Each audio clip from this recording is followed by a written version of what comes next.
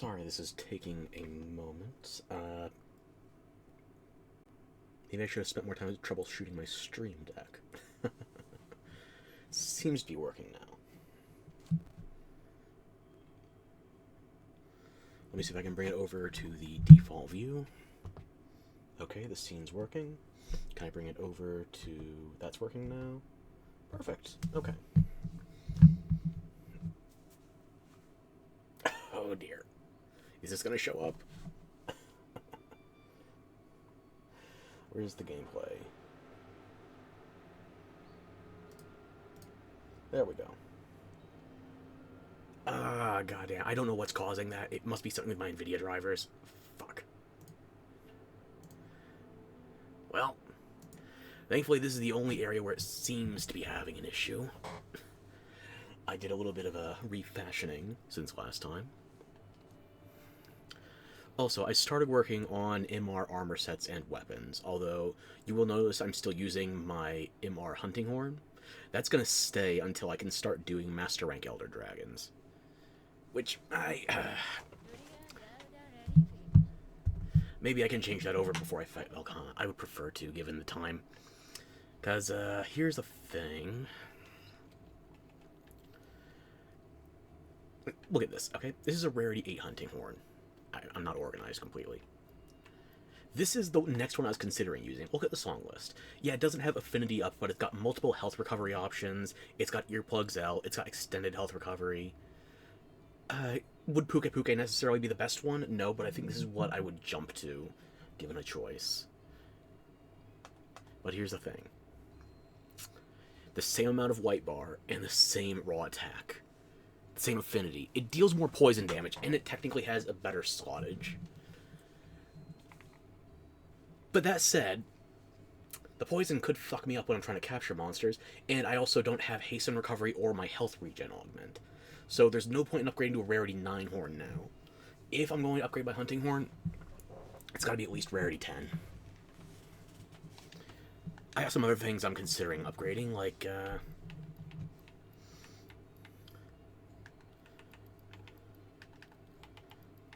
here it is. Queen Vespoid Horn. I just need 2 more, not Monster Broth, Monster Essence. 2 more Master Rank Insect parts, and then I can upgrade that to a Rarity 9 as well. And this one has songs that I'm not going to get anywhere else. I need the Wind Negation, if I'm going to fight a Kushala. It might even be helpful against a Palamu. I don't think it's necessary, but it can be helpful. And Dodogama... If I'm going to do Dodogama, I could also just do a basic Ore Horn.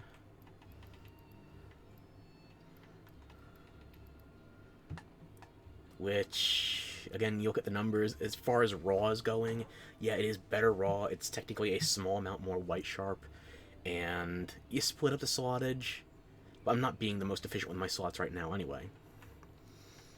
As you can see, I upgraded my armor to a full Master Rank set of Bone, which means, yeah, I'm not going to have my Stamina Surge ability. And my attack boost, that went from a 4 to a 1. So I'm actually going to be doing slower damage at this point. But I was able to get Horn Maestro in there, so... suboptimal, maybe. But I was able to keep most of what I like. At least for this stage. Once I start playing in a group, I'm going to migrate more towards Wide Range 5. But for that, I think I would want to go MR Lunastra, at least for the middle of Iceborne.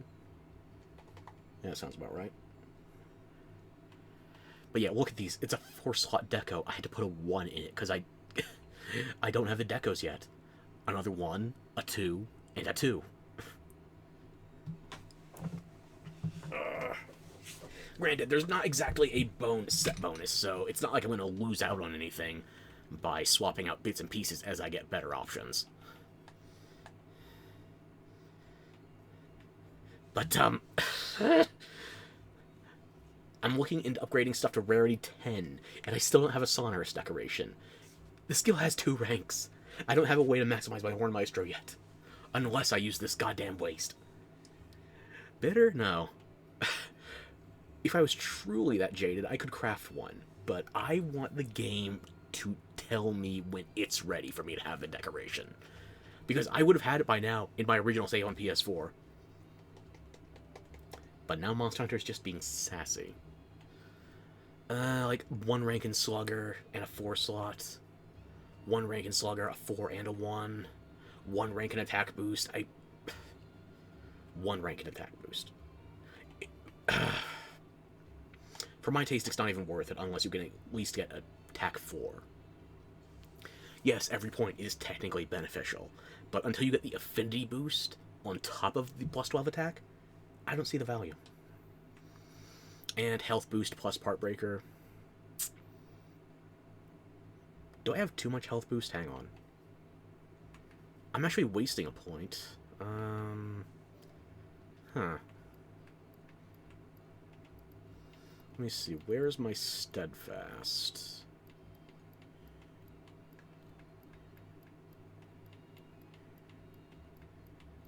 Stun resist.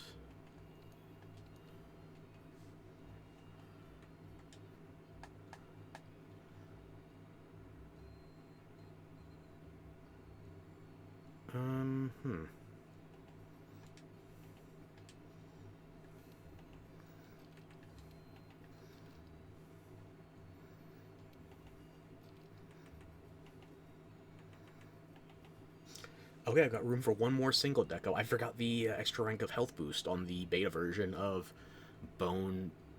Is there anything else I can really fit in here that I give a shit about? Hang on. What do I have for 4s?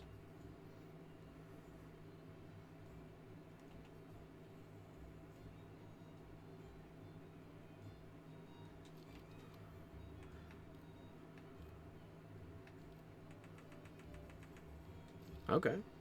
That'll do.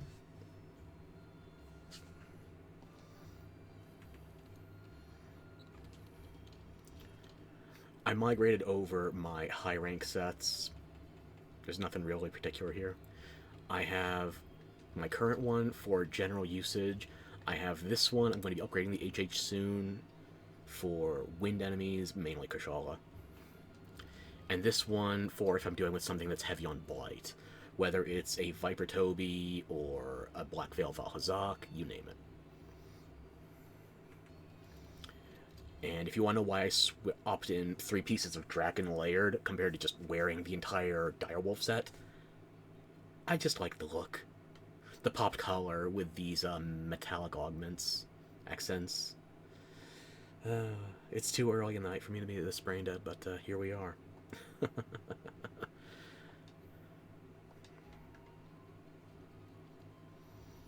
I'm not using my login bonus yet because I still have full vouchers. So let's see if we can't free up some space.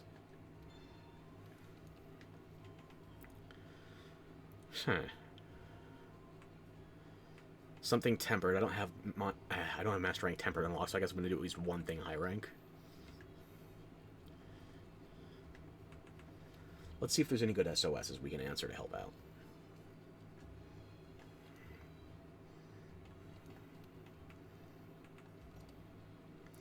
The game plan tonight is to enjoy having the better handler, and we're probably going to try and get back to our handler before the Halloween event ends. Probably. But I'm going to bitch and moan the entire time.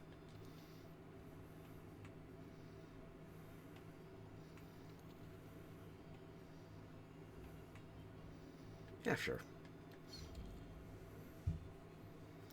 I'm still using a high rank weapon, and it's weaker, technically, than what I was using at the end of high rank, so this is not me giving the guy an unfair advantage.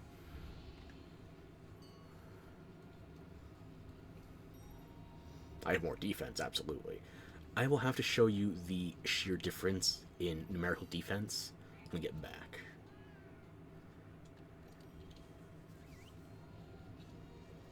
Because it's a doozy.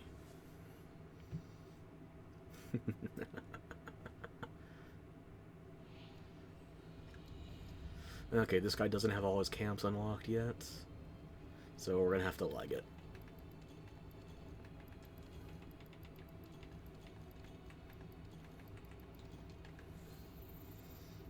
We're not legging it in a hurry. We got a lance, a gun lance, and a glaive.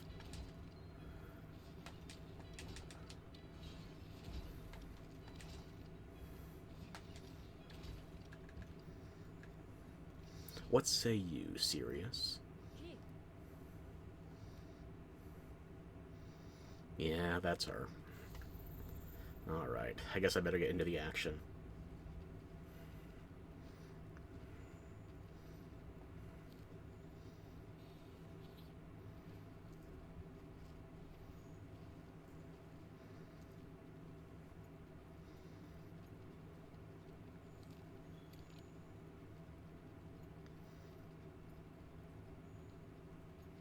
Just making sure the levels are good.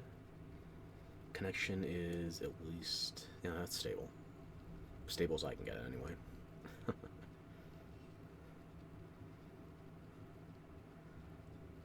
I don't know where Apex is running to. Whatever.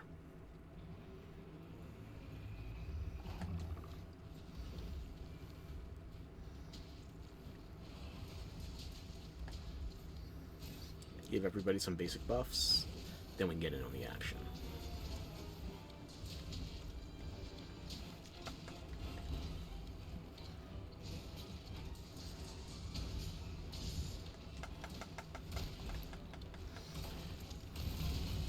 Oh, and you might be noticing that pillar of light shooting up from the projectiles. Yeah, I got some mods set up.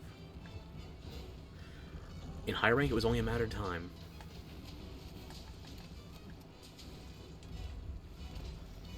Now, the time has come, and so have I.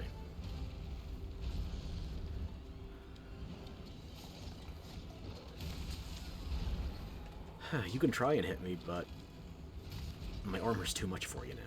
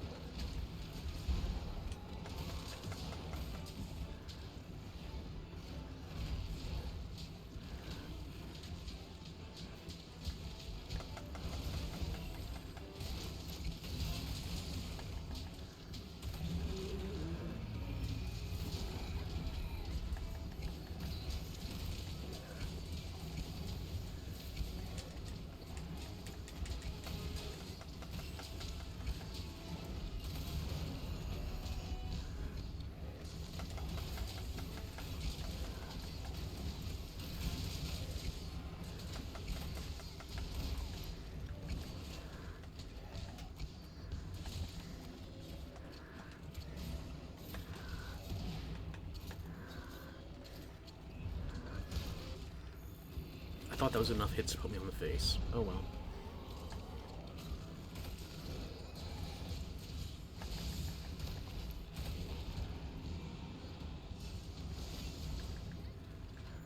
Alright, I'm doubling back from Mats. I saw him drop ship. Actually, no, he's already going in the right direction. Lucky me.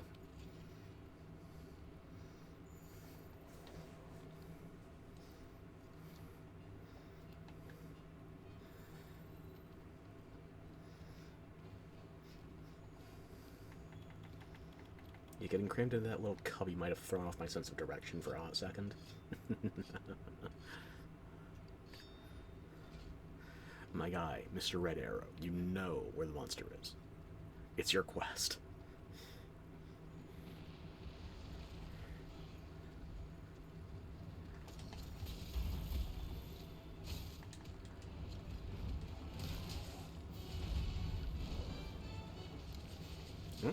There you go.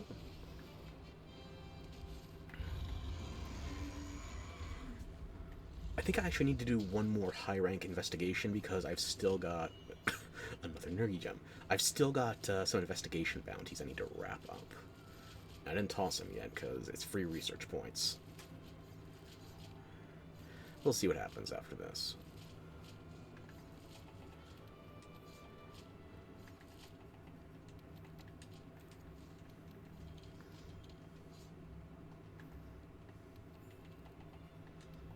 Still need to get the awardment for doing, or acquiring 50 guild cards.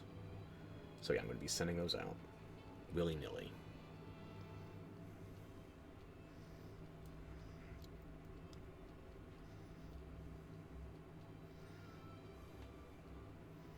There you go.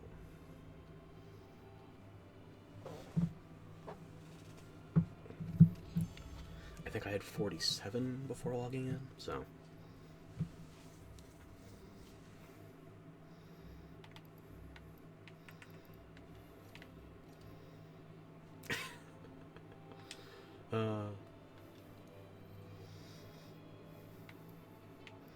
I just like how I'm basically presenting in front of the Nergi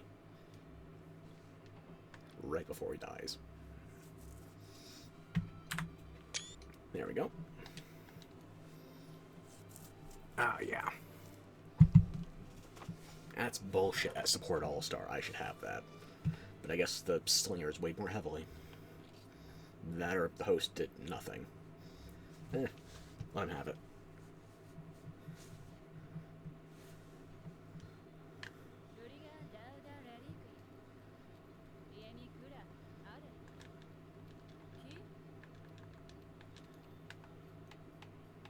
Right, I need to do a tempered, not just any investigation.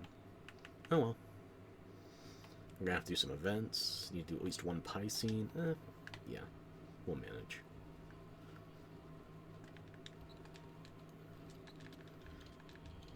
I also need to do at least one hunt that's just out and about for, why did my brain forget Expedition? Well, it did. So that I can progress the Boa Boa.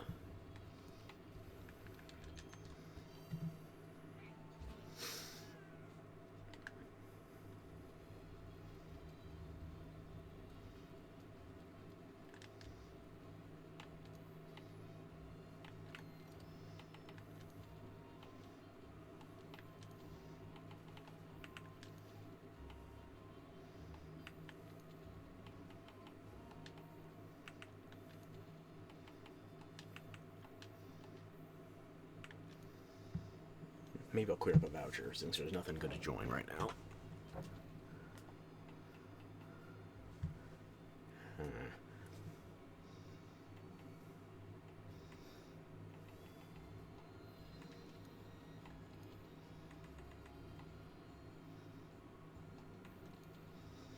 Nothing time sensitive. Oh, the MR Toby Kadachi. Okay, I can do that. Also, another mod you might have noticed. These quests should not be here. If they were going to be in the game, they would be in the event section. But now,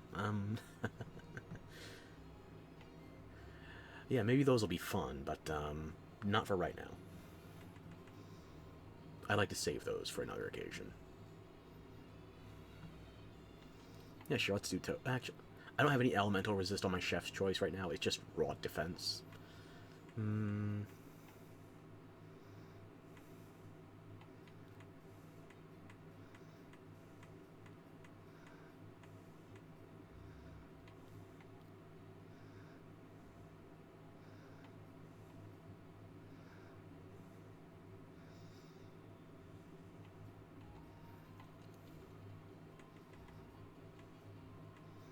You know, I need to get some bond parts for my cat. Ugh.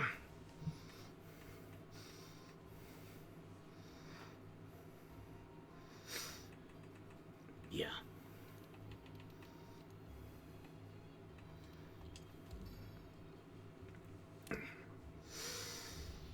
Huh. Okay. Already topped up my items. Good.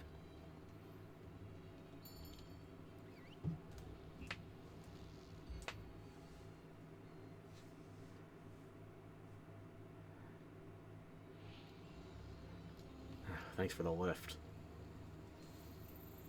Maybe next time you can rethink the descent.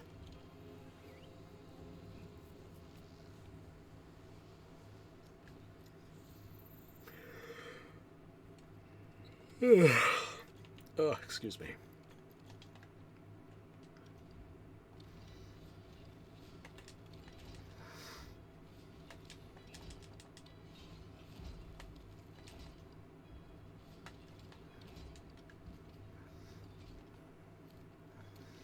Should be passing right under me. There.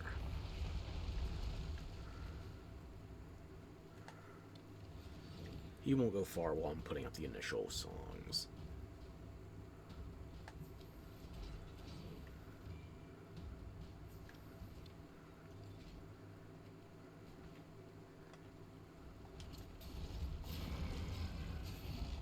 One, two... fuck the third. That's plenty. Let's mine him for Odo. Excellent. Ooh, and a dragon bone artifact. How long has it been since you shaved your back? Those bones are literally ancient.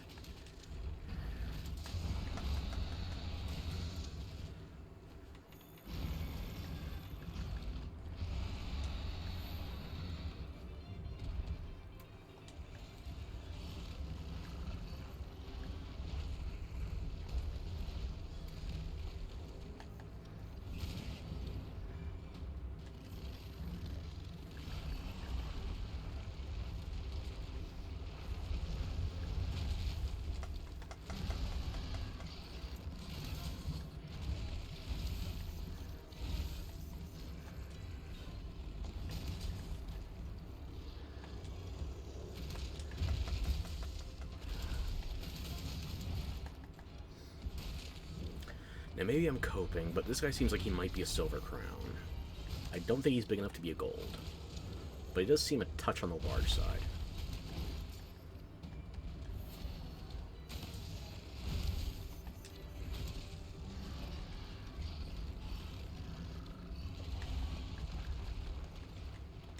I don't need another mantle yet.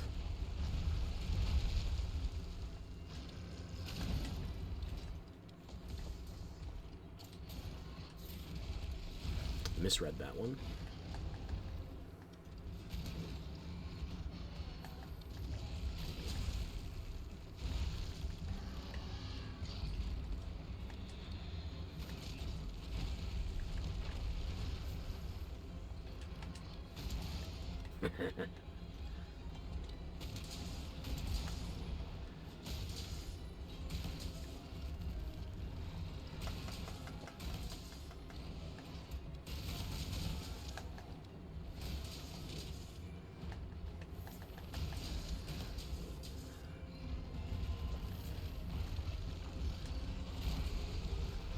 Odo, do you really want a part of this?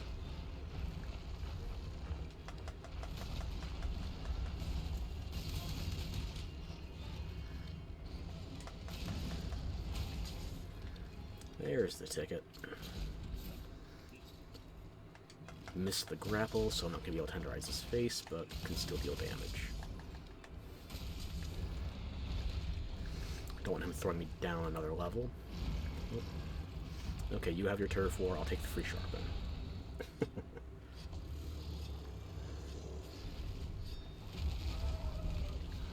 Odo's really heating up. What a red rocket.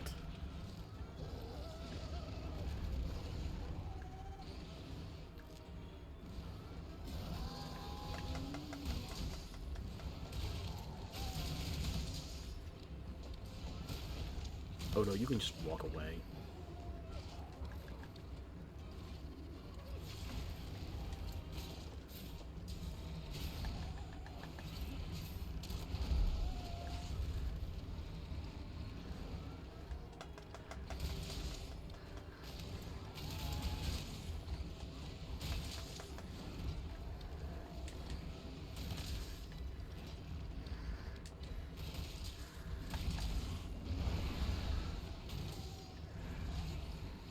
Really?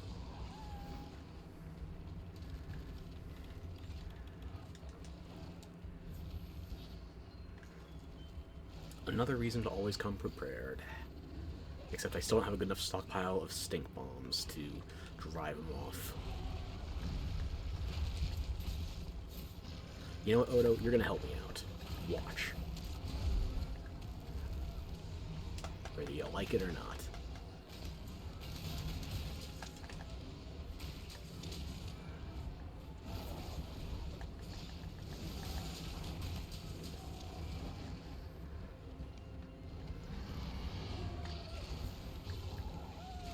Hey, you walked into this, you can walk away.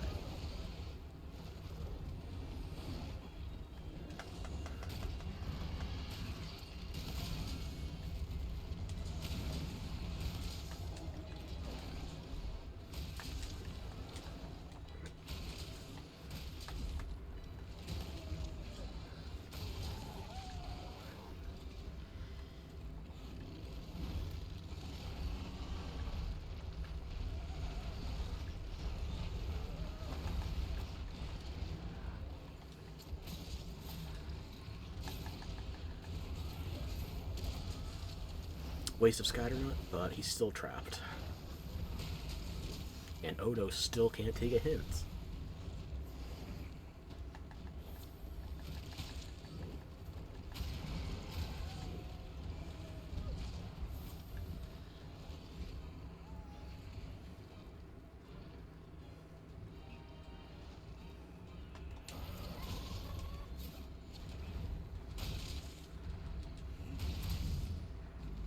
Oh, now you finally learned your lesson. Mm-hmm.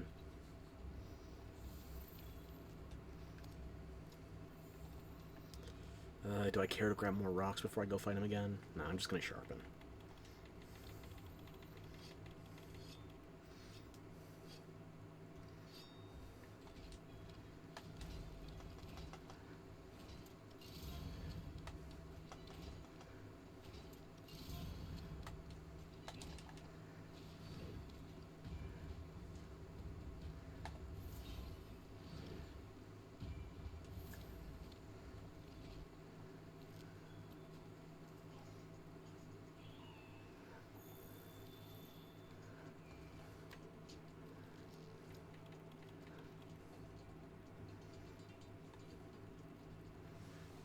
I'm just going to check to make sure the social media notification went out.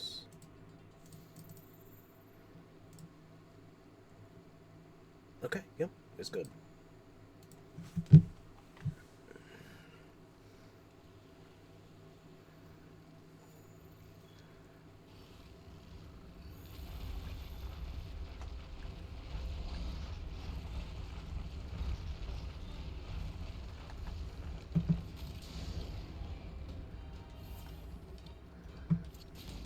I still need to tenderize your face. Do you mind? Thank you.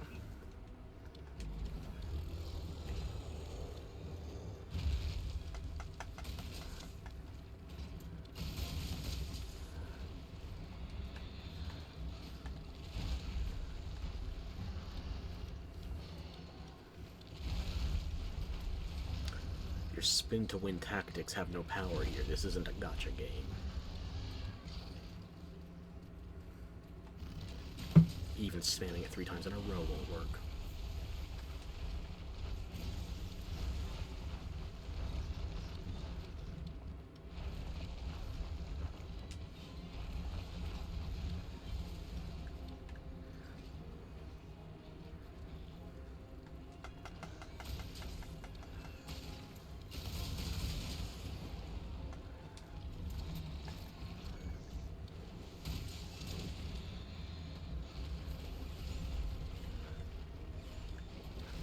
Okay, refresh your bones. Give me more parts to break.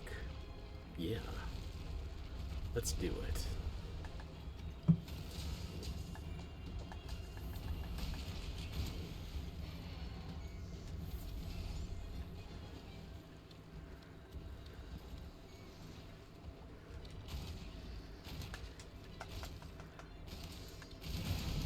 Interrupt the sleep. Good.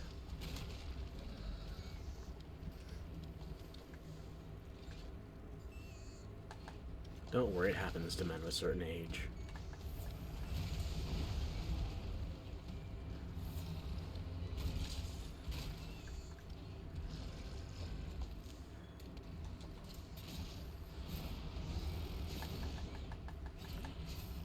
Thanks for supplying me with slinger ammo.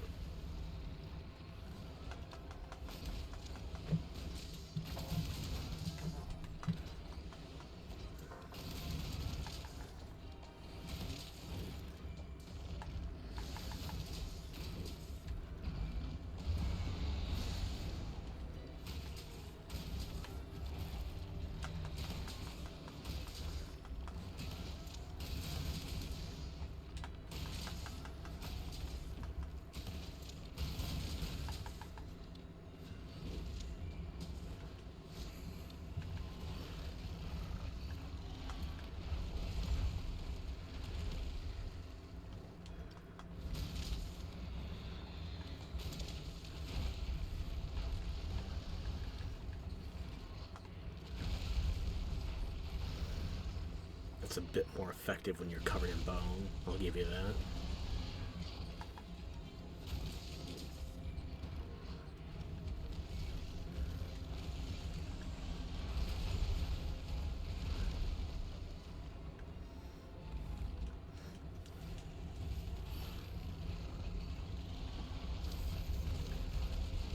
And that's why I invest in Steadfast, all 3 ranks.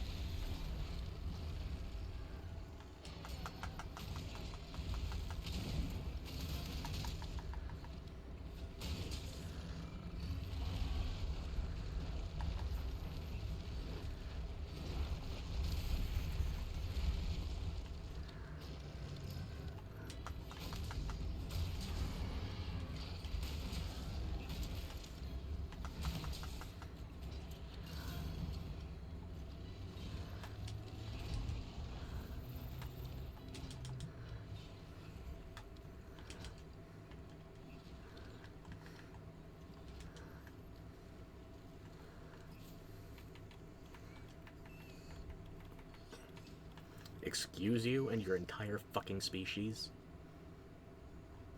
Do you really want to do this? Follow me then.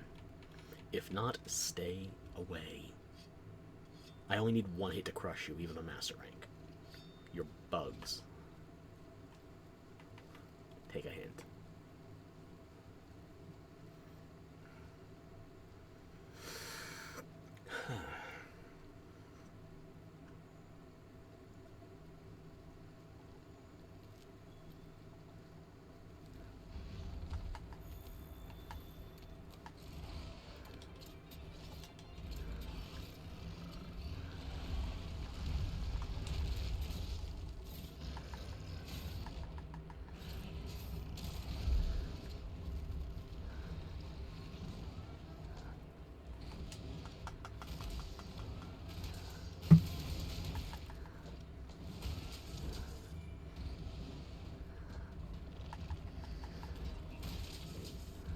Really? That was all you needed to take the hint? You know, I feel like capping you, actually. Consider it merciful.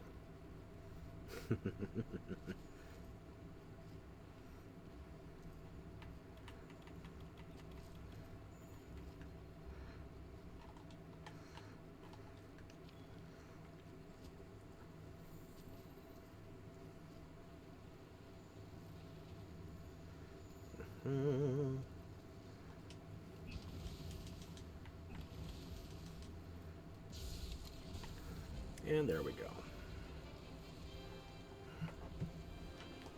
Also, I had a bounty for large monster captures.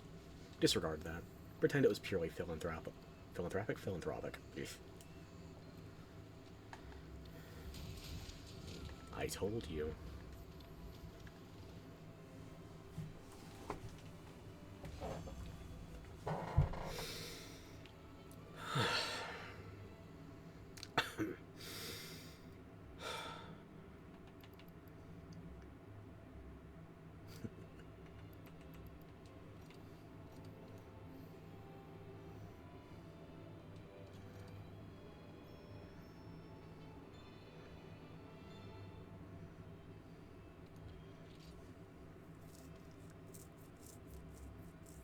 One monster I did encounter off stream, although it's not going to interfere with anything in terms of cutscenes or the like.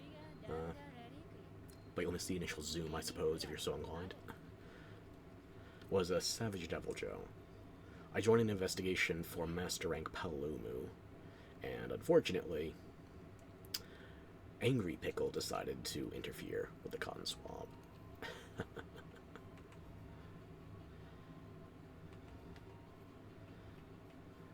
We have not been making any progress on these bounties. Okay.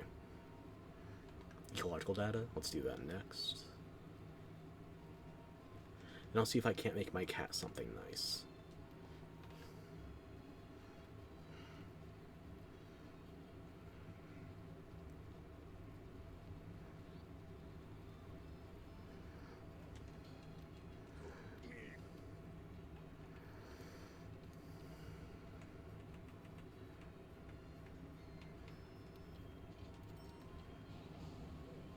Let's upgrade that, shall we?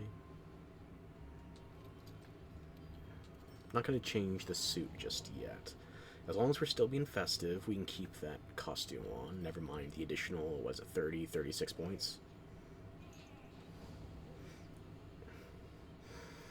Yeah, except for water resist, this is all inferior to the ghost set, so we're gonna keep rocking that for a little.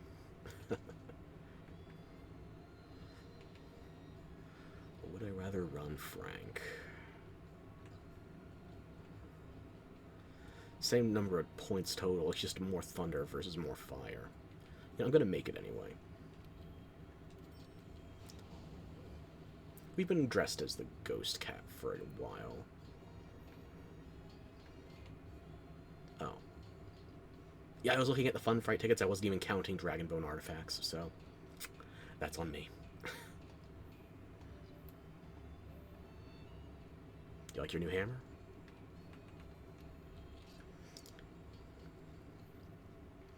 Next time the Argosy is back, I want to go to Astera, talk to the captain, since we haven't really gotten to see him, you know, since the start of Master Rank.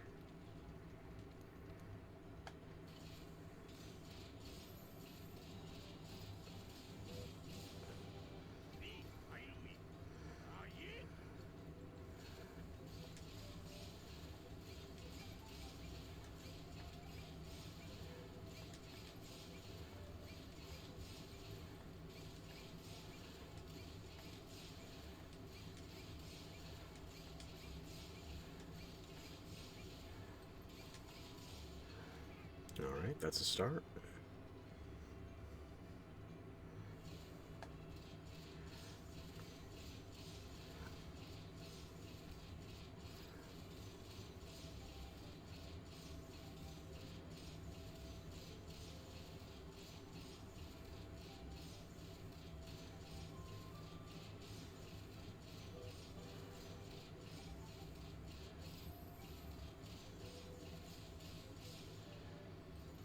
Again, so soon.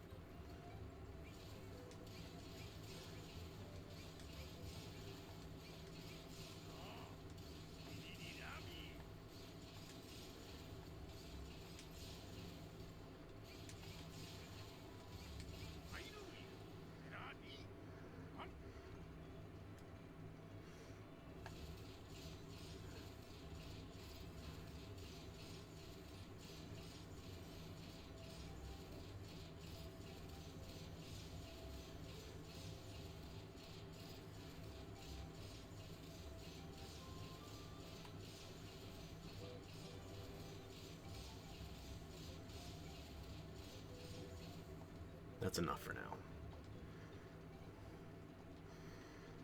It's over a third of the way full, yeah. That'll do. Now I need to do one more high rank investigation, preferably something tempered. Then I need to do some events, Piscine, Wyvern, and I need to do at least one in the Hoarfrost Reach. There we go.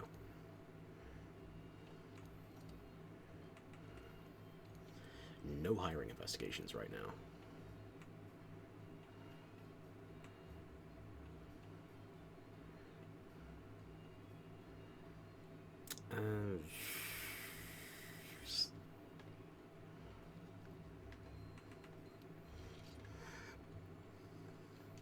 Maybe I'll refresh and get lucky.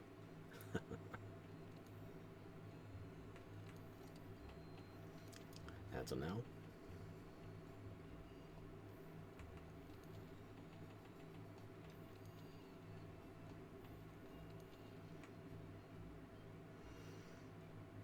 Higher MR than me, dramatically lower HR though. I don't know how you can just go straight into the DLC. People obviously do. I don't know that I could.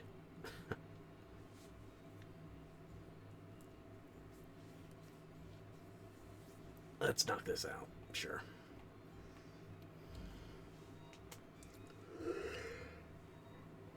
Oh. I'm guessing he would start with the Anjanath, but I'm just guessing.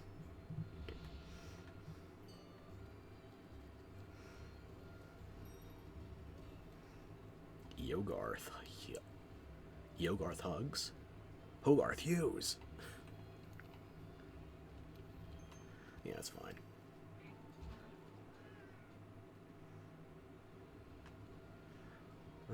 Check my inventory again.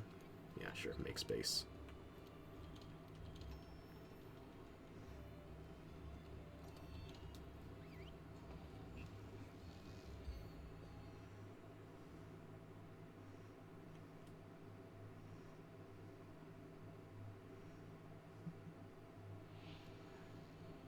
Thanks.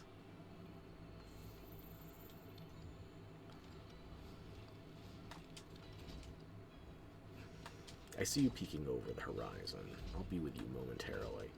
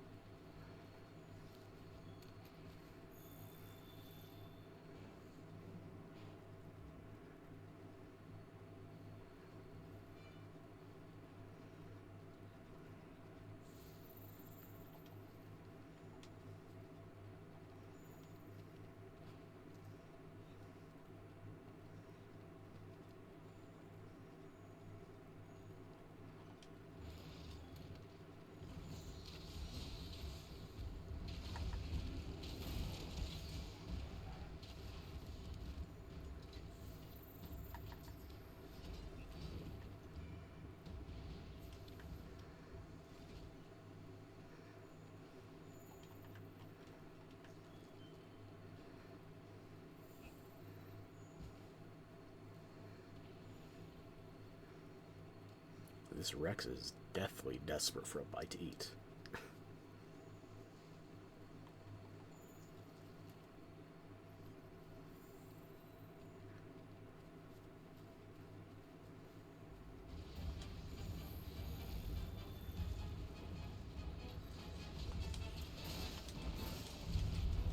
Tenderizing.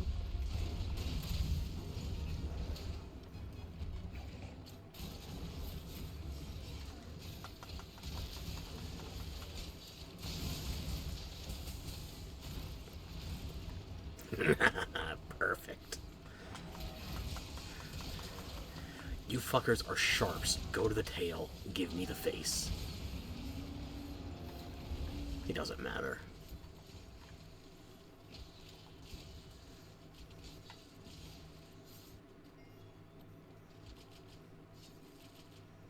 Thank you for the plate.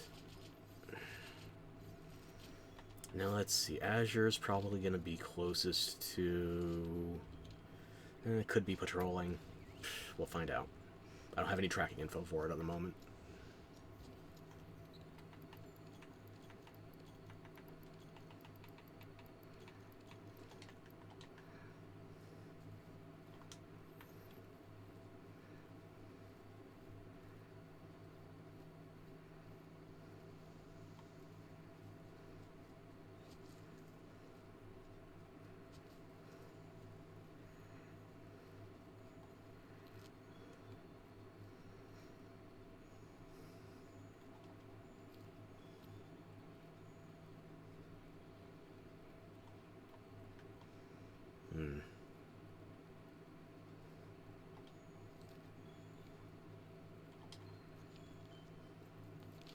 Oh.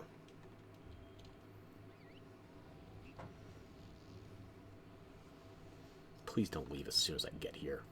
You motherfucker.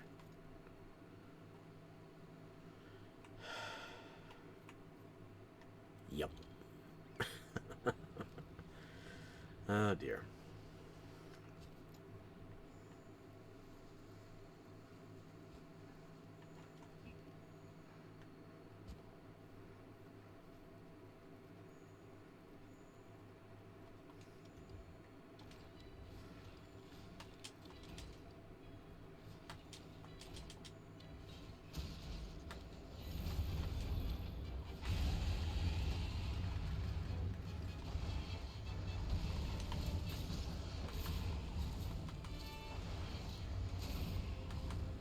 Grab the face. Can't aim worth a shit.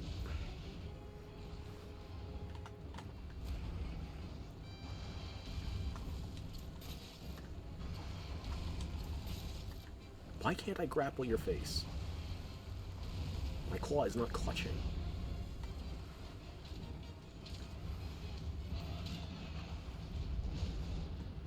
I'm also not looking where I'm going. Okay.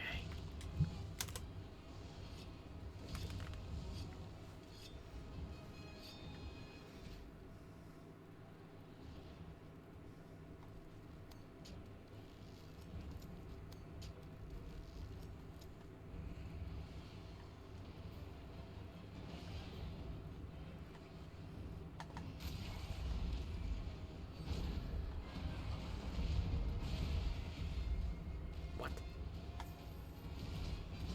Why are we going lower? Okay, I guess we're going lower. Just cuz.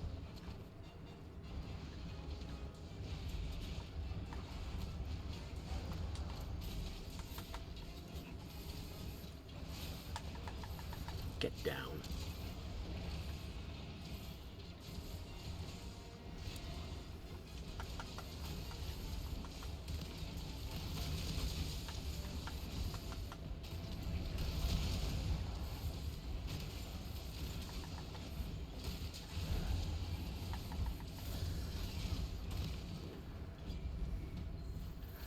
Go ahead and run.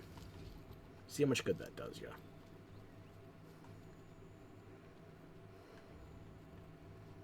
My sense of direction just evaporated.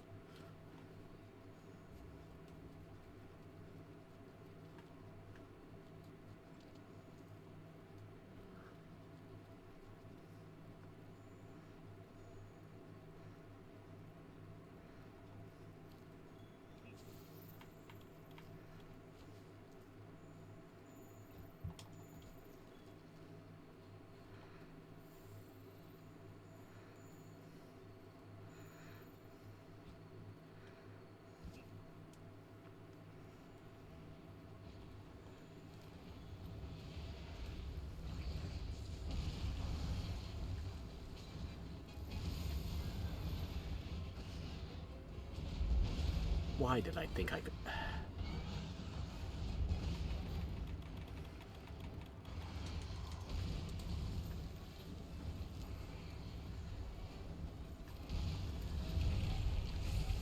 Good shot.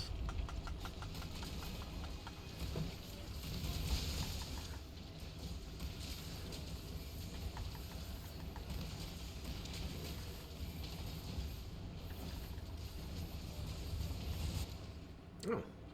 That was quick. It is high rank after all.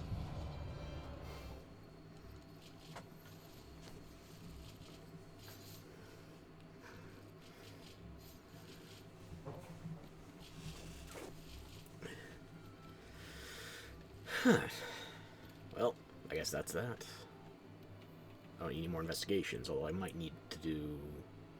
Was there anything else I needed from high rank? I don't think so. We'll find out when I get back to the resource center.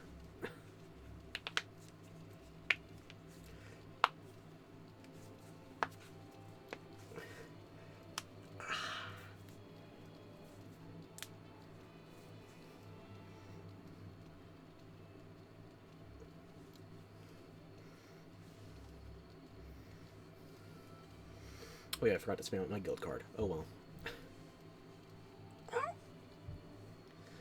Mild pain. Mild discomfort. Let's be real.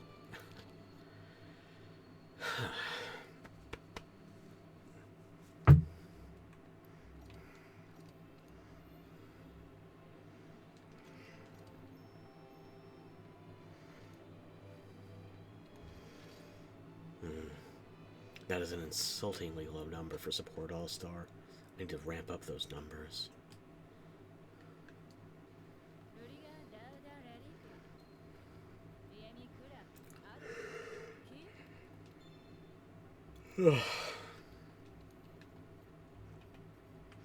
Piscine, Hoarfrost, 2 more vents. Okay.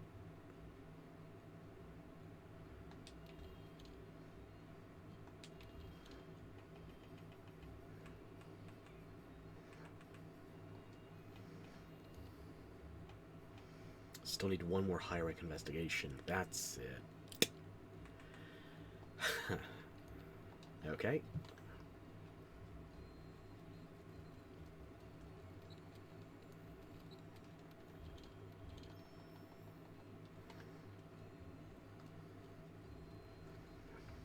And the resource center has a couple of things I could deliver, but I can only deliver 2, and it wants 3. So I need to get more VIP tickets.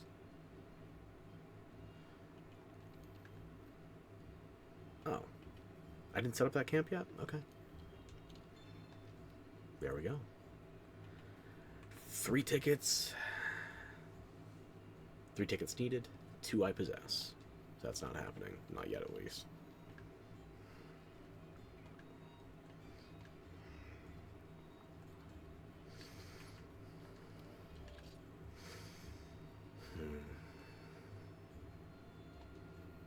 Maybe I should just do that other MR arena so I can get my login bonus. Keep things moving along. But let's see if there's anything good. No MR investigations right now. Not a one.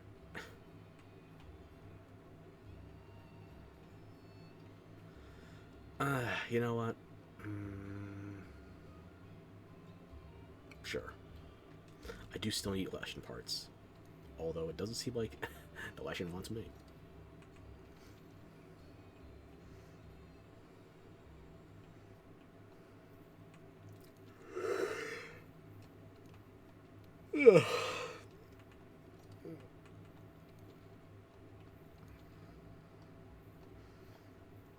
I guess I'm gonna do a solo one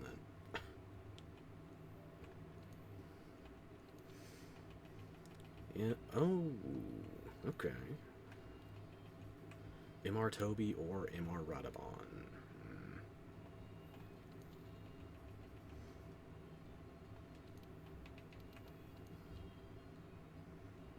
Yeah.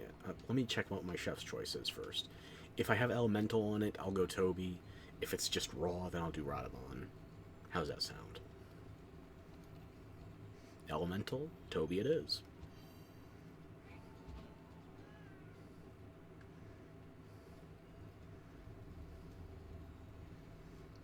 And you know, I'm not really doing that many quests tonight. I'm already starting to feel a little,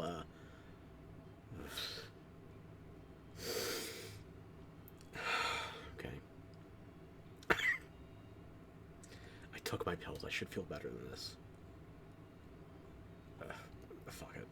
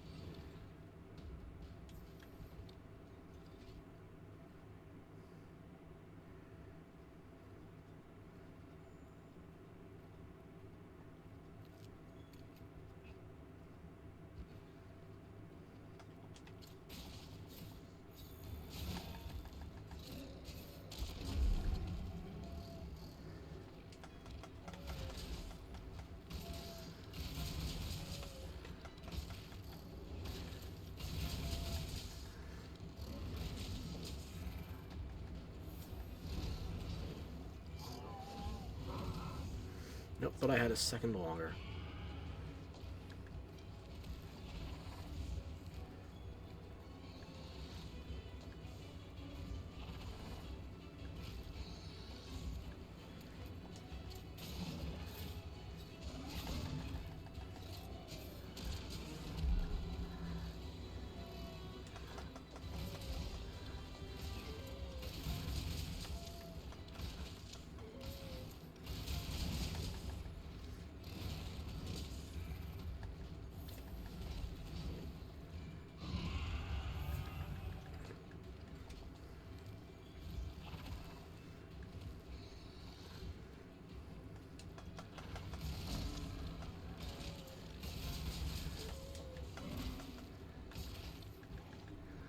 take the free sharp.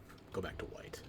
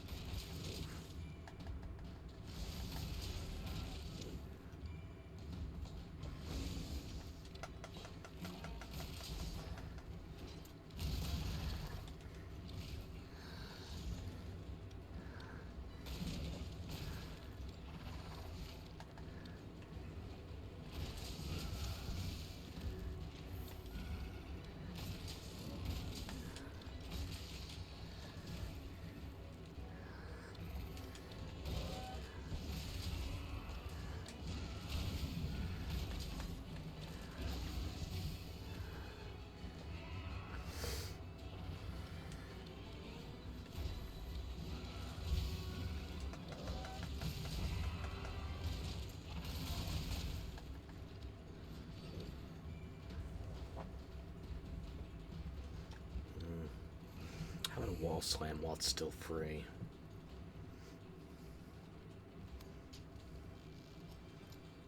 Lure you up here. No, you jumped over further than I expected.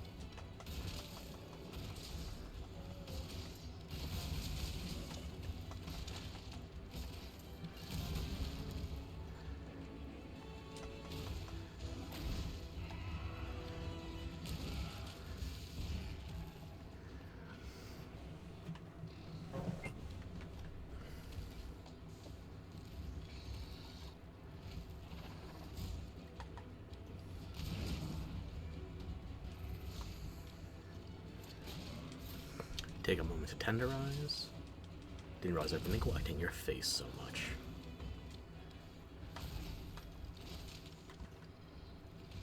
Well, there's no rocks here at the moment. I gotta go grab some. I'll be right back.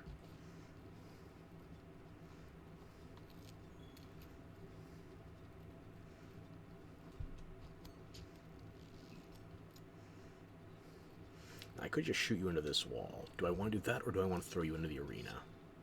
You are bottlenecked up here pretty nicely. Makes your jumps less effective. Roll the dice.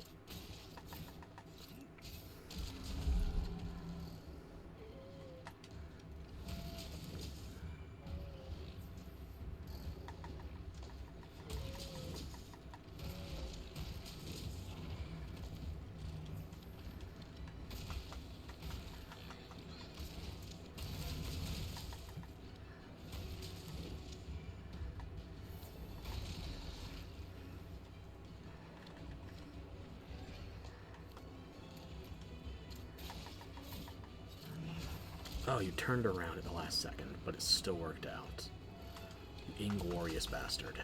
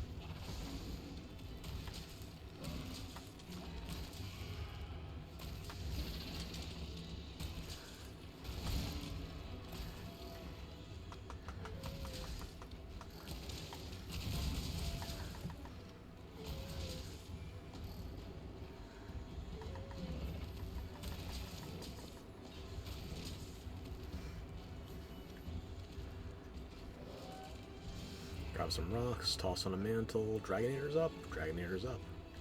Ideally we could get it to sleep before that, but we'll see what we get. Actually, you've been slept twice already.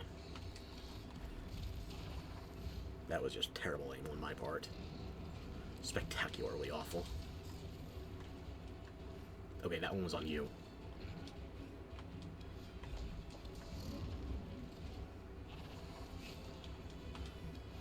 Nothing says happiness like the inability to judge length. Oh, and now you de-aggro too. Perfect timing.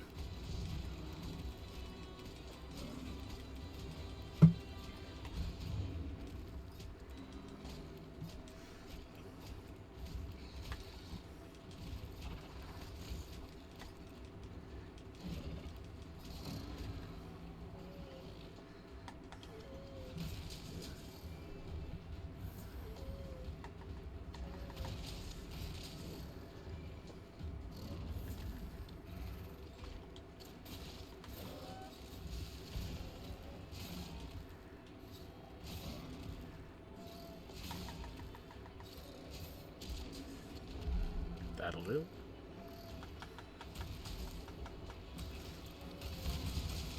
I never figure out a good time when to use the boulder trap unless I'm using shock traps or pitfalls, really, but shock traps are my thing.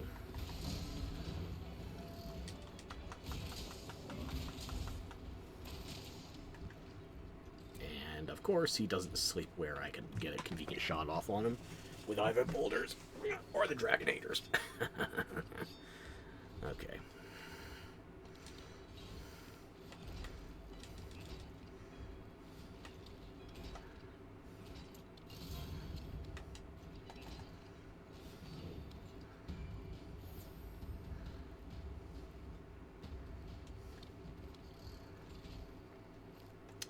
That'll do.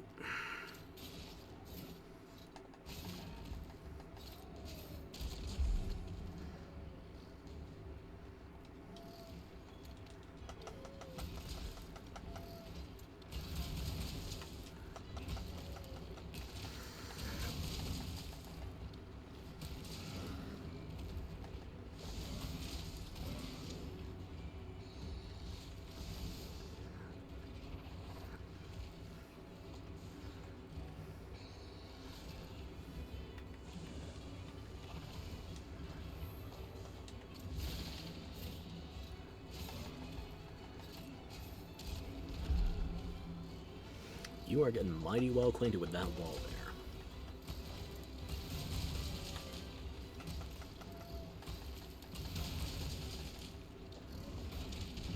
there. Has this been going 15 minutes already? Fuck me.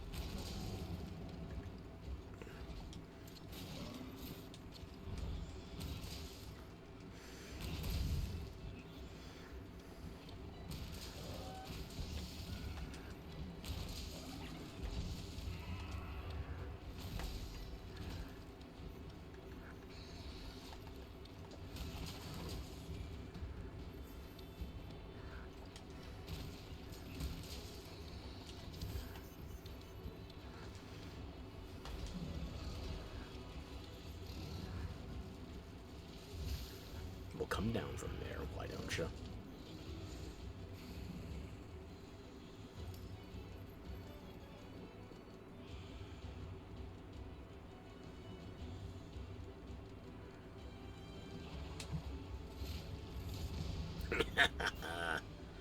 Perfect.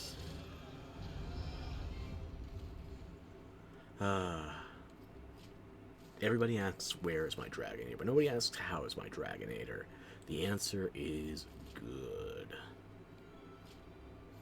This Dragonator is very good.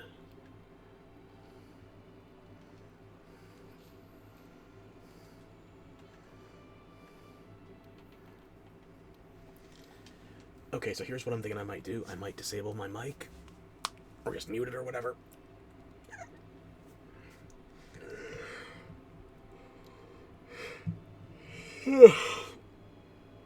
Trying to catch my breath a little. And we can still play, naturally, but I might hide my avatar as well since I'm muting. Sorry, I don't know why I don't have my full strength tonight. I just wish I had a good explanation.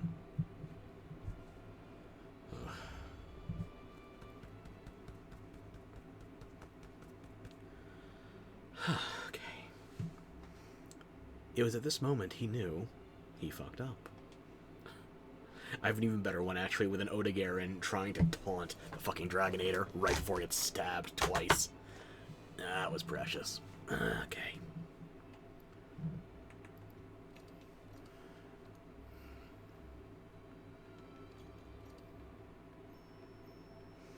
Maybe I should try to cram a Brace Jewel in here somewhere, since I'm doing more multiplayer hunts.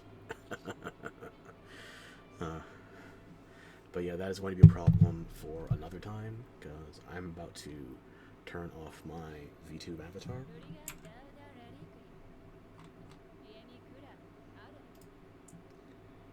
And I'm going to mute myself momentarily.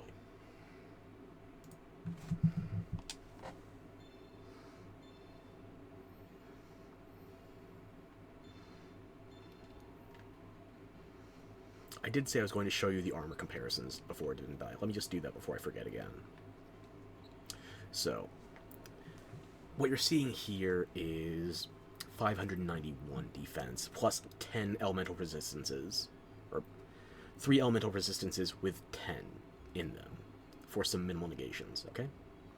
Now, here's what I was previously wearing. 401 versus 591. It's not quite a 50% buff, but it's a sizable enough one that it works. And also, unlike before, with all that Elder Dragon gear, I actually have something in the 10 slots. I would prefer 15 plus, but 10 is good enough to get some benefits. And I don't have 4 stats in the negatives here. I have 2 that are neutral, but I have 3 that are positive. And as you can see here, that 890 versus the 811...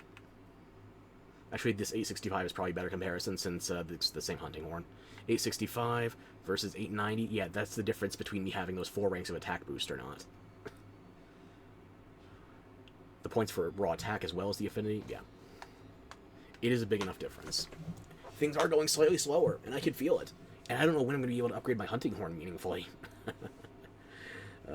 Maybe I should be speeding through the campaign a little more, but I don't want the default handler back in a hurry.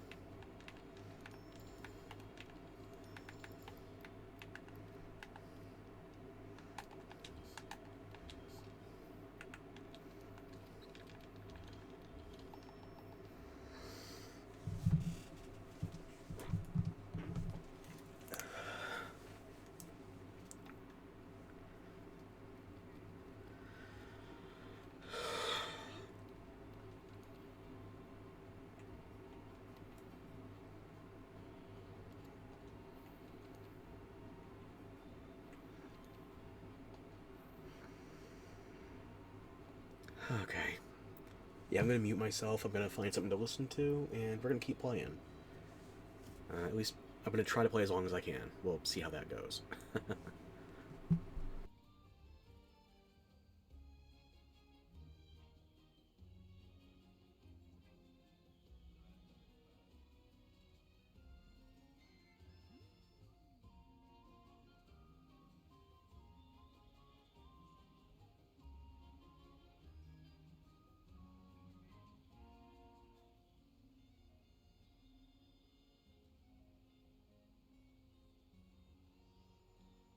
South Korea's president be like, the risk I took was calculated, but man, I am bad at math. The South Korean president declaring martial law in a late-night TV address. CNN's Mike Valerio joining us now from Seoul.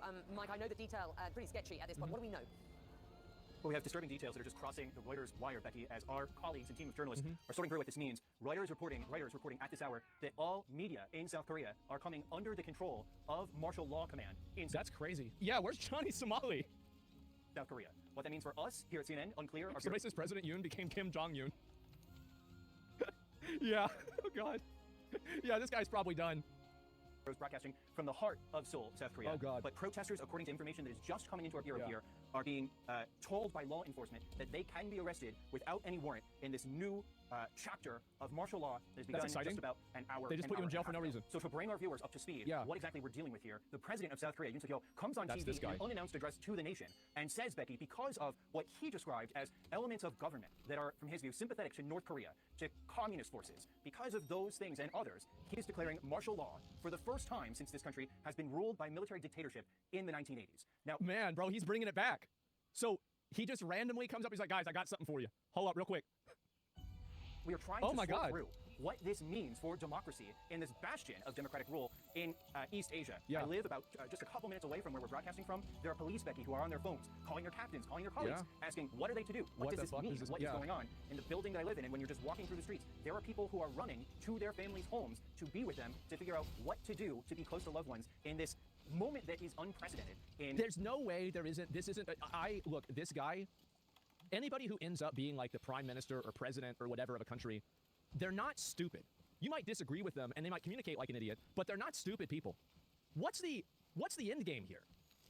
Because I feel like this has to be a smokescreen for something.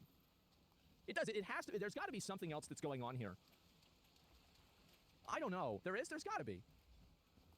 So many of our memories. So Yoon Suk-yeol, the president of South Korea, did not lay out what specifically he wants to do with these martial law provisions. We're waiting for some sort of text that outlines what powers he says he will have. But from the information that is trickling out, the leader of the Democratic opposition party, Lee Jae-myung, is saying, there's no way this can fly. And paraphrasing what he's saying, as we're taking in all this information. This is an illegal move, Lee Jae-myung, the opposition leader, says, and this has to be canceled. So lawmakers are streaming to Parliament, but we are also seeing reports of activity at Parliament being declared illegal as well. That's good. You can put the people that don't, the other politicians disagree with you, put them in jail. Yeah, I feel like that's probably, that's smart, right? I mean, because that way you don't have to deal with it. Martial law regulations that apparently don't agree with me. So to say that this is unsettling would absolutely be the understatement of the evening here at 11:22 p.m. local time on a Tuesday night. There are whole multitudes of people across the city who are stunned and are trying to figure out how an unpopular president made this move and what is going to happen next. That's insane. What this means for democracy here in South Korea. Stand by. I'm going to let you go just for the moment, and I'm sure... Well, it's not going to mean shit. Like, I mean, everybody thinks this guy's just a fucking idiot. Everybody voted against him. It's just going to get overruled in, like, probably a few hours, and then everything's probably going to go back to normal. Like, that's probably what's going to happen, right? I mean, let's be honest. It already did. Yeah, so, I mean, fuck. Wisely bringing in more information to CNN. Thank you for the time being. I want to bring in Kenneth Choi, the international editor for the Korean newspaper, the Chosun Ilbo. It's good to have you. How do you assess what is going on and why? What the fuck? Well, actually, a lot of people are dismayed. I've been in close communication with a lot of people, journalists and friends in the political circle. Actually, everybody's flabbergasted. Don't know what's going on right now. You understand why the president made his call the way he did it, but it's absolutely stunning. It seems like he hasn't informed a lot of people, even inside the circle. So there's a lot of confusion going on. The opposition party has filed, go ahead. That's nuts. Yeah, sorry, let me just be quite clear. You said you understand why the president did this, made this decision. Why you do it? Can you explain what that is? Why specifically do you believe that he has declared martial law, and who are these sort of communist elements that Can women vote in Korea? Yeah, okay. He is talking about wanting to purge? Well, he is frustrated because the opposition party, which controls about almost 2/3 in the parliament, has impeached 18 of his cabinet ministers level, impeached the prosecutor general, so they are impeaching everybody, and then the opposition party cut down almost $4 billion in the budget, government budget. So he believed that the opposition party is trying to shut his government down, and he believed that or the leftist element from the North Korean agents, whatever, has penetrated into this movement. What a surprise! They are sort of inciting all these instability. I'm not sure whether this is deemed necessary to have a martial law. That's a secondary question. But when I said I understand why, the incel president? Because he's frustrated. I'm not sure whether that's justified, because even the president of the ruling party said he would try to stop this. So right now there's a lot of confusion going on. That's insane. The martial law committee chair, I guess, whoever it is, has declared that no political activity is allowed from now on. Just no more. That's a good idea. Yeah, just no more. There'd be a lot of people in my stream that would be happy about that. Yeah, we're done with politics. We already listen. Everything's fine. Let's just move on. We got everything to think about. Yeah. As you said, the very essence of our democracy is probably come to a halt. I don't know whether it's a price we should pay. So a lot of people right now, it's in the middle of the midnight, so people are confused, still watching what's being sort of played out. Yeah. And actually, there's a lot of legal aspects into this that needs to be taken care of. First, the president declared martial law, but the parliament can override this. Of course. And if the parliament requests, with a simple majority request to, and so they did. So there was a simple majority. The simple majority was every single person in the entire parliament, and there was not a single person outside of this voted against it. It was 190 to 0. Yeah, this guy's having a really bad day. Oh, they have 300 members? Oh, okay. The martial law back into the cabinet, then he has to follow through. Well, still a simple majority. Or does he bind to follow through, or does he just continue to declare martial law? It still remains to be seen. So a lot of people are very, very confused at this time of hour. Wow. You said a lot of people are confused. Yeah, like it's what the? obviously Yeah, very late I feel at like this came out of nowhere. I never heard anything about this. Like, it's like I keep up with Korea's politics, but I mean, I had no idea anything like this was even like theoretically going to happen. This announcement was made on live television at Yeah. 10:30 at night. Can you explain why you believe that the president might have made this decision to go live with this so late in the evening? Everybody's asleep. Why not wait until tomorrow? He can take over overnight. Is there any Yeah. understanding as to whether he thought leaving this until the morning would be a risk? I have no idea, to tell the truth. I don't know why he chose this time of the day to declare martial law. To me, and a lot of people that I talk to think that I'm not sure whether he has thought through this whole procedure at this moment. Yeah, I feel like this is a bit of a miscalculation. I mean, I just can't believe that though. I can't believe that. Like, this is something that like even a high schooler would know. This is probably not a good idea, right? So like, whenever I see somebody doing something that doesn't make sense, and I don't think that the person is stupid, I always think that there's something else that's going on that I'm not aware of. You know what I mean? The police are the institution. The military is not mobilized at all. Protecting his life? Yeah, something like that, right? Easy to traffic is still going on without any, problems. So, and then the martial law declared that no political, association is allowed. But that's just the word. There's No, they went hard on COVID. I remember because there was this one, this Korean girl that I would talk to all the time, and I asked her like what it was like in COVID, and they said that they would go and what do you call it? Like they would be able to like watch your phone, and they would send you notifications on your phone that you had to respond to like geolocate you. Now this girl was a loser. She was a super loser. She didn't do anything. Like she sits in her house all day, so like this literally did not affect her at all. But like she was telling me about it. Yeah, they did some crazy stuff. Movement by the military or police. So it's really a much thing. I don't know why he chose this time of the night. I mean, declaring martial law and putting everybody, on their toes. So it's a good question. That's nuts. Holy shit. What is this? Oh my god. How can the Associated Press not get it? How can y'all not get this right? There's one speaker and there's another speaker. How can you not figure this out? How can you not do this? It's so easy. Okay, give me a minute. I'll do this one. It's real hard, right? Damn, bro, this should pay me. Yeah. So everybody's protesting and shit too? You think all this happened because Johnny Somali? Well, we don't know that that's not the reason. So there's a good possibility it could have something to do with it. The president announced this martial law very late. It's in the middle of the night over there in South Korea right now. The intent Holy across shit. dissent, but the images we're seeing coming out of South Korea is not that. You were seeing look an at the army. escalatory tense situation there outside of the government Look building. at I it. want to go to Mike Valeria to bring us there on the scene with what is unfolding, Mike. Well, how we now have this ban or this declaration of Do martial you think law. maybe troops in North Korea and Russia or something what triggered him to declare martial law? He's afraid to lose power. And I there don't we go, think 50 anybody guild really knows. cards. It'll pop at the end of the in my mission, opinion, but I I already bet got this is Steam probably a Awardment. smokescreen for We'll something that see. he's trying to do that he probably shouldn't be doing. That's what I assume, because that's the only thing that would make sense to me as like a logical person. Has been overturned by Parliament. Will Ripley, our Yeah. colleague in Taipei, was just saying it should take a simple majority of Parliament to overturn Which happened. this, and that has happened within the past 2 to 3 minutes. Applause breaking out in the National Assembly. We're headed there now. Big surprise. But certainly a feeling of palpable apprehension of demonstrators trying to get to the National Assembly.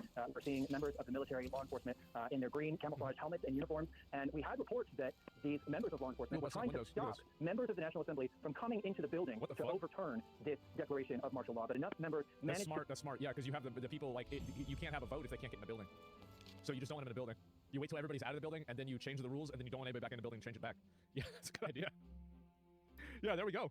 to get in. Again, 1:06 a.m. here in Seoul, and members of the National Assembly have overturned martial law in South Change Korea the locks. minutes ago. So now the question is, what does South Korea's president do now that lawmakers have I overturned? mean, he can say sorry. Like, look. I mean, it is what it, guys. I mean, you know. Yeah, oops, it's my bad. Martial law in South Korea across the country. He did this as a way to reclaim power. He is a very weak president. His approval rating hovering in the upper 20%. Damn. Conservative figure. 20%? Why is everybody hate? Damn, that sucks. In this country for decades as a strong prosecutor, as somebody who has taken a strong stance against North Korea and aggression coming from north of the DMZ. And he did this, as far as we can tell, because there have been unending calls to impeach him, to remove him from office. That's and C, yeah. So it's like people want to get you. Yeah, that's C, yeah. But it's like, how did you think this was? Like, there's no way he actually thought this was going to work, right? I mean, there's no way that would work. He said in an address to the nation a few hours ago that this was his way of strengthening control of government, which he said has been paralyzed by these calls for his impeachment and calls to impeach other members of the government, heads of ministries that he installed as well. So the question is, how does the president respond? How does law enforcement and members of the military respond? I can tell you that we have early reports of law enforcement starting to pull back from the building, and you can see on the screen more and more people getting into the National Assembly. So we're going to see if this holds. But again, in a dramatic tableau, lawmakers in Seoul just voted to overturn martial law with applause ringing out throughout the building. Yeah, obviously. Really remarkable how quickly all of this is unfolding. Mike, my I think understanding. that, like, probably for South Koreans, there's like a huge, Like, this probably matters a lot more for them. Like, because, I mean, we never had something like this happen here, really. And I think the U.S. probably be kind of the same, but I could see places in Europe that probably wouldn't have the same type of reaction, maybe. I don't know. But I think with South Korea, it's especially poignant because of North Korea. Because, like, they live right below a group of people who basically are them, but there's effectively, like, a, you know, big wall, and they're stuck over there. You see what I'm saying? Like, that's really where I bet that's why what stresses them out a lot. That's why they would react so negatively to this. As you were there, you're on the phone with us. Just help us understand what's happening there right now outside of that plane. Obviously, we see the video, but you're able to see the full picture. So bring us there. Yeah, we're on our way there. We're in our bureau in the center of the city because we weren't sure if we were going to be able to have a signal, if it was safe for us to broadcast. But, you know, the center of gravity of what is happening is at the national... See, what's weird to me is, like I'm from America, so, like, if I see somebody like this, it's like, yeah, he's probably on fentanyl or something. But, like, apparently in Korea, there aren't as many zombies over there. So, like, this is probably something that happened, like, due to this event specifically. Yeah, anytime, because, yeah, there's... is at the National Assembly Yeah, building. But I can tell you, throughout the streets, where we are in the center of Seoul right now, and if you move throughout the city, there are police officers on the phone who are wondering what is going on, who are calling their captains. You can overhear them in Korean saying, what are we doing? What is happening right now? There are people who are leaving bars, who are leaving restaurants, calling their mom, calling their dad, calling their children, saying, I'm coming home right now. This has not happened within the 21st century, a declaration of martial law. Yeah. Something that remains in memories of people from the 1980s when South Korea was still under military dictatorship. So people are bracing for what the president, Yoon Suk-yeol, could do now and what orders he will give the military and law enforcement, and will they be heeded? Will those orders be heeded now that North Korea could invade them? They're not going to invade it. If North Korea invaded, literally everybody would help South Korea. Nobody wants to deal with North Korea. Also, I think a lot of North Korea's power is probably totally artificial. Because like, they don't really have much, I don't think they have much of an economy. Like, they probably don't have anything that they're really doing. And so I couldn't really see it happen. I bet it's probably a shithole over there. government, the parliament, the National Assembly, has voted to overturn the president's declaration that he is in charge. Martial law reigns. Anybody can be arrested without a warrant. That has just been overturned minutes ago. The question, as you point out, though, is the practical effect, right? Will the president comply with this? And Will Ripley, I want to go back to you because that is a key question now. The impact that this vote there in Parliament, this overnight vote, will have on the martial law declaration. As far as I know, we haven't heard from the president again. Essentially, this boils down to how much support President Yoon has from the military itself, and would the military honor this vote in Parliament where people had to wrangle themselves into the building. But as far as we know at this point, there were no shots fired. This was not something that turned into what could have been an absolutely brutal and horrific moment for this democracy. A life-altering moment for this democracy, but that hasn't happened. They pushed their way to the building, they voted, and now they've overturned it. So does President Yoon have the support of the military to try to keep this thing going? But again, keeping in mind just how deeply unpopular he is, there's been the perception by some in South Korea that he's used this North Korean issue, even issuing nationwide alerts that people felt were gratuitous for things like the North Korean missile launch tests, to try to scare people, to try to rally people behind his agenda, a deeply unpopular agenda that is being essentially stomped out at every opportunity by the opposition in Parliament. And he's grown so frustrated, apparently so paranoid, thinking that North Korean agents have somehow infiltrated the South Korean Parliament and are acting through his opposition to try to... I mean, maybe that's happening. Like, I mean, I don't know. I feel like it's probably not happening, but, like, maybe. Yeah. They have. I mean, like, if I was North Korea, I'd be trying to do that. Undermine his agenda, that's just me. but the fact that he would surprise even members of his inner circle with this, and to make this announcement in an unexpected way, declare martial law, throw his nation into chaos, at a time where there is already so much uncertainty in the world, it raises a lot of questions about his mindset at this moment, what he's thinking, what is his plan B now that this has been overturned, had he thought about this? And these are all questions that we don't know the answer to. We have to literally sit back and watch this completely unexpected, out of left field curveball that has been thrown our way in South Korea. Of all the things happening and brewing in the world, the story I was working on all day about North Korea and what's going on with them, and Vladimir Putin and Kim Jong-un, definitely didn't expect Pamela to be here talking with you about this tonight, after midnight here in Taipei. And I certainly didn't expect to be leading the show with this. And it is the ultimate curveball. And we were just talking about this, MJ Lee, just what a shock this is for our viewers just turning in. Look, this is a vibrant democracy in South Korea. This is the first time a president of South Korea has declared martial law in the Democratic era, and now the parliament voted to overturn that. But it is an extraordinary move, and it's something that Americans should be paying attention to. What is President Biden saying right now? Yeah, as we were discussing before, when I saw headlines coming into my inbox, I was completely stunned. I mean, it is so extraordinary what we have seen over the last few hours in South Korea. As you pointed out, martial law has not existed in South Korea since the 1980s. I was born there in the very last year that there was a military dictatorship in the country. Right before there was the first democratic presidential election that elected Roh Tae-woo at the time. I think Mike was making this point before. For people in my parents' generation and my grandparents' generation, the kinds of scenes we are seeing and the headlines that we are talking about, that is not history for them. They lived through these... That's probably why people got so upset about this too over there. Yeah. Johnny Somali is still there? I guess so, yeah. moments and moments of upheaval and violence when they were growing up. So I cannot imagine how shocking this must be for the folks actually in the country, and to have this come out in an unplanned address practically in the middle of the night. None of this was expected. As for the reaction from here in Washington, obviously the president is not here. President Biden is traveling in Angola right now. We have heard basically nothing from the president himself so far. All we have right now is a statement, actually just a sentence from a National Security Council spokesperson saying the administration is in contact with the ROK government and is monitoring the situation closely. I've asked the White House, well, at some point are we going to hear from the president? No, of course not. Are we going to get a sense of what his reaction is to this so that we have a better sense of what position the United States government is going to take as all of these scenes are unfolding? And I do think we should talk about the Biden-Yoon relationship and the U.S.-South Korea relationship. This is a president, as you know, who has made real efforts to build up and foster and strengthen the U.S.'s alliances with countries like South Korea and Japan. In 2022, when he made his first trip as president to Asia, he visited Korea and Japan. Last year, you might recall that he hosted Yoon Suk-yeol for a state visit at the White House, really rolling out the red carpet for this president, the South Korean president that just did something so unprecedented. You would think this would be a good moment for the president and this administration to really weigh in. So far, nothing. Yeah, they broke the windows too. Holy shit. Yeah, this is nuts, man. Like, I wonder what's gonna happen. Wow. CNN's downplaying this. They lie. War is coming. I don't know about that, bro. Like, that's a lot. Yeah, as long as the government is U.S. ally and aligns with the U.S., they don't care. South Korea on January 6th, no joke. I mean, I think you're kind of right. Yeah, maybe that's what it is. Man, that's crazy. Wow. And President accused the opposing party of being North Korean spies, goes on TV to mandate martial law. Parliament calls a vote. Military is summoned by the president, but political aides block them at the door. Oh my God. Holy shit. They vote unanimously 109 after 109 to stop martial law. President must accept this or be deemed illegitimate. Man, it is a bad day to be him, huh? Yeah, it's really a bad day. Barricade civilian aides to politicians, keep military out so it can stop martial law from the president. Holy shit. God damn. Wow. Well, it's 190 after 300. I don't know, but either way, it's the majority. Watching South Korea revolt against martial law is so badass. The legend. Yeah, I don't know what the fuck this is. Yeah, this is insane. South Korea's a failed state. Well, I don't know about that. What the fuck, man? Wait, this is the guy? That doesn't seem like, yeah, he just talking, who cares? After all, why not? Why shouldn't I do it? Yeah, I guess so, man. Holy fuck. But yeah, I mean, martial law, big L, right? Absolute idiot. He's going down the drain. I think so too. I feel like, I mean, I don't think he's a stupid person. Like, as I said, I feel like if you're a head of state, you're not stupid. Like, I understand, like, this is a popular, like, Redditor opinion that, like, I'm smarter than these people that literally run the entire countries. You're not. You're not. Okay, like, I understand you might think you are. You're not. So when I see a person that's like that, I always assume that there's something else that's going on, right? Yeah, but smart people can be delusional. I don't know. I mean, maybe you're right. I mean, there's always things like that that can happen. But I generally don't assume that people are that incompetent. That's what doesn't make sense to me. But who knows? You overestimate how many stupid narcissists excel in politics? I don't think that they do. I think that smart narcissists do. Because the stupid ones lose.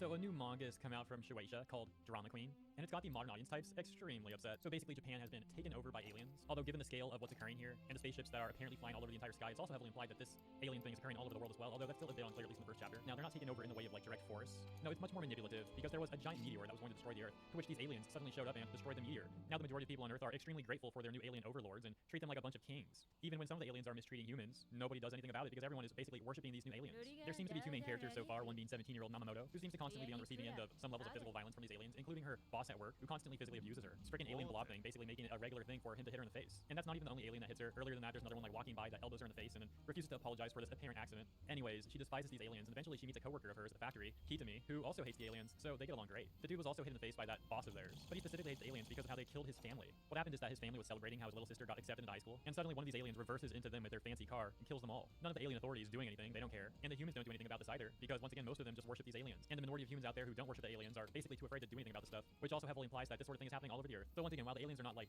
as terrible as other aliens we've seen in works of fiction in their treatment of humans, there's still absolutely elements of oppression, abuse, deceit, and manipulation, etc., coming from the aliens and how they treat humans. Kitami also taking this further and presenting a rather compelling theory that the aliens with their highly advanced technology could have created the meteorite that began heading to Earth to begin with, just so they could destroy it and pull off this whole so-called peaceful invasion. And so at the end of the first chapter, Namamoto's abusive alien boss accidentally gamins himself, the dude inadvertently setting himself on fire. And of course, Namamoto ends up being fired because of this, and shortly after that, while she's at home, Kitami shows up, and it turns out he also had a little alien incident, except his was a little bit more intentional. Another alien had hit him in the face. This is like a recurring theme apparently. These aliens love beating up humans. Except this time Kitami didn't take it. He fought back and ended up beating this alien to death. So dude shows up at Namamoto's house and is like, yo, I need your help. We gotta dispose of this body. And together they end up crafting this solution. The solution of cooking the alien and then eating it. Well, specifically, Namamoto eats the alien. Kitami seems to find it disgusting, but Namamoto loves it. And this is particularly funny because earlier in the manga, she had mentioned how she hasn't been able to afford meat at all. Well, this is her big break. She finds the meat to be delicious. And so as the chapter ends, it sets them up to potentially be this like group of alien murderers who are gonna cook more up and eat them or something. That's kind of like what it left off as. Of course, willing to see where this all goes, but yeah, that's essentially what occurred at TLDR of chapter 1. There's still a lot of stuff I skipped over though, a lot of fine details. Definitely consider checking this out if it sounds like your cup of tea. And so back to the modern audience thing. What's got them so upset? Why are they so offended by this manga? Well, they seem to think that these manipulative, oppressive, alien blob things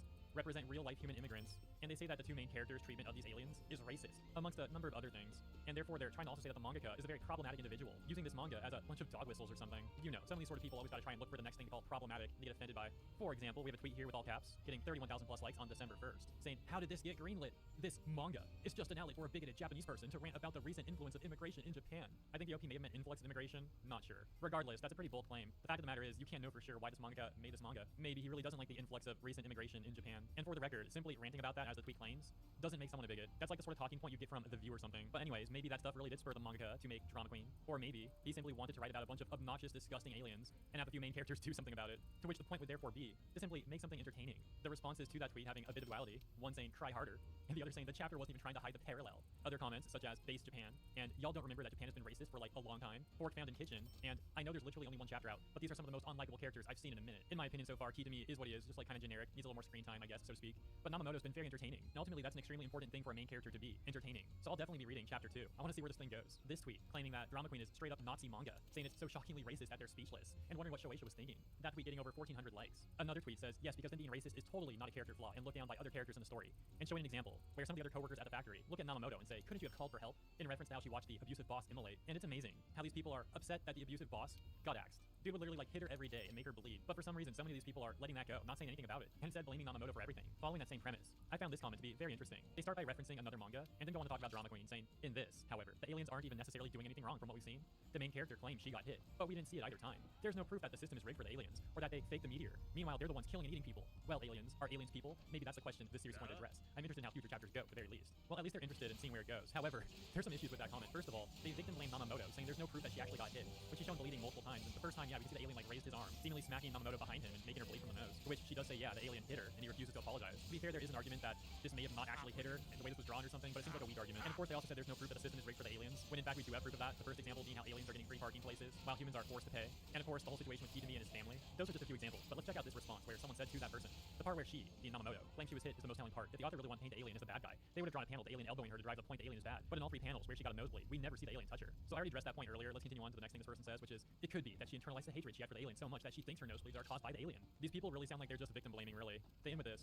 If done correctly, this manga could be a good social commentary on the effects of xenophobia, racism on the mind of people. I've seen so much parallel with this chapter, and Haitian / Ohio situation in real life. Oh yeah, this 17-year-old girl getting abused by these grown aliens, you know, that's just it's all her fault. She's really just imagining this and just bleeding for some reason. A reason that's totally not the fault of the aliens hitting her in the face. Now I did admit this could have been drawn more clearly. However, if I had to pick, like, is she really getting hit or not, I'd say the evidence is more compelling that she is, despite some arguments you can make about the way this was drawn. Another top comment reading, it's satire. We're meant to relate to the protagonists, but we're sure as heck not supposed to like them. We don't see the alien accident that supposedly leads to the loss of a male character's family. It's implied by the InfoWars quoted MCs that the aliens may have staged a meteorite incident and that they're taking jobs away from humans, but there's no evidence of that. We don't see the aliens hit anyone. And then there's the title, Drama Queen. So yeah, it's a somewhat subversive jab for shonen at the xenophobic politics pervading much of the world currently. Otherwise, this would be one of the worst first chapters of manga I've ever read. If done right, there will be more complexity and nuance as we go forward. For example, perhaps we'll find that a less scrupulous alien leader did stage the meteorite incident to find a home to save their species, but that most of the alien population is unaware and are decent. But I do expect that the story stands firmly against xenophobia/racism/eating sentient beings, despite what we learned in chapter 1. I think some of these people take everything way too seriously. I don't care if it's satire or not. I don't care if they stand against eating the aliens or not. I care if it's entertaining, and so far it has been. As a matter of fact, that's also what I care about regarding the characters. I like the character. Well, I like Namamoto. Like I said, Kitami is a bit generic and bland so far, but Namamoto's been likable. Is she entertaining on screen? For me, that's a yes. So yes, I like that character. The same thing goes for a lot of villains in various manga and anime. Look at the Stern Ritter, for example, in Bleach. A lot of them are very entertaining, despite doing terrible things, and that's why they have a lot of fans, because people want entertainment out of their entertainment. Shocker. Yet for some of these people, they need everything to match their real-world political positions 100%, and if it doesn't, then they're not supposed to like that thing, and they can't enjoy it in any way, shape, or form. These sort of people are completely devoid of nuance. It's a pretty sad thing. Anyways, let's read a few more top comments here so you can get more examples of people getting offended by this manga. And I'm not going to comment as much now because I'm actually running out of time. I gotta be out the door really soon. So here's another top comment. Reads, I'll try to give the author the benefit of the doubt since only the first chapter and the art's good. That being said, I'm unsure if the manga is meant to be satirical, wish fulfillment, anti-colonialist, or anti-immigration. Might be all of them, I don't know. I'll stick around for the ride though, since their previous one-shots are apparently pretty good. Plus it's rare for Jump to release something this unhinged. The only reason why I'm hesitant to assume that manga is 100% satire, / the characters being horrible is on purpose, is because Tokyo Shinobi Squad is essentially the same thing, without a hint of self-awareness. You get an image here that says, what's becoming of this country? So much for a glorious nation. I keep seeing people claim this is anti-colonial because the aliens are the population majority, but that part just kind of reads like a great replacement conspiracy dystopia to me. Response saying it's 100% ripped straight from great replacement theory style conspiracies. Someone asks, what's the manga about? It's a response that says aliens show up to save the earth from a giant asteroid, and they become super popular and start propagating on earth everywhere from media to industry. Protagonist keeps talking about how much they hate them, and how they're showing up everywhere, and her boss is even one. Something happens, and they find out that aliens are edible. Yes, they eat the alien. It has pretty weird vibes, and I'm still on the fence if that's intentional or not. Might be about great replacement theory, or might just be a slow alien invasion. The protagonist so far isn't made out to be a hero or heroic, and still too early to say if it's really that bad, but I'm still gonna make fun of it like with Free Rent. There's so many more examples that I could show you and discuss, but as mentioned, I'm out of time. So let me know what you think about this stuff in the comments, and if you enjoyed my coverage, consider liking and or subscribing. Appreciate you, and I'll see you in the next one.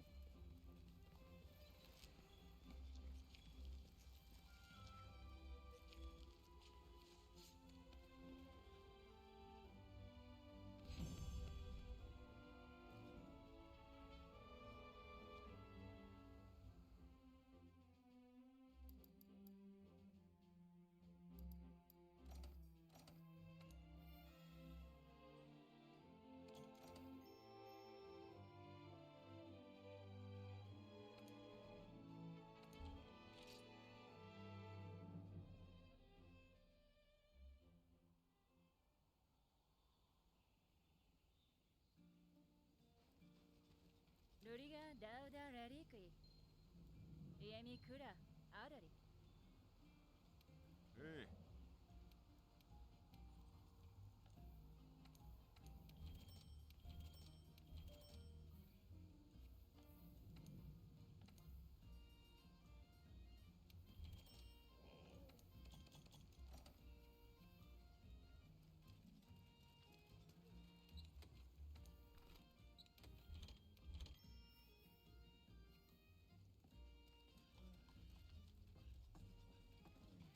Ki?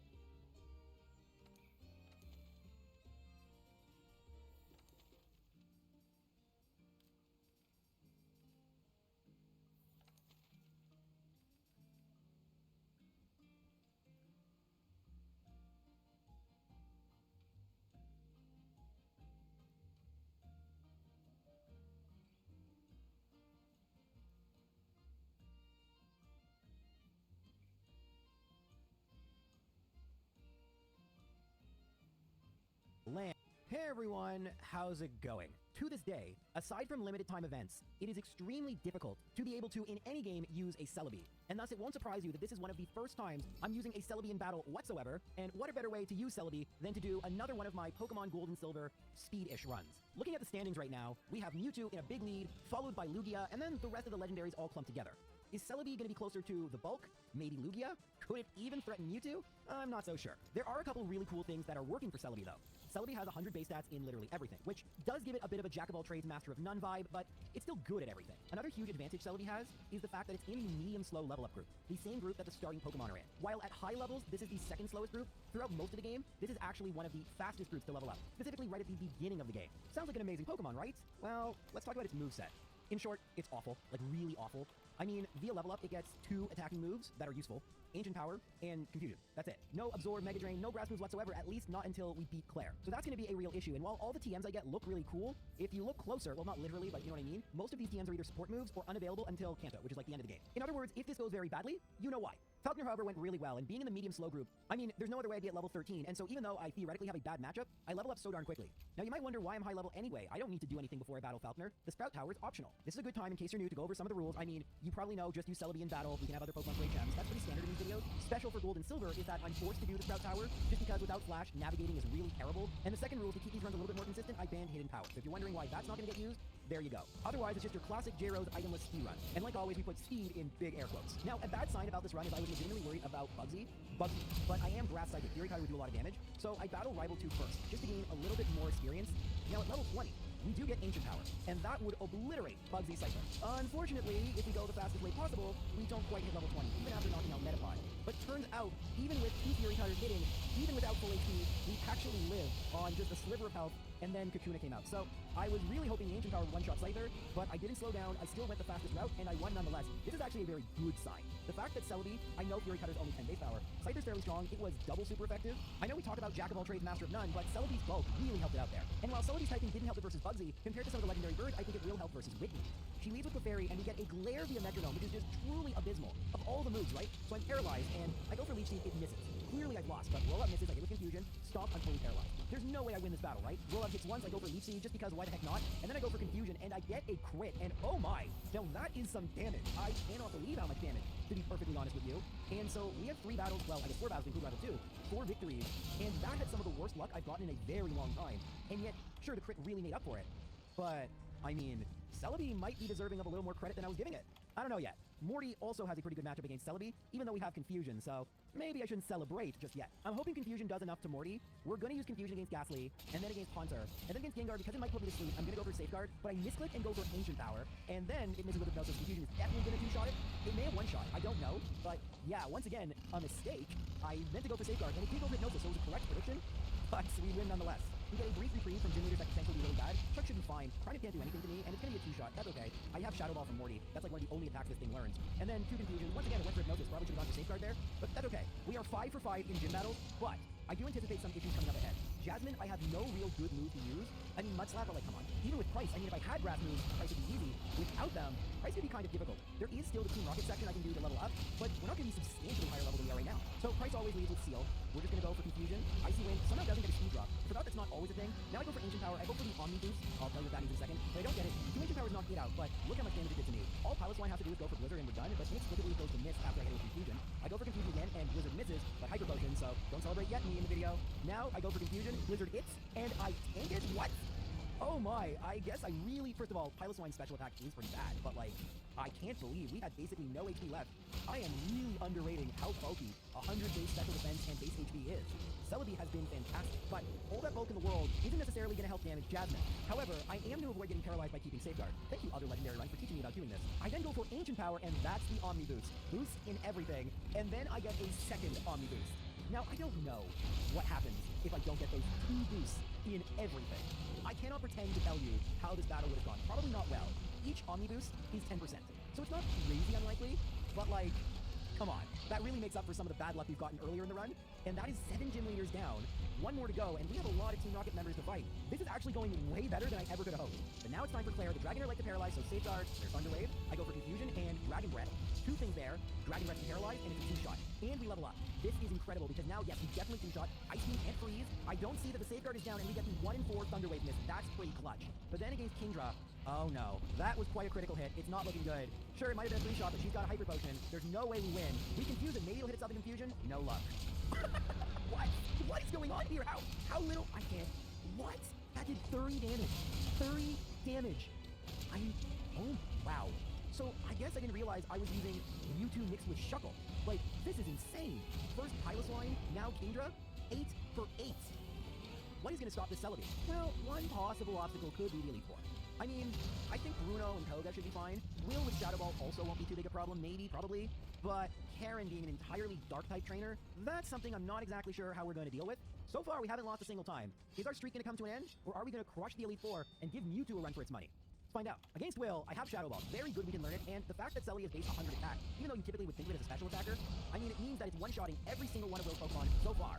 Now, Air Song would be great, but I don't have enough move slots. Executor, it might not. Okay, it doesn't. Reflect kind of sucks, but I don't really think Slowbro can do anything terrible to me. It's more that this is just going to take a while to knock it out, and yeah, it's going to take 4 hits after that curse. Now I'm paralyzed, fully paralyzed. I mean, that was tedious and all, but as I predicted, this battle went pretty well.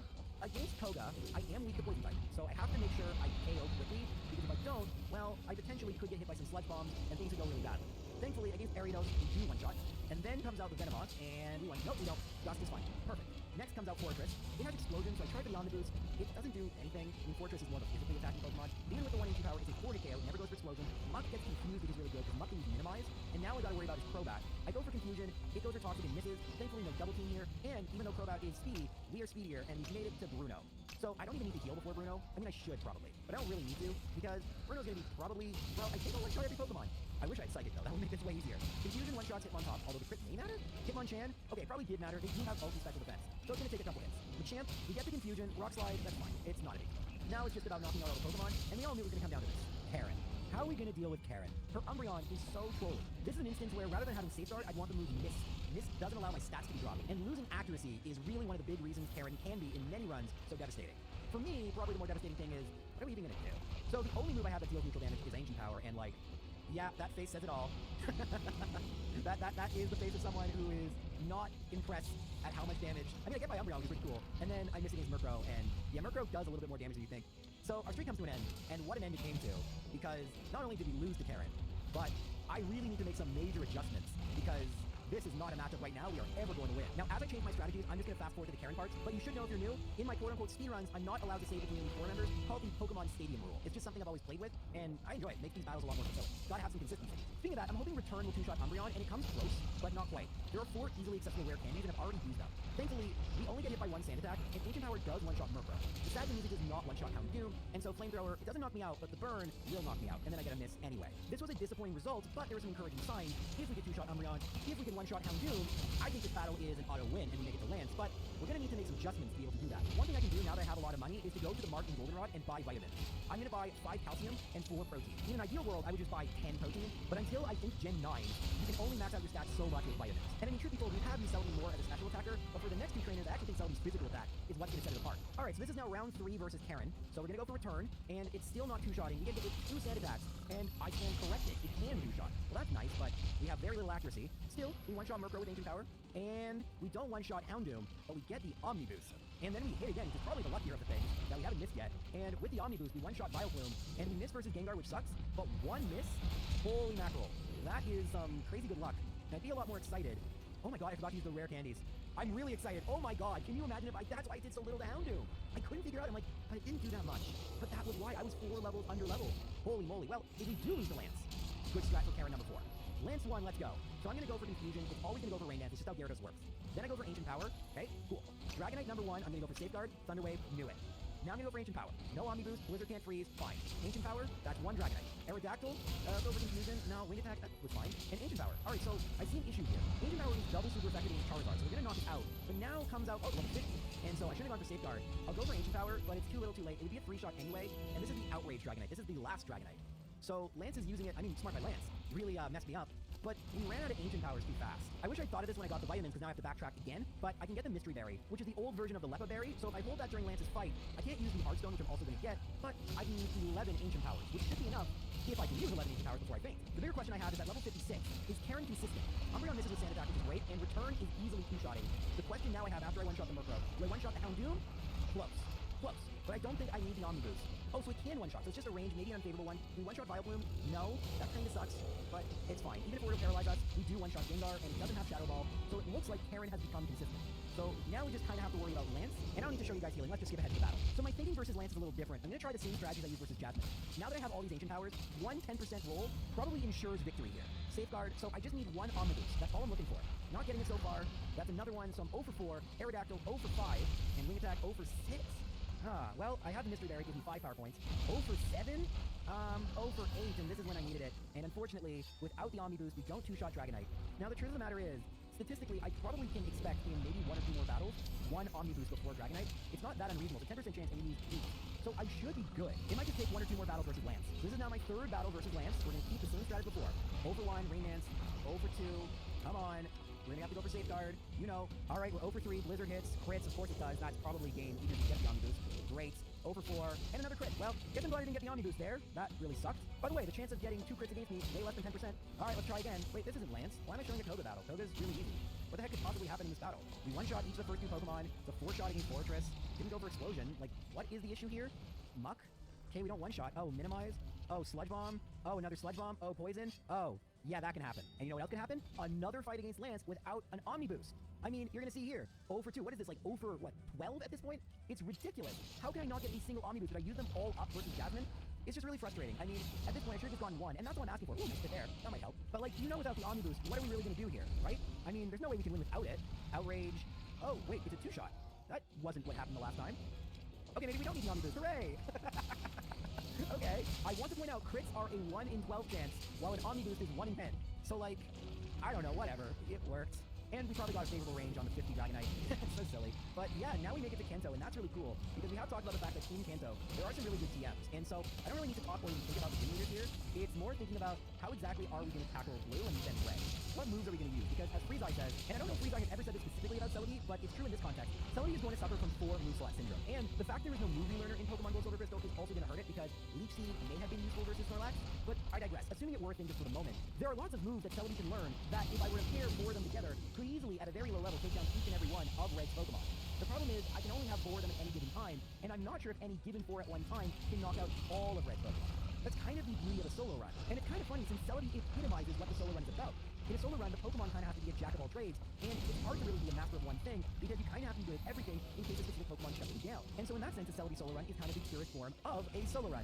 And I think I've talked long enough that we've gone through all the Kanto gyms, so let's talk about the only gym leader that's worth talking about, Blue. Blue is a Pidgeot, not the best Pokemon for Celebi, but you'll see him at level 64. We still have Ancient Power, and actually near Moves Ancient Power. I've gone the leftovers from the Celadon Garbage Can, and I still have Shadow Ball, so I have largely the same moveset as before, just Return has been deleted, and I've replaced Confusion with Psychic, although I'll mention that just after this battle. I'm gonna go for Ancient Power against Arcanine. Flamethrower does a lot, but we are able to knock it out. We're out of Ancient Powers. For Alakazam, though, we have Speed, Shadow Ball, knocks it out. Pretty good. And now all we have to worry about is Gyarados. Psychic is pretty good, and it's gonna be a 2-shot.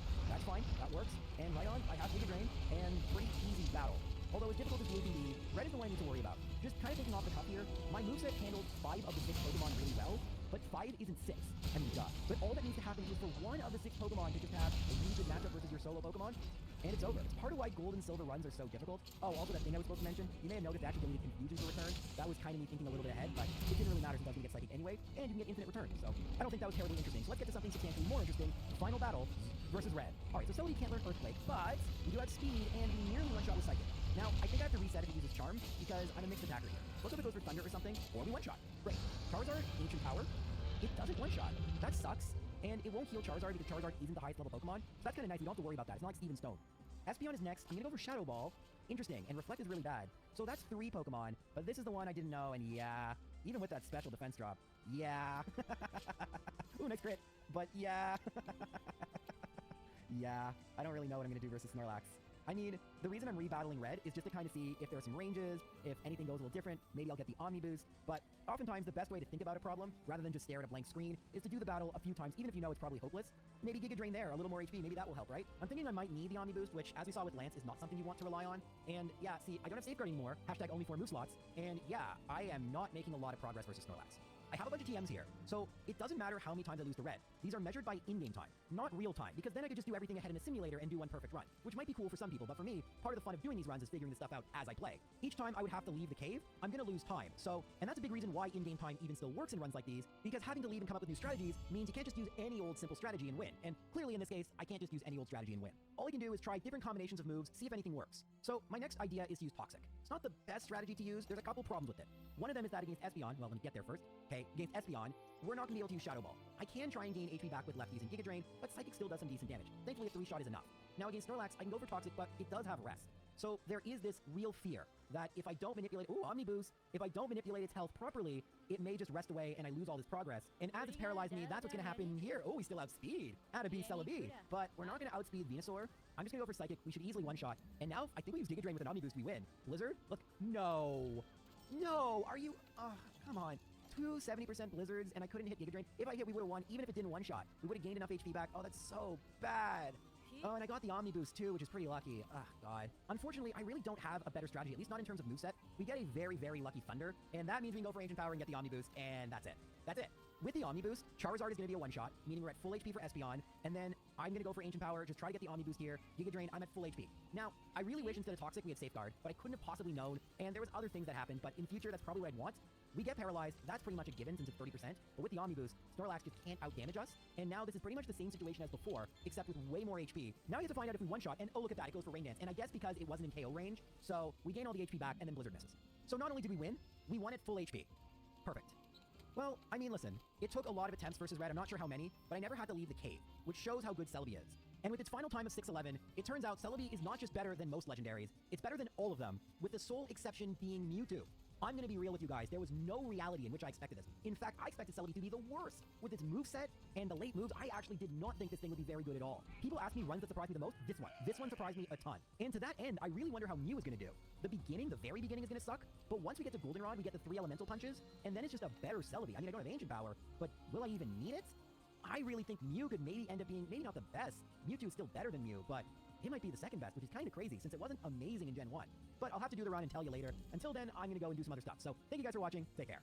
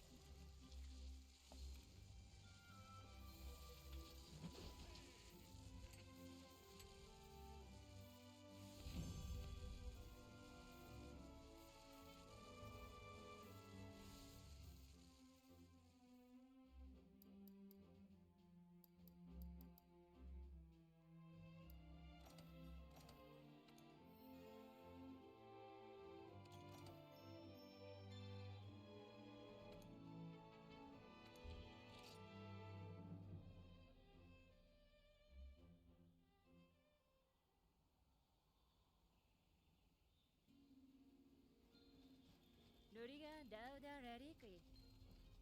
Riemi kura aurari.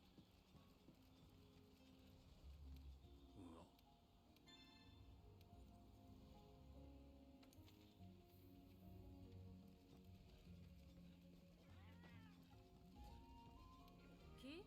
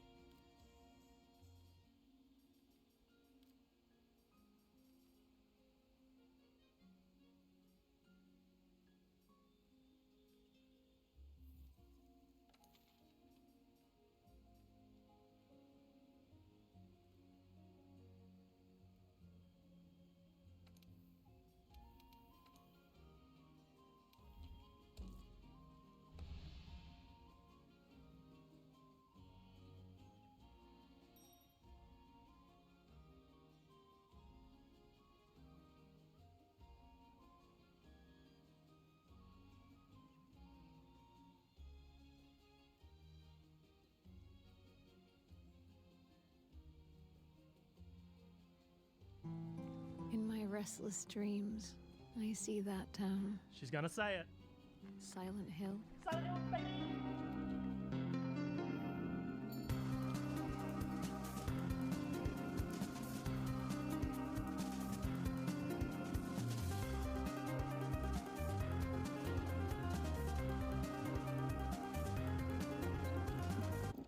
James, we can't go in here. You gotta stop. Jim, stop. Surely you can take a little gander at the town, right? I mean, we could just find another wife, right? Whose creepy man do you think this is? Surely not Eddie, right? Maybe there's another kidnapper in town. Oh, new YouTube series idea? We lure child predators into Silent Hill, kind of like the Chris Hansen show. And when they get there, they have to face their horrific inner nightmare demons, also known as human adults. And then, I don't know, they die or something. We can figure out a different ending, but you get it. They got 20% off all diamonds in Silent Hill? Oh, we gotta get there now! Keeping an ear out. There they are. For the, I believe what I call the sloppy footsteps in the woods. I'm glad they're still there. Excuse me. I'm kind of lost. Lost? Looking for Silent Hill. Is this the right way? Yeah. Okay, thank you. I think you should stay away. This town, there's something wrong with it. And it's not just the fog either. Is it dangerous? Maybe. What do you mean maybe? It's the most dangerous part of planet Earth. What's going on here? I'm looking for my mama. I mean, my mother. It's been so long since I've seen her. I thought my father and brother were here, but I can't find them. She says that because her father and brother are in the graves. They are dead, I believe. Yo, Blugger found the font, baby! No more Comic Sans! Oh, you know what? They must have found it. It's on dafont.com or something. Good on you. So this is new. This is 100% new. This reminds me of Resident Evil 2 remake. Autopart key. At the start, when you're in the gas station, I don't think that ever happened in the original game. It's like a little tasty addition for the gamers. Roadwork ahead. Sure. Is this where we fight the lady? No? Just a little chime? That's a great reaction. Okay, I mean, they're going left field now. None of this is in the original Silent Hill 2. I was wondering, was this going to be a shot-for-shot remake? It is not. Hello? Something in the background, James! I didn't really watch the trailers for the remake, because I knew I was going to play it. What's the point in watching the trailer? This is my first time seeing the figure. Is that what they're called? Man, it's been a while. 5 years, I think, since I played Silent Hill 2. Let's beat that! James, we just found that syringe. Did you see that other thing that we just beat the hell out of? How do you know that doesn't happen to us? What do we got in here, huh? What are you doing, you stupid bitch? I think I just broke my car window. What? If you're reading this leave, this place isn't what it seems. Run away, run away, run away, run away. I mean, with the dead wife, these notes, the monster, like, good God, Jim. There was a hole here. It's gone now. That's the window repairman asking you what you're paying for after he fixed your window. Something wrong with this record. You seen those videos of people making these LPs like with the jello? That blows my mind. How do they get the music on there, man? I don't know if we're going to need any of that information, so I'm going to take a screenshot just in case we do. He's got no idea. James Sunderland is looking down upon him right now. Uh-oh. I gotta get my fat ass off this porch. Oh my God, just when you're feeling good about your weight, this shit happens. Man, there's so much new stuff in this. None of this happened. Like, you put your hand in a hole in the original game as well, don't get me wrong. But that's like what, in the apartments?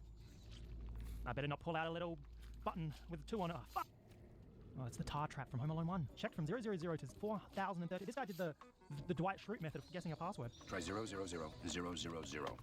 No. Okay, now try 000 001. Okay, I'm not doing every number. Okay, he checked up to 4439. So we're just going to continue on from where he left off. 4445. 4446. Oh, he was so close. That is devastating. Oh, these guys got the penguin bullets.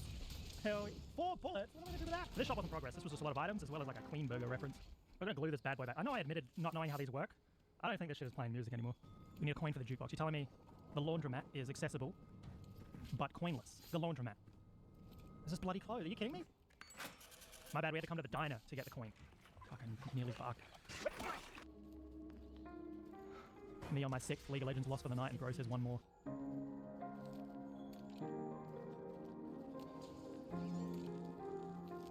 Heart on the lake. Spent the whole day there. Just the two of us staring at the water. So we get the key to the Woodside Apartments, and this is the probably one of the only parts that I'm not a big fan of the changes that they made. As soon as you get the key, usually you just head to the apartments. But for some reason, this giant storm starts up, and it's just so over the top. I don't understand. I don't know what they were doing. The coin puzzle. Shit. My arch nemesis. Damn, they really did remake Silent Hill 2 because I can't see shit in here, brother. Oh no, I think I know where it is. Like the can drop is around here somewhere. My God, it's so tough. Oh my God, my cat stepped on my megaphone button on my mixer. Damn, how long has that been on? Oh, thank God, the flashlight. Oh, so right, I just couldn't use any of the footage. It was just all black. What the hell's your problem, brother? Ah, this is one of Laura's drawings. Okay, we got the bunny. Whatever the hell that is on the left, she's gonna have to improve on that one. Looks like Rain's coming with his cloud. It's gonna be hard to beat her original piece from Silent Hill 2 on the foggy window. You know, so people still have that as their display picture. Oh, is that him? Red pyramid thing behind the bars. It's so good. Like, they're changing a lot of stuff in the remake, but I'm glad they're keeping these key moments. I remember this fight in the original game. Ooh, terrifying. Maybe one of the most terrifying moments. Maybe one of my favorite tracks from Silent Hill 2. And it's only in this room. Oh man, it's just good to be back. It's good to be back.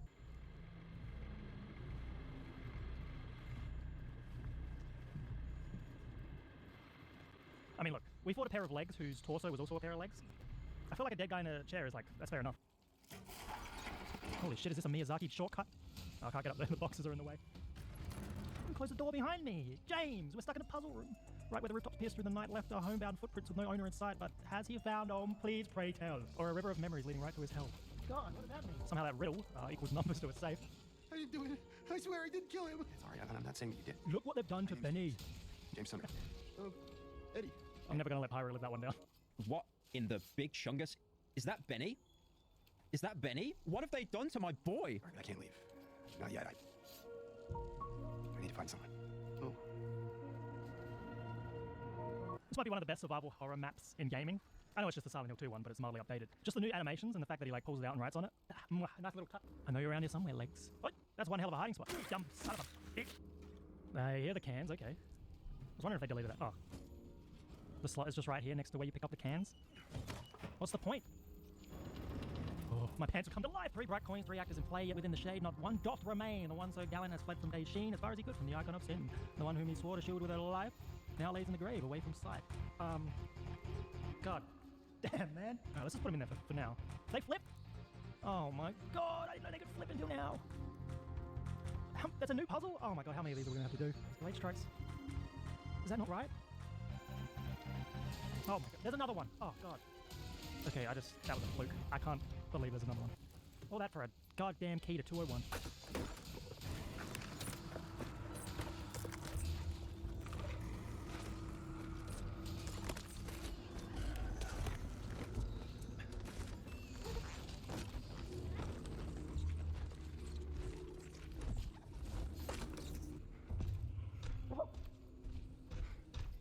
It's really dusty in here.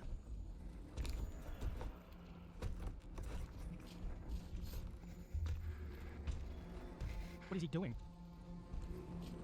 That's right, James. Just don't do anything drastic.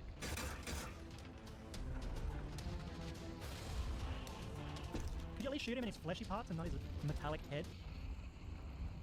Oh, what are those? Oh, I love that. Legs, man, I hate the legs. How do they turn them so annoying? I love this song. What'd you write down there, James? Fucking banger in room 202. Oh. God, it sounded like it was in real life. What's the deal with this wall? There's just nothing. Unless I'm missing something. So with the hour hand, I don't know where to... Okay. What in the bird flute is that? Sorry, honey, I'll save you in a second. I just really need to shove my hand in another toilet. Not pulling up your sleeve or taking your jacket off to do that is just unbelievably cursed. Like, what is wrong with this guy? Sure. Why not? It gets us the winged key, which is going to open the winged door, which gets me a hole. What, not the winged shotgun? Oh, that's the original coin puzzle. Are we in like a different timeline? What's going on here? What? I'm James. Angela. Angela. Oh! Okay. The music! Look, I'm not sure what you're planning, but there's always another way. Really? It's so good. We're all the same. I'm not like you. Are you afraid? Don't worry, I'm not crazy. At least I don't think so. But what about that? No! I'm sorry! I've been bad! Please don't! It's okay, Angela. I don't think you should be sliced up with a knife because you've been bad. I'm not Dexter Morgan. Good. Goodness gracious. Sounds like Benny's up and at him. Benny? Hey, Pyro. Benny. Oh, I'm so glad they kept that. Not the sound you want to hear when you put your hand in. Oh, now I'm stuck. Uh-oh. Oh, they moved up. I really wanted to say they should move up, but I didn't want to sound stupid.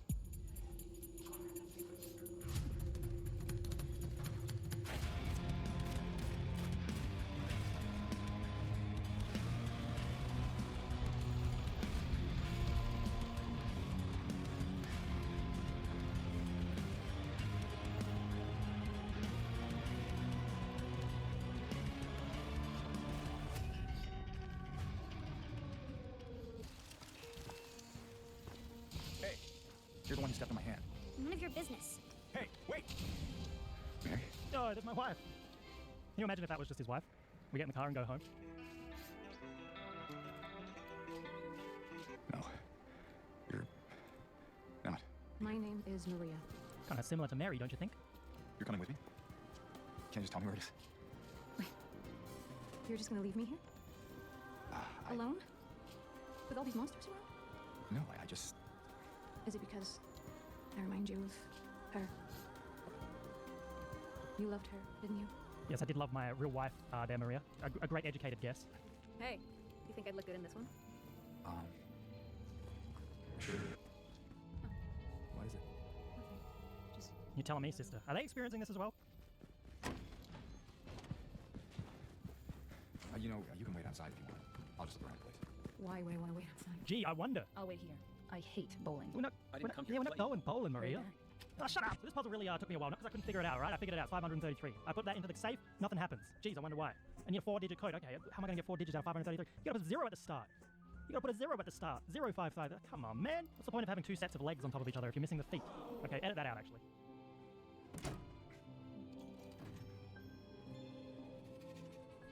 She gotta pull out 14 pick locks out of various locations. And James tries to pop a look. Keys? Okay, you know what? Keys actually make a lot more sense. This was a place of business. I don't know why she had to pick lock it in the first, in the original game. Oh, lady, last time I drank, I smothered my wife with a pillow. These references, you think? Sybil's sunglasses? Whose photo is that? I can't look. You gonna dance for me, big guy? Maria, look, sister, you couldn't afford this shit, okay? I remember this horrific place. Oh, shut up! Come on, it happens to the best. No girl saw it. What's Eddie doing in the cinema? I told you, it was this big rat. It jumped right out from under the seat. You would have screamed too if you saw it. Guts, fatso. My God, Laura, what is wrong with you? True, but... Eddie? Oh, you're, James. We met back at the apartment building. Yeah, I remember. Is he eating melted ice cream with his hands? What the hell is it? This is the scariest thing I've seen so far. This town's full of monsters. Who could just sit here and eat pizza? You said the line! It's hospital time, baby. James, look. What? Car? Oh. I should have waited a second before I made a fool of myself. No, I think if I organised my papers and that happened, that might be my tipping point, man. That might be the end of it. It's okay. I don't want to hurt you. Speak for yourself, Maria. She stepped on my hand. I'm gonna beat that little girl to death with my metal pipe. I'm sorry. I didn't mean that. Can we delete that? Look, cool painting, cool picture. Looking for something in these photos? Maria, shut up. I'm expanding my knowledge of the world. God forbid I learn something new. Look at this. Probably one of the creepiest photos of a hospital of all time, but you know, these puzzles have been brain busters. Second is high number of the nurses would be 1 short, 2 of them dead, 1 of 4, third would be chopped firewood in half, or 4 trees. You have no idea how thankful I am after playing God of War Ragnarok, whenever that was, that Maria isn't like walking around with me. James, maybe we should count the number of nurses in the painting. Hey James, have you looked at the 3 paintings that, like, shut up, boy! Not a fan of Ragnarok, by the way. 1, 5, 2. I'm guessing the key. Yeah, Maria, 2nd floor basement. Hey, this one's open. Okay, we'll count it, of course. Maybe you should rest. Yeah. Okay. Just so you know, enemies can get through doors now.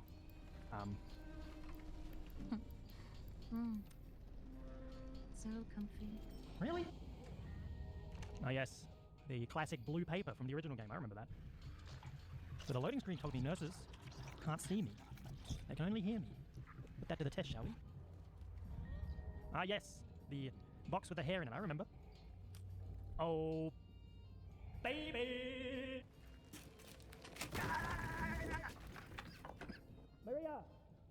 Maria, I'm in the wall! Gotta collect Mr. Hand's bracelets. I would slide that key right out of there. Collecting this man's bracelets. Let me open paint here real quick. I got a little rant that I just gotta get off my chest. One of my main gripes that I have with any remake. It can be any you choose a remake, it's probably got this problem. The original game, let's say this is one of the levels in the original game, okay? It can be any level that you want. It can be from Final Fantasy VII, Resident Evil 2, Resident Evil 4, it can be from, let's do Dead Space, it can be from Silent Hill 2, whatever, it doesn't matter. Here, this is the little main character going through the level, okay? That's like that could be, I don't know, like a 20-minute little section of the game. Very memorable, okay? Now, we get to the remake. For some reason, they have to do this with every single 20-minute section.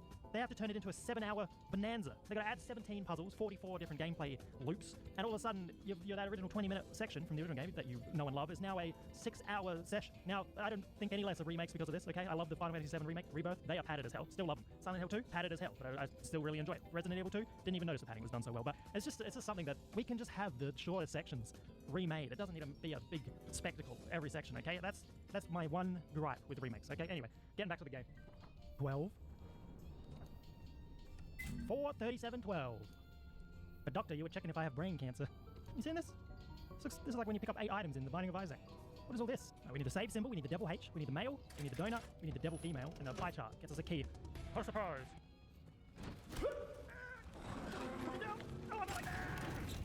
Letter. For Mary. What? I hid it. In there. Haha. Should I? I'm a liar, right? Want me to open it? Huh? Do ya? Laura, I should have beaten you to death with my nail pipe. Get out here, rat.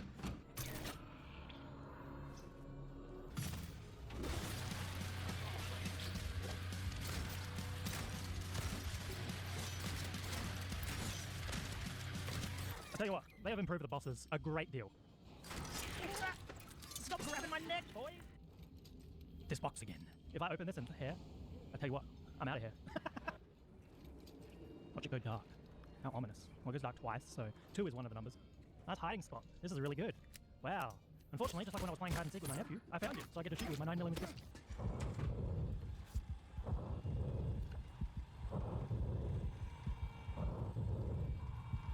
Okay, this part kind of feels like I'm in a circus horror ride or something. I don't know if I like this, like the burning numbers into the...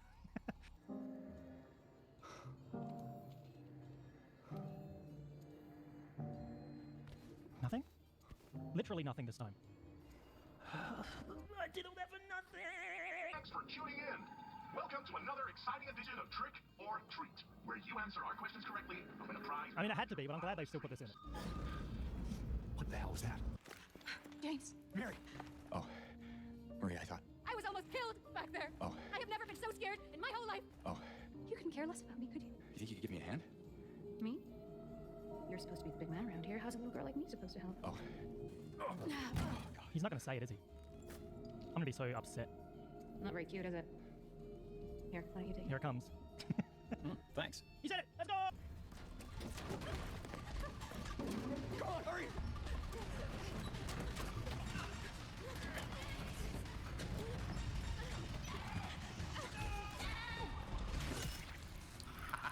Brutal defeat. That's about him. Yeah, get all this. Escape death.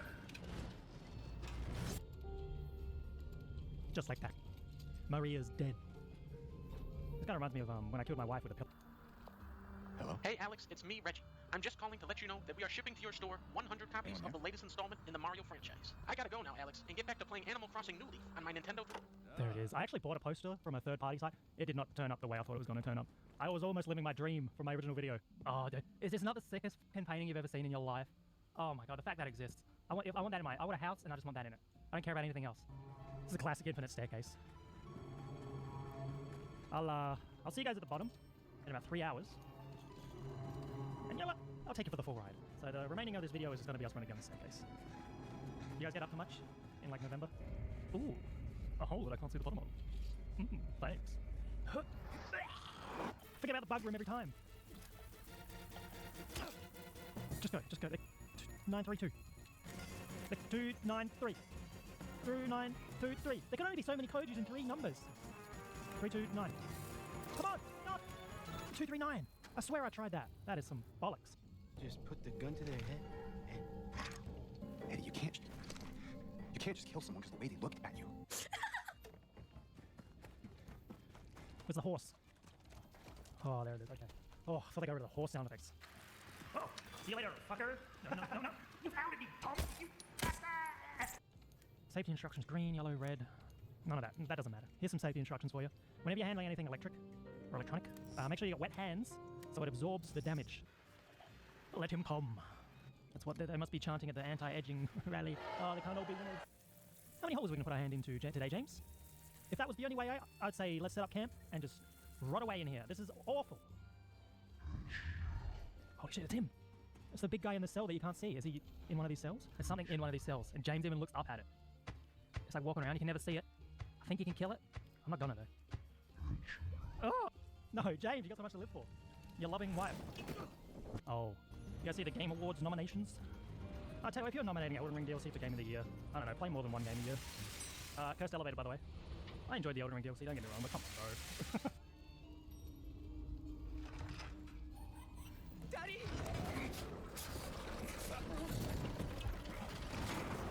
Daddy is not happy. I'm still unsure if we need the boss fights to all be these giant spectacles, but I don't know.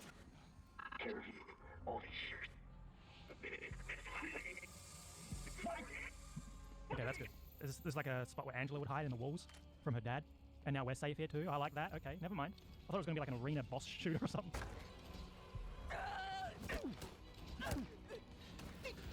Angela. It's okay. Calm down. Don't order me around! Maria, I thought that thing killed you. Are you hurt? Not at all, silly. It stabbed you. There was blood everywhere. Stabbed me? What do you mean? You chased us to the elevator and then... James, what are you talking about? Whenever I see this scene, I just think of the Piglet and Winnie the Pooh scene I did. James? Honey? Did something happen to you? After we got separated in that long hallway? Are you confusing me with someone else? You were always so forgetful. Remember that time in the hotel? Maria? You said you took everything. But you forgot that videotape we made. Oh god, I left my protein shake in there overnight.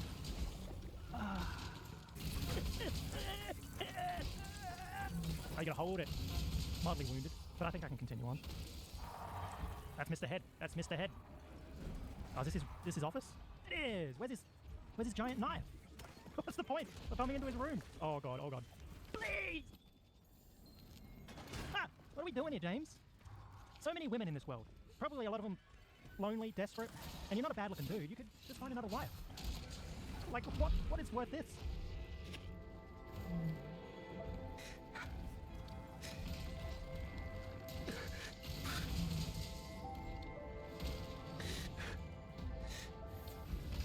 We got his sword, but I think it's just for a puzzle. It's not a real weapon.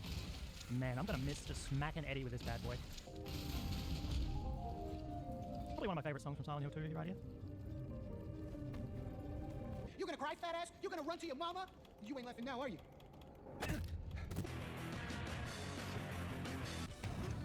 You think all these cows had their own Silent Hill to contend with? And it's got like their pyramid head was like the Burger King guy. We don't have Burger King here. Gotta find my wife. Maybe she's out in this lake. She could be here. Maybe she has a boat of her own. Shit. I can't see shit. The current's taking me out. Did I scare you? Yeah, you did. Then again, maybe you're not so bad. Just annoying. Me and Mary talked a lot about Silent Hill. Yeah, she drew a mouse this time? It was a rabbit last time. We're doing like a music sheet. There was no piano puzzle. James, no, stop! 4 letters each side. Alright. Mouse cult, that's a good one. We could write MILF here. That seems like it could be something. Cozy? I think it's something cozy. I think we need to go look for it. MILF here could work though, come on, James. Oh yes, the shipment of mannequins arrived here, sir, for our fucking hotel. Oh, that's great. They're gonna go real well with my right apple. No! He's right behind me, isn't he? Ah! That's where I gotta put all my goods away. Yeah, see, I get on the elevator and it says, whoa, one person only. I am hitting the gym immediately. Where's my can of light bulbs? They took that away from us and gave us what? Chest 2? I want the light bulbs back. Alright, here's the tape we left. Here's hoping it is Aunt Sarah's 40th birthday. And not the footage of me smothering my wife. I think we gotta press play, James. Promise you'll take me again, James.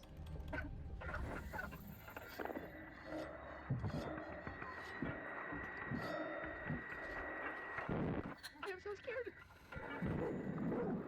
When people don't label their personal food.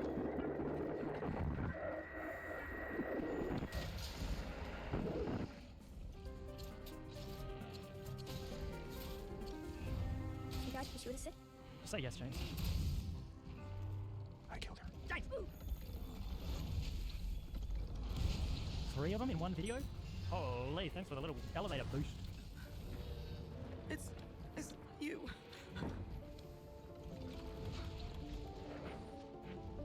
Sorry, Angela. I think you were right. What we're looking for is not here. None. Even Mama said it. I deserve what happened. No, Angela, that is not true. Don't pity me. I'm not worth it. Or maybe you think you can save me? It's hot as hell in here. You see it too? For me, it's always like this. Okay, Angela, I'm going to take the non-on-fire route, but good luck. Good luck with everything. The final save point. This has been one hell of a journey. Look at me, James. James, you look at me when I'm saving, brother. Leave her alone. Leave us both the hell alone.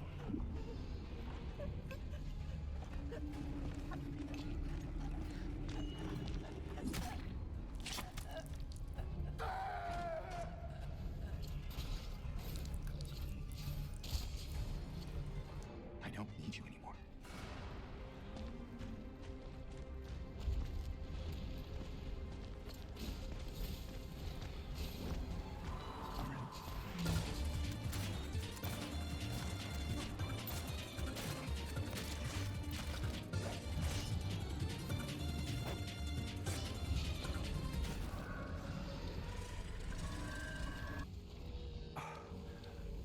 I have missed you so much.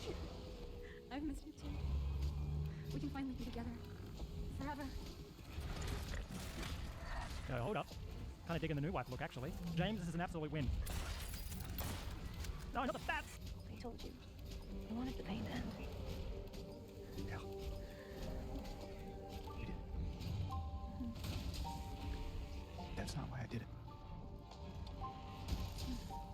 The truth is, I hated you. I wanted you out of the way. I wanted my life back. If that's true, then why do you look so sad?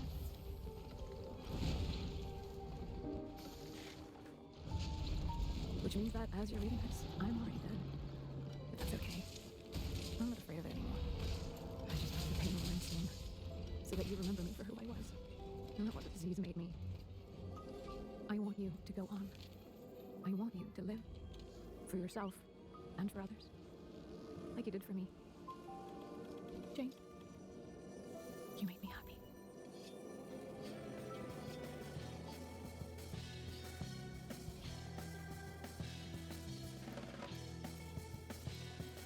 Thanks for watching, everybody. Sorry this one took a while. I really enjoyed this game, though. Silent Hill 2 Remake was, some things I didn't like about it, but overall, very good. Is it better than the original? For me, no, absolutely not. I still prefer the original game. But next time, I guess we're doing the Final Destination Death tier list, so I'll see you then. I don't know, leave a like, comment, you know the usual stuff. Thank you for the support.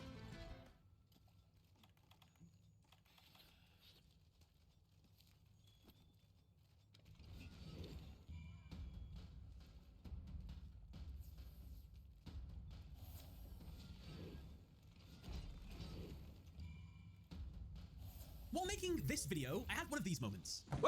I noticed during Loomis and Umbra's duel that when he ritual summoned, he had 5 cards in his hand, but after, he had 4. But wait a minute, that doesn't make any sense. This is because, well, he has 5 cards in his hand. He activates the ritual spell, tributing the 2 monsters on the field to activate it. He then summons the ritual monster in his hand. By my maths, he should have 3 cards left in his hand, but he doesn't. Animation error, you might say. Inconsistencies in hands in the anime, they do happen a lot, but not in this case. Instead, I think I have made a shocking discovery. That, honestly, I actually haven't seen anybody else talk about online or anywhere. I've googled it enough, but no one seems to talk about it. It's not a big deal or anything like that. Ritual monsters in the Yu-Gi-Oh! Duel Monsters anime are extra deck monsters. Keep in mind that statement is exclusive only to Duelist Kingdom and Battle City. Everything after that, they follow the real world rules. Ritual monsters have to be in your hand and the ritual spell to get them to the field. To confirm this, let's take a look every time a ritual monster was summoned. Let's start first with...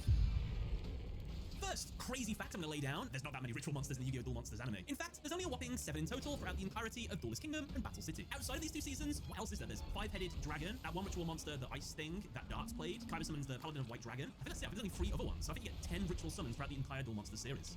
Crazy. Specifically for Season 1, we get 3 rituals. Duelist Kingdom, well, it's got wacky rules. Basically, it has D&D ruling spliced with Yu-Gi-Oh! I've done a whole video on this explaining how the mechanics work, but what is interesting is that fusion monsters in Duelist Kingdom are not extra deck monsters. They're not main deck monsters. They are fabricated monsters. The physical cards don't exist. There might be a list somewhere that lists every single potential fusion, or you can just use any 2 cards together. And basically, Dueling Arena will fabricate a combination of those 2 monsters. However, it's not the same for ritual monsters. They are physical cards because we see Maximilian Pegasus is relinquished on the field, proving they are actual cards. Where is that relinquished coming from? Is it being summoned from his hand, the deck, or the extra deck? To find the answer, let's look at the first ritual summon. In Yugi's duel with My Valentine, we see Yugi's hand constantly, and not once does he ever have the Blackluster Soldier ritual monster in his hand. In fact, he is specifically searching for a different card, the ritual spell, and as soon as he top decks that ritual spell, he activates it to summon his Blackluster Soldier. So this is a case where we don't actually need to check about the amount of cards in his hand changing after he activates it. Was the spell and the monster sent away? It doesn't matter. We saw his hand the turn before, no Blackluster Soldier. He top decks the ritual spell, uses it. Where did Blackluster Soldier come from? Well, my guess is from the extra deck. It's worth mentioning now as well, throughout Duelist Kingdom, ritual monsters need the tributes for their summon to be on the field in order for their summon. So the way this works in Duelist Kingdom is when you activate a ritual, you have to have typically a specific monster on the field. You tribute the other monster and you stick this essence in the new vessel, and this creates and transforms that monster into a new ritual form. For example, when Yugi used Blackluster Ritual, Gaia the Fierce Knight became the Blackluster Soldier when it was infused with Karibo. Again, with Black Magic Ritual, Dark Magician became the Magician of Black Chaos. Finally, for Pegasus, Dark Eyes Illusionist became Relinquished. That's just a little fun fact, not necessarily anything to do, but we're learning about rituals today. So yeah, what was the next ritual that was summoned in Duelist Kingdom? Well, it was Pegasus activates his Black Illusion ritual that he has set face down, tributing Dark Eyes Illusionist on the field to summon Relinquished. Yet again, we never see the Relinquished monster in his hand, even though we do see his hand a couple times. In fact, Pegasus has 6 cards in his hand when he performs the ritual summon. His hand after the ritual stays exactly the same. He didn't summon anything from his hand, so Relinquished must have come from somewhere else. That is 2/3 of the hand checks done. Final check.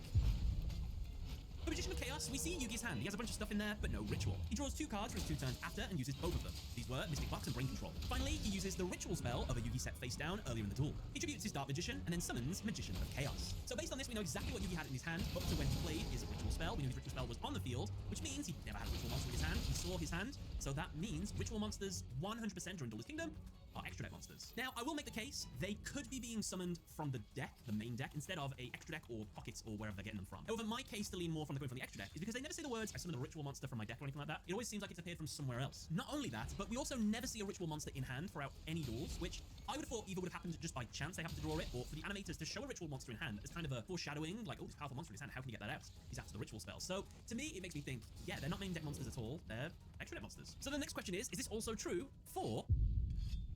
There are 4 ritual monsters summoned throughout the entirety of Battle City. First of all, let's get the one that inspired this video out the way. After Umbra summons his Masked Beast ritual monster, his hand of 5 should now have gone to 3 since he used 2 cards in his hand, the ritual spell and the ritual monster. However, next time we see his hand, he's got 4 cards in there, meaning the only way that this mask can make sense is if he used only 1 card in his hand, which was the ritual spell. So, the Masked Beast came from the extra deck. But what about... This duel, by the way, Joey vs. Mako Tsunami, has, for some reason, Duelist Kingdom logic to the duels. Like, monsters can be underwater for so long, you can hide monsters underwater. There's so much wacky stuff. It's like a Season 1 duel. I am scared for my future self to have to analyze this duel. Please don't request it.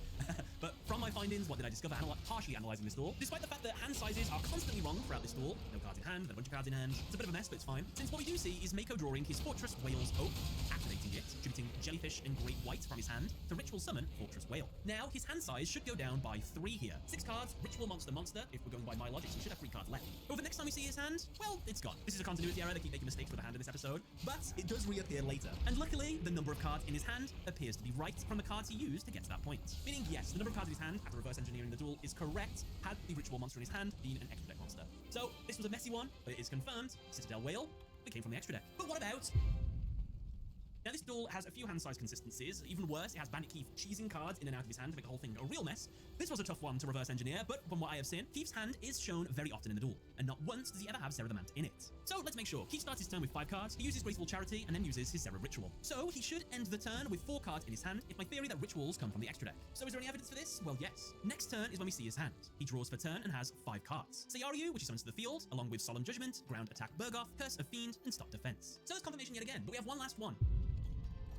Yes, by the way, Mystical Beast Surcat in the anime is a ritual monster. Fun fact, it's actually summoned kind of interestingly as well. Odeon, on the turn he summons this monster, has 3 cards in his hand. He activates the ritual spell in his hand, along with the set ritual that is face down on his field, along with the field spell he already has on the field. He summons Surcat. So 3 cards, he only used 1 in his hand, so he should have 2. How many does he have the next time we see him? Well, next time we see his hand, look at that! 2 cards in his hand, meaning Surcat was summoned from his extra deck. Because if it would have come from his hand, he would have only had 1 card. So if you've been counting along, that is all 7 ritual monsters summoned during Duelist Kingdom and Battle City, summoned from the extra deck. And just to clarify and prove it doesn't apply for later seasons, in the virtual world arc, which I know happens in the middle of Battle City, when you see the big 5 summon their 5-headed dragon, oh look at that, it's in their hand. The same also applies to the other 2 rituals used, the one by Darts and the one by Kyber. The number of cards in their hand changes, even though we don't see the monster, so there you go. Crazy bit of coincidence. Just so happens, the Rush Duel game has had ritual monsters added to it, and you'll never guess what ritual monsters do in Rush Duel. They are summoned from the extra deck.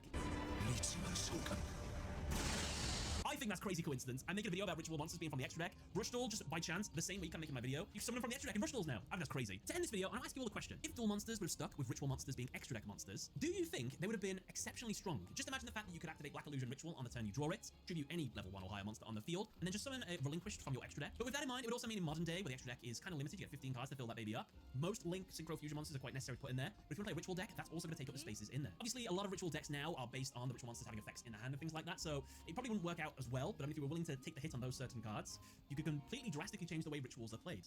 Interested to hear your opinions below. Other than that though, thank you all for watching. Check out this video if you fancy, or this one if you fancy that one. Thank you all for watching. Catch you later.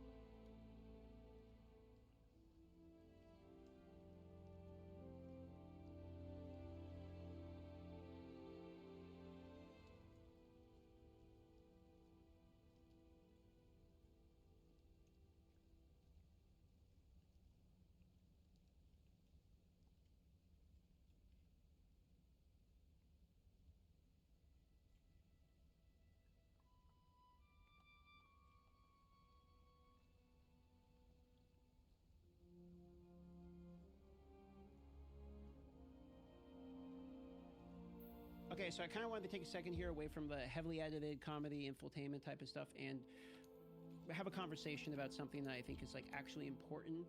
I notice in the comments that I'm getting on the live streams, as well as the YouTube video, as well as what I'm just seeing from like the demographic that's enjoying this type of content, is very primarily there seems to be a significant number of new players into going into Path of Exile 2. I'm talking people that never played Path of Exile 1, maybe even people new to the genre itself. And the thing about it is, a lot of the content that you're seeing is either presuming previous knowledge of not only the game, but of conversations that maybe have arrived around the ARPG genres and Path of Exile in particular. One such example would be things like build guides. Okay, you'll see people that would suggest, like, I typically suggest just play the game. You see people that suggest use a build guide, etc. Or there will be conversations like meta conversations around like, should you use a build guide? What does it actually mean? But the reality is, a lot of people coming in aren't even familiar with like these types of concepts. So what I want to do in this video is just kind of give a general talk on Path of Exile 2 in my basic suggestions in terms of just enjoy the game and some things to kind of avoid for people that are maybe entirely new to not only the game but the genre.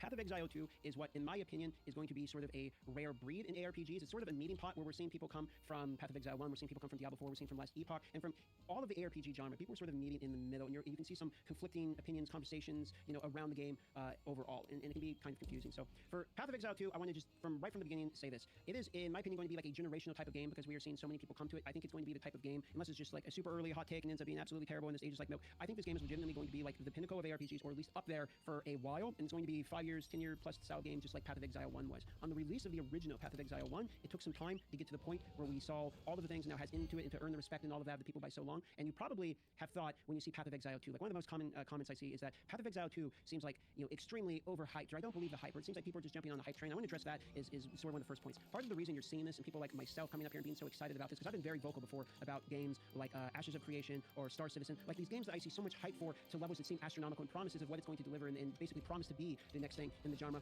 It's hard for me to believe these level of hype when I see them because of how much press I'm seeing around it, and a lot of times these are in early access, much like Path of Exile 2 is going to be. So you're probably seeing some like contradiction in terms of like, how can you be so excited when you typically aren't so excited in like early access in these other games, but yet everyone's so excited in Path of Exile 2. And if you're new to the Path of Exile game or the genre or the company and its reputation, that's probably very confusing. It can almost seem like maybe it's like a scam, or I don't really like get like, why is this one so it's still early access? It costs $30 to get in. Like, what's going on? And so the first bit to answer that is GGG, which is Grinding Gear Games, the company that has basically developed Path of Exile 2 as well as obviously Path of Exile 1, has earned a reputation over the last 10 years of like under promise, over deliver. Not only the quantity of content they pumped out for the original game, but the quality of content in terms of cadence, performance, we can kind of go down the line, but has been fairly significant. I myself am fairly newer within Path of Exile, and I say that when you have like 1,400 hours in, which is still like, I mean, in the other game that'd be an expertise, but that's because of the quantity of content you see in Path of Exile 1. But even during my time in the game, I have seen both the quality and quantity of content come to the original Path of Exile 1 in just the amount of time. So first of all, you have statements, performance actions, or things like transparency when they have an issue. They basically come up, say exactly what the issue is, meeting, etc. I think a good example of this was when major patch was trying to be deployed in the Path of Exile 2 rating, which was delayed. It's delayed on November 15th to December 6th. They had to kind of come up there with just a fairly heartfelt apology, like, we're really sorry, here's what's going on, and it's believable would be a terminology I would use. The other part I'm going to use, which is it is going to be personal information as opposed to more objective information. But I've had the opportunity to speak with the devs in person, off camera, that was not used as content. And I've got to tell you, while I enjoyed the game, Path of Exile 1 before, I started what I would consider like trusting the game or the company, or at least having belief in the company, which is something that I believe in modern society, belief in companies is sort of a foregone. I mean, it's very, very rare that there's actually a company you believe in or a product you believe in. Like, people have become skeptical for good reason due to under-delivered promises from larger corporations, etc. So people don't really tend to give that faith in a product or company very often. But in my communications and interactions, I'm going to say with Jonathan Rogers in particular, the man is sort of the major lead on the Path of Exile 2 project. I have come to wholeheartedly believe the man is multiple things. One of which is a person that actually knows his product demographic and how to accomplish what he's setting out to do, actually enjoys the own game in which he is playing and understands the game as well as an honest person. So I have some personal belief in the company due to the nature of the person that is primarily representing the company, if that makes sense. Okay, so that's my personal reason that I'm allowing myself to sort of get on the hype train for Path of Exile 2, as well as hopefully somewhat of an answer as to why you're seeing so much of a hype train from so many different creators within the ARPG scene. It's more than just everyone is trying to farm the latest game and we'll farm the next one. There's all these episodes of it. Obviously, I'm going to post videos for the game that's the most hype in the ARPG scene as now, but there is legitimate belief in the company as well as the product behind it, with basically every creator that you can think or name. I don't really know, to be honest, of anyone in the field that I've talked to personally, professionally, whatever you want to call it, that feels other than like an overwhelming faith in the company, essentially, which is exceedingly rare in the gaming ARPG market. Now, another conversation you might see as coming to Path of Exile 2, if you are a newer player, is about blind. There's been some recent drama. I won't go into about stuff getting spoiled. There wasn't really anything major spoiled, but in terms of should you go into the game blind, should you use a build guide, like why is this such a big conversation point? And there's multiple reasons behind this, and I'll just kind of explain this for people that might decide to play the game and want to really know what decisions to make. I myself, as someone who would benefit from you watching and absorbing my content, would actually heavily recommend to you to basically do the opposite, which is I would suggest to keep yourself as clean and even virgin snow as possible in terms of how much content that you absorb with the game. The only reason I say this is because Path of Exile 2 in and of itself is actually doing a very good job, in my experience of playing it, of explaining the game to you. I don't think this is a situation in which you need to download build guide, and I know people only have guides out, at the moment, literally anyway, due to the nature of the game really hasn't been explored as often as most other games. But I don't think this is a game in which you have to download 13 billion programs and all of that in order to be able to enjoy it from the beginning. I think this is the type of game that you can, as a new player, go into it and actually have the game itself sort of handhold you at least from the beginning to be able to understand it. And if you hit a wall, feel free to absorb these other things. I do think there will come a point when the in-game, when you're feeling not maybe as much power as you would like, and you're going to begin to do some research. But I do think there is an argument to be made that going into the game and experiencing for yourself is now a possibility. This might seem contradictory due to if you've done any research about the original Path of Exile game, you're going to see almost always unanimously people recommending you to have a build guide from the beginning. And that is because Path of Exile 1 did not do the things that Path of Exile 2 are doing in order to handhold you, teach you the game, or keep you from basically corrupting your character. While your character can be salvaged in the in-game, it was more difficult in Path of Exile 1 to be able to get an enjoyable experience without some outside information. This is probably the most common complaint of Path of Exile 1 and is a large portion of the reason that the Path of Exile 1, while it was considered a great game, didn't 100% dominate like all of the market and everyone's unanimously playing it on console and PC, and it's just like obvious it won, is because Path of Exile 1 is not very friendly to new players. And that is why you see so much recommendation around spreadsheets and build guides and programs, etc. And I think Path of Exile 2 is going to do a phenomenal job, in my experience, of playing the game at avoiding these same pitfalls for the newer players. So I don't think that's something you need to worry about as well, which is part of the reason I would suggest to you to maybe play the game for yourself before you actually go down the rabbit hole of try-hard min-maxing. Now, if there are a type of player that are hyper-competitive players, or they get the enjoyment from games, from progressing as quickly as possible, if you're one of these people, I absolutely understand. I played League of Legends for 10 years, and I had a roommate at the time who we would play every single day together, and he was more competitive than myself. And I won't say I'm casual, because I definitely wasn't casual in League of Legends, but my mentality was different around more having fun. But like I also wanted to climb rank as opposed to like climbing rank as the purpose of having fun. They were sort of different. So I can understand those concepts, and I know that this is fundamentally something that's just different nature of different people, and there's nothing wrong with that. So if you want to go down the min-max try-hard strat, 07 to you. I hope you blast through the campaign and enjoy it. The other reason I think a lot more people are going to be coming into this game from outside of the Path of Exile community is obviously cross-play, cross-progression, couch co-op, and also the campaign itself is doing a much better job at actually being a campaign as opposed to just continual boss fights or minions you slash through. There's actually a cinematic that sort of sets up what the story is actually going to be. There's continual other cutscenes in between the acts, and even if you're not really fully paying attention, you can sort of pseudo understand what's going on just by nature of the way they present the game from the beginning, which I think is significantly more enjoyable. I also think that if you're not worried about blasting through, listening to the voice lines, etc., Path of Exile 1 did a phenomenal job at actually having fantastic voice acting, having great music. The audio in general in the game is actually very enjoyable, so I think Path of Exile 2 is going to be the type of game that you can actually play through and enjoy from a more standard video game playthrough, if you understand what I'm saying, as opposed to only a systems-based ARPG in which the only thing that matters is items, power, build, etc. I think once you put a certain amount of hours into the game becomes that, but I think for most people that are deciding to play through the game near the beginning of the game, I absolutely can recommend to you that I don't think there's anything wrong with just playing the game through like a standard game in the beginning. So these are a couple of like the primary points of conversation that I'm actually seeing being brought up in the game in particular. I think that these are my thoughts on the matter, and to be honest, I hope that you all just have a really great time. To the people that are already part of the Path of Exile community, I implore you to welcome other people into the game. I think Path of Exile 2 is going to be the great melting pot in which all of the other genres and other people outside of the genres, etc., are going to come in. And I've very often seen the argument where it's like, hey, maybe you should play Path of Exile. It's the greatest ARPG in the genre, and you guys firmly believe that it is. I am of the same opinion. But then every now and then, I will see the same type of people that are saying, Path of Exile is the best, ever. This is the game you should play. Why are you playing other games? And then some people come in to play Path of Exile and are, overloaded with the information, etc., and then they get told, well, just go play Diablo 4. You're not smart enough for this game or something. So I would completely recommend to people that are like myself, that are enjoying Path of Exile and have some hours into it, to go back and remember what it felt like the first time you played it, and to be friendly and welcoming to the new people coming into the community. And I think that this also would extend it to people like content creators. I understand there's also some arguments to be made about whether or not putting up build guides and all of this information early can be considered bait or not, but I think it's a fantastic opportunity in Path of Exile 2 to sort of have a great reset and really enjoy the community, being positive and hyped around a game that is actually going to be fantastic, and to have that community grow. If Path of Exile 2 is what I believe it will be, then I do think in this type of scenario, Path of Exile 2 is going to be the greatest ARPG in the genre and does not need to have anything be proved. I think it will prove itself, and therefore we don't need to sales pitch to other people it's the greatest and go out and kind of do all of that type of stuff. I think it will speak for itself, and you can, if you're a Path of Exile huge fan, you can rest assured in the fact that Path of Exile is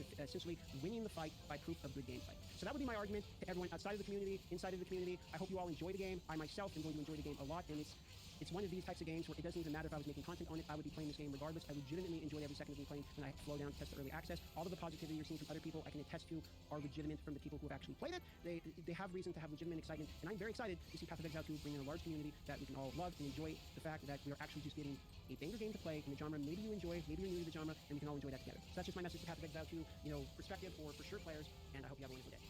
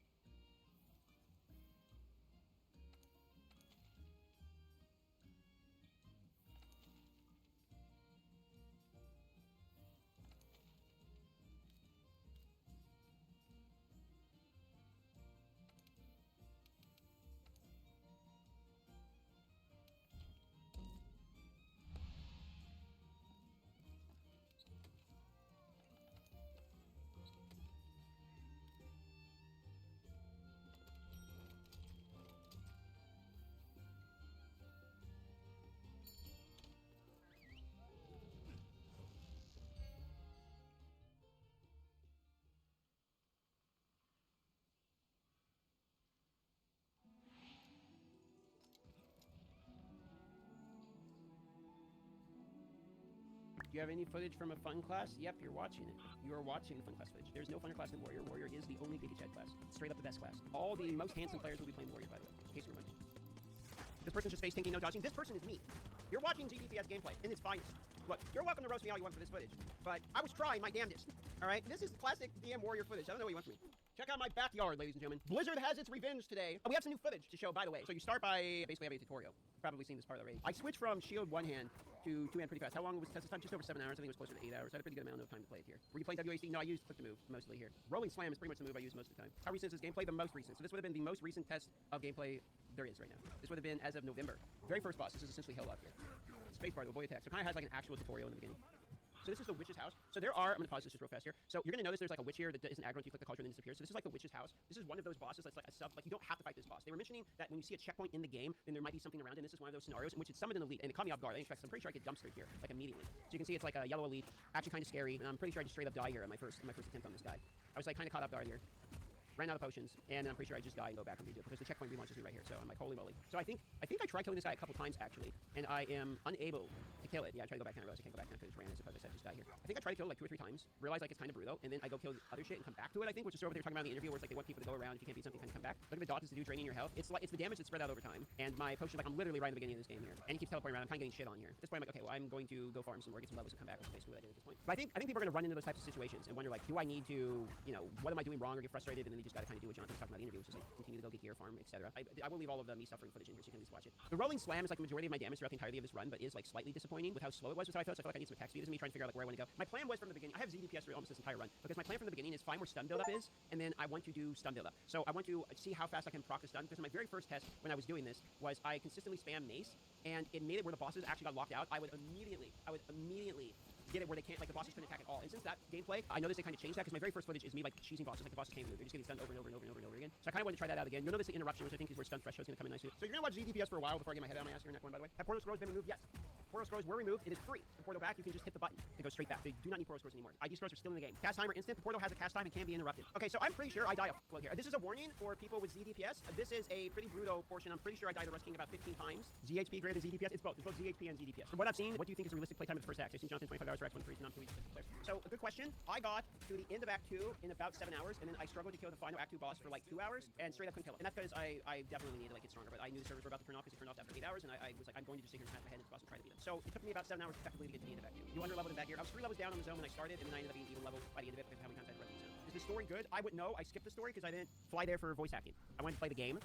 So I was actively trying to play the game. Poison looks cooked. Yeah, it's pretty brutal start, dude. They give you a lot of mobs. Like people worry about the density and stuff, but it's actually like kind of hard. Seems like survivability stats are a must-have. Yeah, you really do. I was trying to find a way to survive here in the beginning. Once I get out of like the first 2 zones, it started being a lot smoother. The first bit was actually pretty brutal for me. I'm not gonna lie to you. For new players, dying a bunch of something I'm expecting to do. How much will this impact my early game or is only late game I have to worry about? Okay, so I can only speak for my class. I know there's some other classes that had smoother starts. I died a whole bunch the first like hour and a half.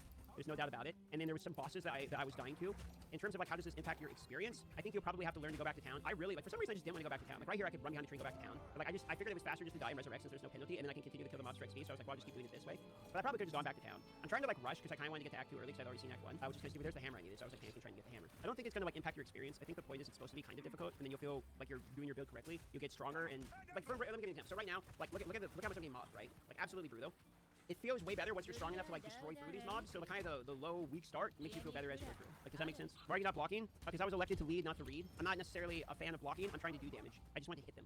So as soon as I can drop the shield, I do, and I go two-handed like immediately. It's a mentality thing. I'm role playing. I'm basically cosplaying as a 0 IQ warrior that only smashes. Make sense? Are those spires the new waypoint markers? The little like stones that go up that have the blue runes on them are checkpoints. The waypoints are like still the ones that are seated into the ground. The second stop in the ground feels so satisfying. I like rolling slam. I was using it primarily. It is kind of slow. So like one of my complaints I have with rolling slam was that I feel like I'd have to animation cancel. You'll notice like I kind of do that with the dodge. Like I do animation canceling quite often because I feel like I get locked into the animation pretty hard. That was one complaint that I kind of had. It's still like a strong move, but like there's definitely a reason, you know, to be concerned. So the Rust King here wasn't too bad. He basically just summons minions and you gotta kind of deal with them. He shows up on one of the obelisks once you're doing the final rune of power from grabbing 3 different obelisks. Kind of in the first zone. He's pretty much your intro boss. This is Act 1. This is very early Act 1. So this is like first major boss act 1. You can see there, loot is not specific to your class. Our first yellow item in the game is actually a crossbow, and obviously we're not using crossbows. I did find a pretty good item for myself fairly early, the gloves. I don't know if we've seen the gloves yet, but I get a blue pair of gloves that have +1 to all melee skill gems, like right in the beginning. Sorry if I asked, what's your opinion about the first comments about Souls-like elements on PoE2? Some people comment the game is more slowed down than the first. Yeah, I mean, it's slow. I feel like this is a point that has been brought up and addressed the most out of almost any point in the game, which is that the pacing is slower because PoE1 is 10 years old, to the point where they have had so many additions to the game you consume very fast. The pacing of PoE1 in the first act and the pacing of PoE2 in the first act are very close to similar. So there's that to keep in mind. The other point is it is purposeful. They do want to slow it down so that the rewards and the monsters feel more impactful, because there's a significant increase in focus on things like boss fights and individual pack of mobs. They don't want you to just one-shot literally everything and just like move forward and spam. Like it's supposed to be more meaningful combat interactions, and that's why they've added things like dodge, etc.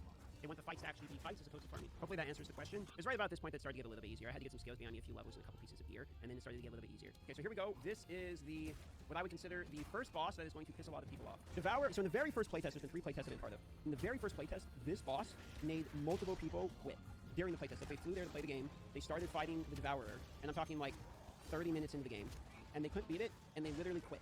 So I'm talking for the next 4 or 5 hours, they were sitting there on their phone, like for real. So this boss, yeah, some people were going to tell it.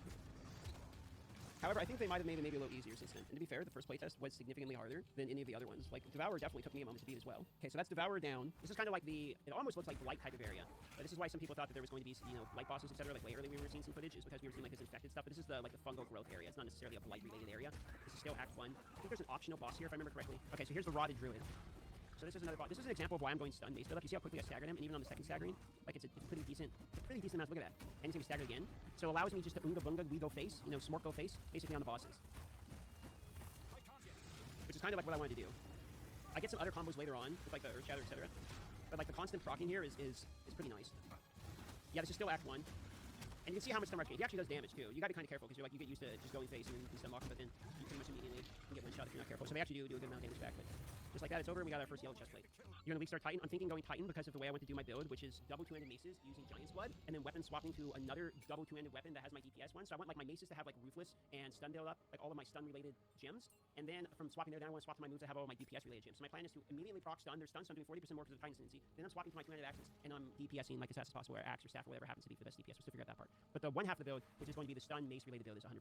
How swapping weapons work. So on the skill tree, or on the skill gem menu, you can associate which gems go to which weapon swaps. So they do this so that you can automatically swap weapons when you're casting something. So if I'm doing my move, the rolling slam here, you're seeing where I do like a double hit. If I'm doing that move and I'm using it because it's a mace move, I can auto associate it to the mace, so that way it's actually castable. And then what I can do is maybe I'm doing that in that support gems I put on it, or like Ruthless, which does 500% more stun every 5th hit or whatever. If I'm doing all the stun build up like support style gems in order to knock down the boss, once it's knocked, then I can have the other weapons and the other weapon kits selected to whatever my skill gems are. That's like maybe an axe move that does bleed or something. We'll figure that part out, and have that actually be my primary damage with all the support gems that are related to DPS once they're already stunned. So I'm going to stun them first, then swap to another basically weapon set, for instance. And what the second weapon set is, I'm not sure. The only thing I know is 100% we're going to go double 2-handed maces in order to give the proc a ton of stun, which means I'm going to be looking on my maces for things like stun build up, all of the affixes that will help me with that, and then the other part will be the swap. Yeah, this is Draven. This is a good boss fight, by the way. So this is a duo. Draven and her duo, like 2v1 you basically. You gotta kill both of them. It's a good fight. I think this one took me multiple attempts actually. There's like big AoEs that he spams, and then Draven himself is like throwing shit at you. This is an enjoyable one. I remember in the second access playtest, there was a pretty decent amount of people struggling with this one, as I struggled myself. The biggest issue I had was when he shoots out those, it can shotgun you if you're standing too close. So because I'm melee, I'm kind of in his face, and I'm getting shotgun, so it took me a bit to like understand the mechanic here. And then the circle, you gotta like, what you have to do is constantly move and dodge out of the circle. And you have like a DPS window, and then that one you shoot shit to the side, and then like hits in the middle. If you hit in the middle, you pretty much just die. That one right there. It's the shotgun from the beginning. So you have to kind of like notice what his animations are, and then you really want to avoid that one. That's the animation that one hits you. I think I die here again. I think I died like 4 or 5 times. I have to fight a lot to beat this guy. It's a good fight though. I mean, that one. So he doubles it and it's shotgun, so like you can really get comboed out. This is where some totems would probably come handy. And I think totems are going to be pretty good for melee enjoyers, because one of the issues you're going to experience is you're going to need to be able to move constantly with like dodge type of shit, like this one, and you're losing DPS timing because of that. Like that move right there. That's the terrible. That the combo one's kind of annoying, so you do a lot of damage, but it's the other one that was shocking. You get very aggressive with that.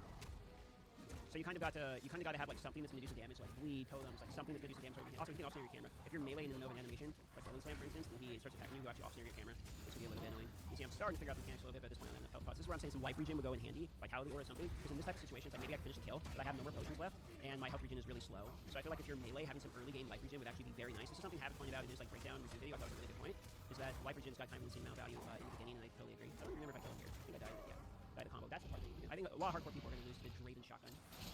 The main fight's still coming up. Actually, it's my part of the fight. This is one of the hard ones. It's not like the main fight. Is this the kill? And you see, I get scared of the. I kind of have to learn to wait for openings here. Can't just face charge me down. Running out man if you want something legit, have to play this.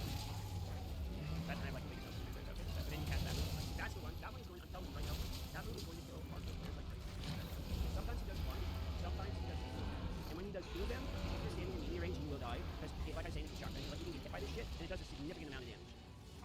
actually kind of crazy damage. So you kind of have to wait for like only the openings. Also, I'm not sure if my defense is rough enough at this point. I might be under level. Look how much damage. I did about 60% of one move. So if you double combos, you're in trouble. That's pretty much my primary move. The AoE is not, like the big circle AoE is not so bad. It's a little bit scary, but like much scarier than that, actually. That's a problem. That move was fucked up. You kind of gotta like respect him. You can't really grief with me. Like they're out of cancel it, so that way I just get hit. How do you fast the more defense skill tree here? Yeah, both of those. Skill tree will have different component here. Weapons, things like resistance to HP. I thought I was gonna die there at the end and have to do the fight. Also, this is the other part. You fought Draven, Castellania, or whatever her name is, as a cast-in, and then now we're doing the reverse of that. This Draven helps her out. So you have to fight both. Basically both pieces of the voice lines are pretty good too. Whoever voice acted this character did a phenomenal job. Right. Very good. How do you think PoE 2 will change PoE 1? You think it will end up hurting its player retention even with the offsets to 2? I think there will be a percentage of people that play PoE 2 over PoE 1, and I think newer players coming to PoE will probably go with PoE 2, meaning that I think the overall player base for PoE 1 will be lower. I'm like sitting here trying to heal. The dodge. The dodge was clutch. And 5 so I guess we got it. So that is, you fight the first 2 bosses to get the key or whatever, and you fight this guy, and then this guy opens up the next portion. You're going to notice there's a lot of bosses, and we are still only in Act 1 at this point.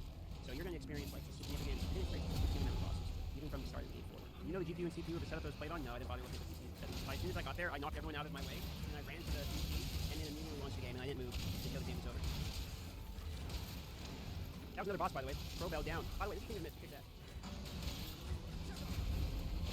Looks like a pretty tough fight. Yeah, he wants to realize mechanics wasn't so bad. He's got some tough moves. He's pretty tanky. And I think I'm a couple levels down the zone. I'm trying to like rush through, to be fair. He didn't really do much crafting or answering. Are you fighting this and this? I fight as a mechanical boss. I think they have him associated with more than that. This is from Mechanic and Iceborne. It's possible to portal out from boss fights. I think if you don't get cancel here, but if you portal out, like you have to do it again. You're kind of like locked in there. It's a good fight also. This one and Draven took me a few minutes. And the final action boss.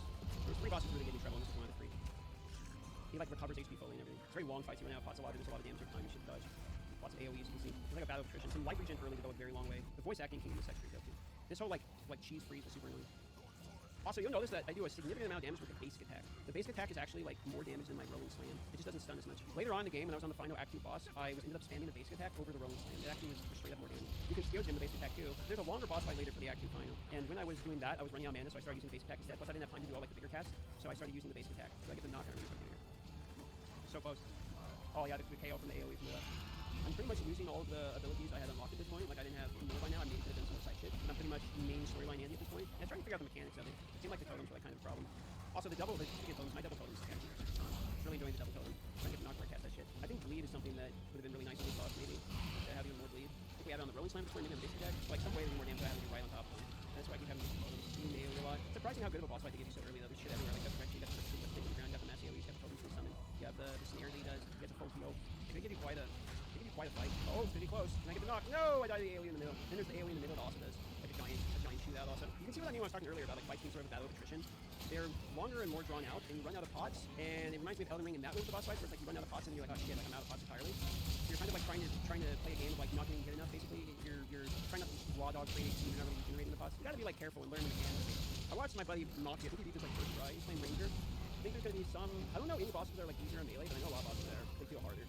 For sure. I believe Service will hold on December 6th. It sounded like, from what I'm remembering from the podcast, it did sound more to me like he was, you know, let's use the word surprised by the amount of reaction, you know, plus 30 spirits as an example. It did sound to me like he was pleasantly surprised by the amount of interest PoE 2 was doing. They did my boy King of the Mist Dirt early act boss. It was a good fight though. First try indeed. There's a skill gem, so you can get skill gems. Heal him up. You have some other ones there. Kind of cool moves he's got. There's Hope Ray Hammer. I think at one point I had a pretty good hammer. I don't remember maybe this one I already had it, so but I got pretty good hammer. I'm trying to figure it out. I feel like my damage is not. Yeah, that's 57%. I think I end up using 57% logging here, so I get 5 strength. So 36, 48 to up to 61 there, so there's a DPS increase on the game. So not bad as well starting these there. And then I was basically going like, okay, I think it's war prime powered attacks. Like I was using the war prime. So I'm trying to do it where it's like all my damage is front loaded in one big hit, basically. And then I end up trying to figure out where I go next. And I see here stun enemies, two-handed, etc. So I'm going like all the way to stun shift. Is basically what I'm going. Take the war cry node and then I pretty much go. I'm trying to get as much stun to the place. So I was really wanting to see like how quickly you can go to stun. Because you know, I probably got better damage, but also I missed the loot box here in the beginning. I come back to that. How the combat feel, movement, combat-wise, felt very, very good. I've had 3 playtests now, and in every one of my playtests, the game feels phenomenal. The best compliment I can give it is it's one of those games where I almost just don't remote. That's a good item, just not for me. I almost don't care at all about only playing it for content. Like, it's the type of game, if I wasn't streaming and I wasn't making YouTube videos, I would be playing the game. Does that make sense? Like, I would be playing it regardless. There's games you'll play and you'll try it, you know, and all that, because there'll be a new game that's out. You're like, okay, let's give it a day or two or something, and give it a stream, see what it's like. How to Big Out 2 is not one of those games. It's one of those games that you only want to play it because it's good. Like, it feels good. And I did want to stop playing when the servers turned off during the playtest, and I wish we could play right now. Oh yeah, this guy caught me off guard. I was like, gonna read the thing, because I was gonna do a voice line. I like listening to the voice lines like you as you're doing it, and then this each other. See, I like the knock. And that will give me 40% more damage during the knock. In a while, I start getting the Earth Shatter combo. It feels more satisfying. He does like a missile barrage or something. Fire breath. Classic. Like a piety like move. What was the coolest item you found on your run? To be honest, I didn't find very many good items. Like, I actually felt like I was a dry playthrough. I didn't get that much shit at all. I also like barely got any currency. At one point, I had to get a basic acid transmute from Moxie because I literally couldn't even like roll my piece of gear. It was a pretty dry playthrough. Okay, so this is the final Act 1 boss. Effectively, like, I think that's where the beast on the cinematic there. And you're gonna fight the Iron Count guy here, who has like he has basically two phases. You have your basic phase in which he's just a sword Andy, and then he has his wolf phase in which he does a bunch of dashes, etc. against you. He can freeze you with the giant poke, as you're gonna see there. He is staggerable, which is basically a move. And he just kind of attacks fast. He's not really actually like that scary. I think they might have turned him down a little bit. The freeze is pretty annoying, but I feel like he was actually more annoying before. I feel like they might have nerfed him a little bit, because before he like his melee felt more disgusting than previously, if I'm being quite fair. This part's cool. So these are my Earth Shatter. I can like put down these spikes, and then when I War Cry, it explodes the spikes doing some damage. So the combo I was trying to figure out, and you know, I'm playing since I'm learning this. Here goes become a wolf there. This is the guy from the intro, by the way, the stab, the hooded one. He's got the sword with the runes on it, right? But the combo I'm trying to figure out here is if I knock him with my mace and then spam these things while he's down, and I just basically take some dog shit. But if I spam these things and then War Cry, I can do like this big charge combo damage, which was effectively what I was trying to figure out how to get that to work just right. And I ended up getting this later on in the game, but I had just sort of unlocked these moves. I figured out this combo, and the combo is actually like pretty strong, but it does take a while to get them up. So what I mostly figured out about that is when they're doing like immunity frames or they're staggered or something, that's when you kind of spam them. If there's a moment in which you can't DPS till later, it gives you like delayed damage, lets you set up with it. So you're like the spikes or totems or what have you, and then you can kind of do a burst of damage later. Also, those moves themselves actually do, and he does, you know, obviously Ice Rain here, etc. before he can do a big fog move. But those spikes that come out of the ground too actually do stagger as well, so you can sort of step them up while he's gone and then spike them. Now this part, some people were struggling a bit with this part because in order to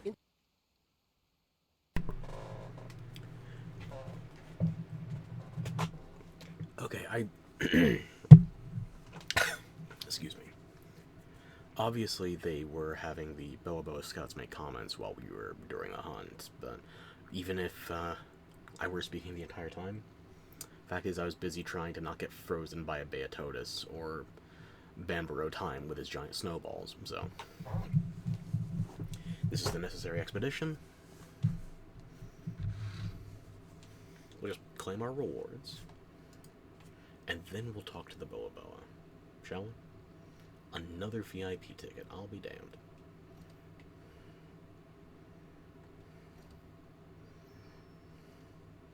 Yeah, I thought it was big. I know it was on a gold crown, but Big Bayo. Still not used to calling it that. Toady. Maybe? I don't know. Unfortunately, the series handler doesn't have any unique dialogue for this section. But we did chat up the feline researcher, so...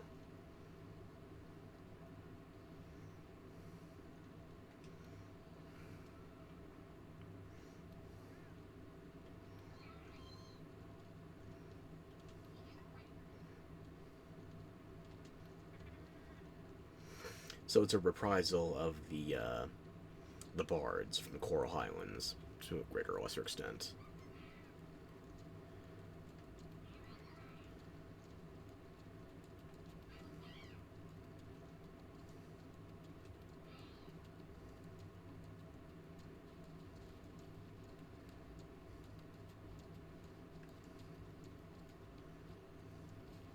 You want me to drag this guy with us?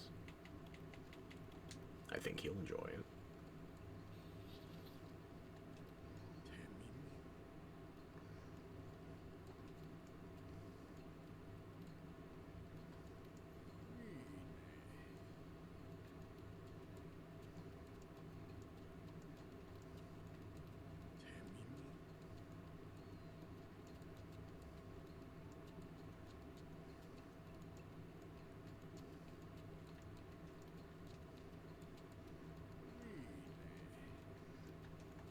Yeah, he only has the two things, unless... I'll try again.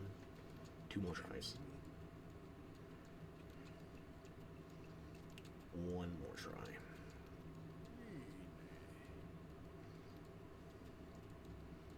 And that's a no. Okay.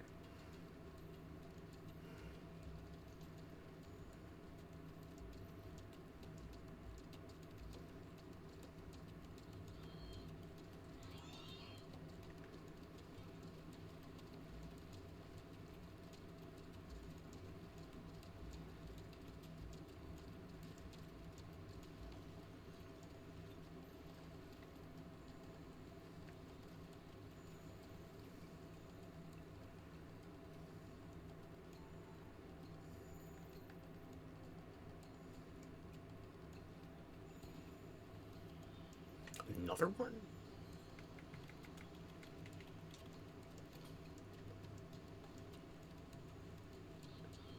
Yeah, I get the message. I see some rare endemic life. I need to grab this. 2 golden macaques in one sitting. It's not as rare as other things you can be capping, but at the same point, I'll take as many as I can get. Right. That one I caught earlier also got me an awardment. It's rare. It's not the rarest, but it's rare enough.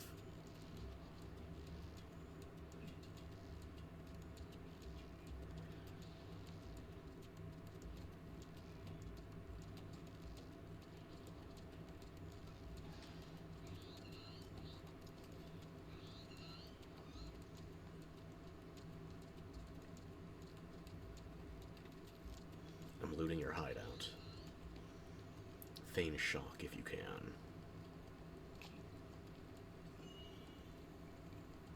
I don't think I have anything else that needs Dragon Core ore at the moment, but I will. Soon enough.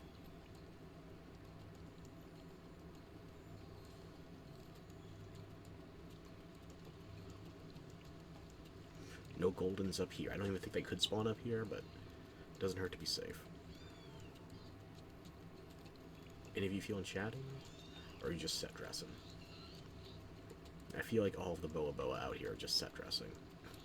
Okay, let's get in there.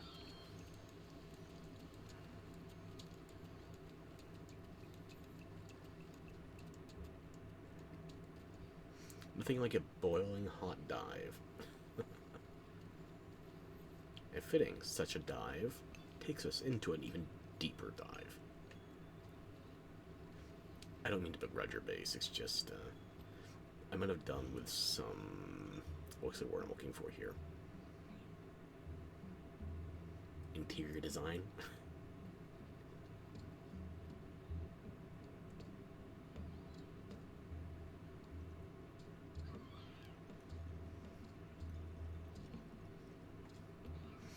Good thing I brought Frank, our senior staff. And if we have to drink, then hey, Frank's good with a Stein. Classic combination. Frankenstein.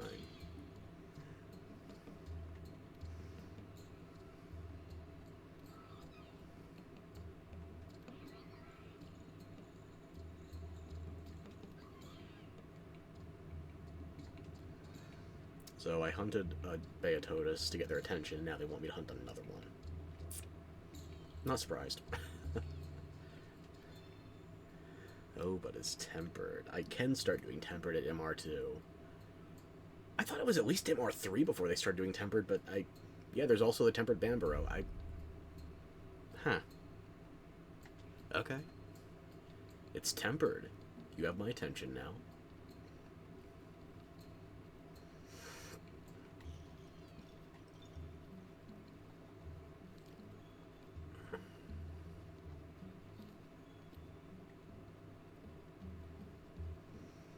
Nobody else here is open to talking, so...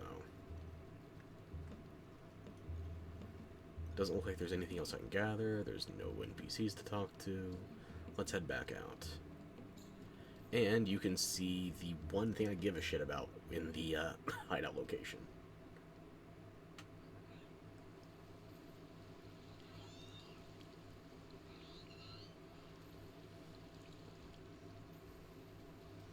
This is the one feature I'd say makes it worth it. Oh, you don't have to slide down this way. I don't think those are unique spawns, but they just look different than I remember in here. Yeah, they just look different in this lighting. Okay. I might double back if I see items. But the big thing here is, it's a slide. That'll take you right back down to the southern camp. And if you are not a... what's the polite word? Perpetual hoarder, like I am, then you could just go down all in one fell swoop, instead of grabbing random crap along the way.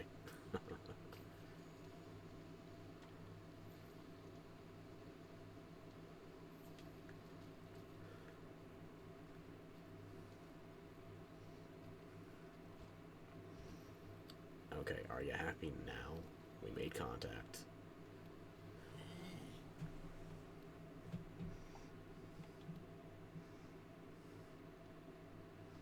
Mm-hmm.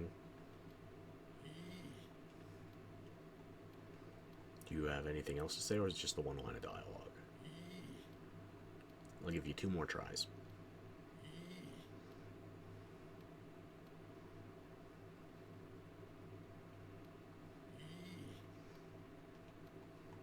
Yeah, if he's going to say the same exact thing 5 times in a row, that should say... he shouldn't have anything else.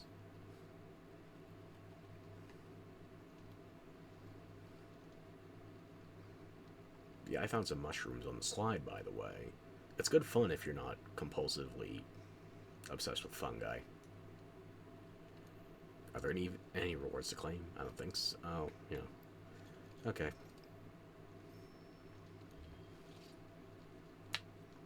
Yeah, that's great and all. Let's go back to Celiana, shall we?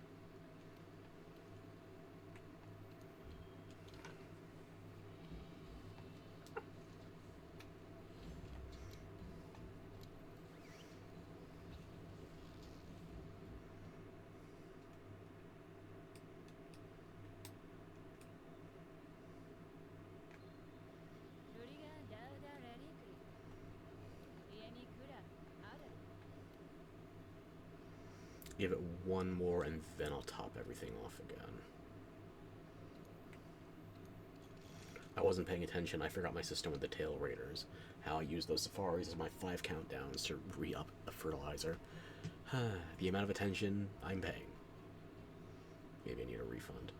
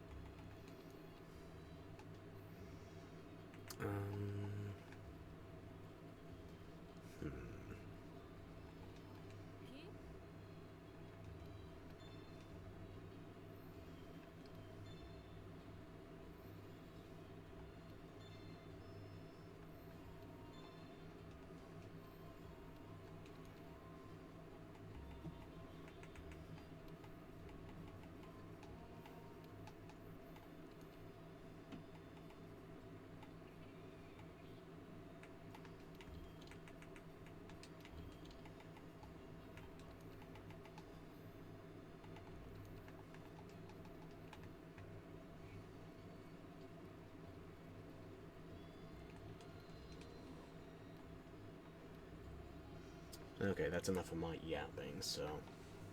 I just gotta grab my pills, I'll be right back, and... then we'll go back to listening to somebody more entertaining while I go about my hunts.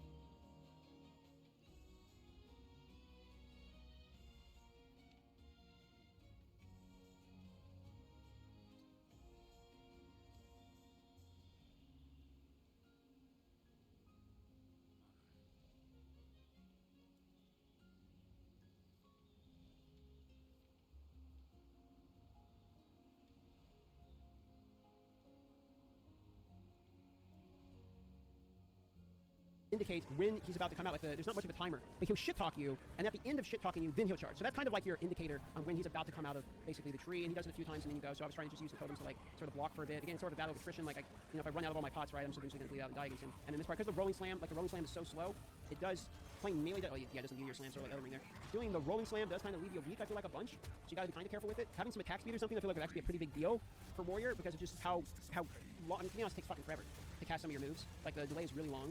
Just your movement speed and all that in general. I think having movement speed on the boots is going to be just as big, obviously, and then having some attack speed or something for this would be lovely, because I was struggling with just straight up my attack speed. Like I would get hit a lot of stuff because I started walking into the animation or something. There's a good example of like the dodge roll can block some things, but not everything. I was able to block the swipe, but you can't exactly block the random. So I'm gonna die here. I remember I ran out. Yeah, I ran out here. Probably could have killed him if I didn't eat most of his things at the end. But you can tell this boss is not too bad compared to like Draven in the earlier acts when you're maybe not as prepped with gear, etc. I definitely think that those were harder bosses. I think Kings of the Mist was way harder than this guy, so I don't think he's too bad. And everything is clearly indicated on the move, so you learn it pretty fast. None of the moves are frustrating. Here I kind of learned, okay, like spam this shit and then blow it up. You can see you can kind of like prep some damage in advance. So starting to piece together the builds a little bit better, and you can see the burst damage is actually like, pretty good because you get the full combo set up there, the earthquake and all that. And at that point, the damage is like pretty solid. So I think Warrior, once we learn the combos of the Warrior, I think Warrior's actually gonna like absolutely melt. It's just gonna take a bit of time to like figure out the good combos and how to set them up and get the right gear and all that. But that's why I definitely like Warrior might be clunky, but I think he's gonna slap. You can see we're already like vastly improved for the run that we just had before here. Damage is there. It's just learning to set it up, and he's immune there. What's changing is that'd be a good another opportunity to start setting this up, which is what I do here, and try to cry and get burst right after. So that right there, that's staggering damage and getting an opportunity. That's why I want to run Giant Club with 2-handed maces for 40% more damage while stunned. Like, I think that's kind of the opportunity. You stagger him barely immediately, you get these big bursts of damage. Again, he goes to the mist, summons the wolves, constantly charges at you.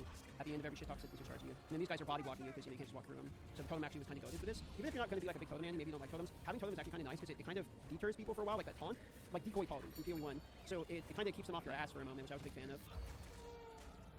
And there we go. So that's the final Act 1 boss anyway.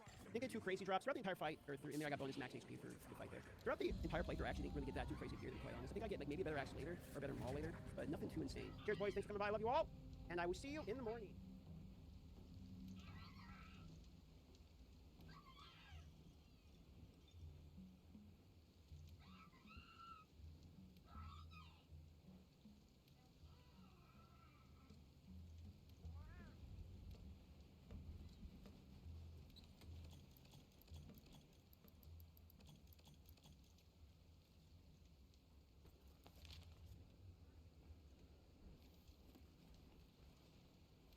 Key.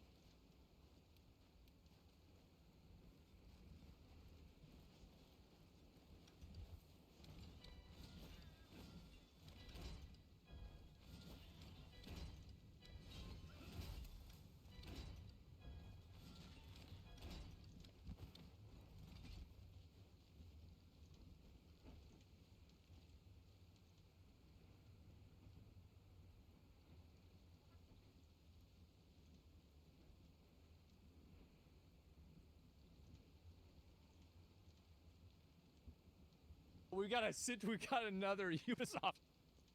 Guys, it's a day that ends in Y, which means that Ubisoft is closing another game or studio because of bad performance. X-Defiant is officially shutting down. Servers are going offline in June. 6 months left.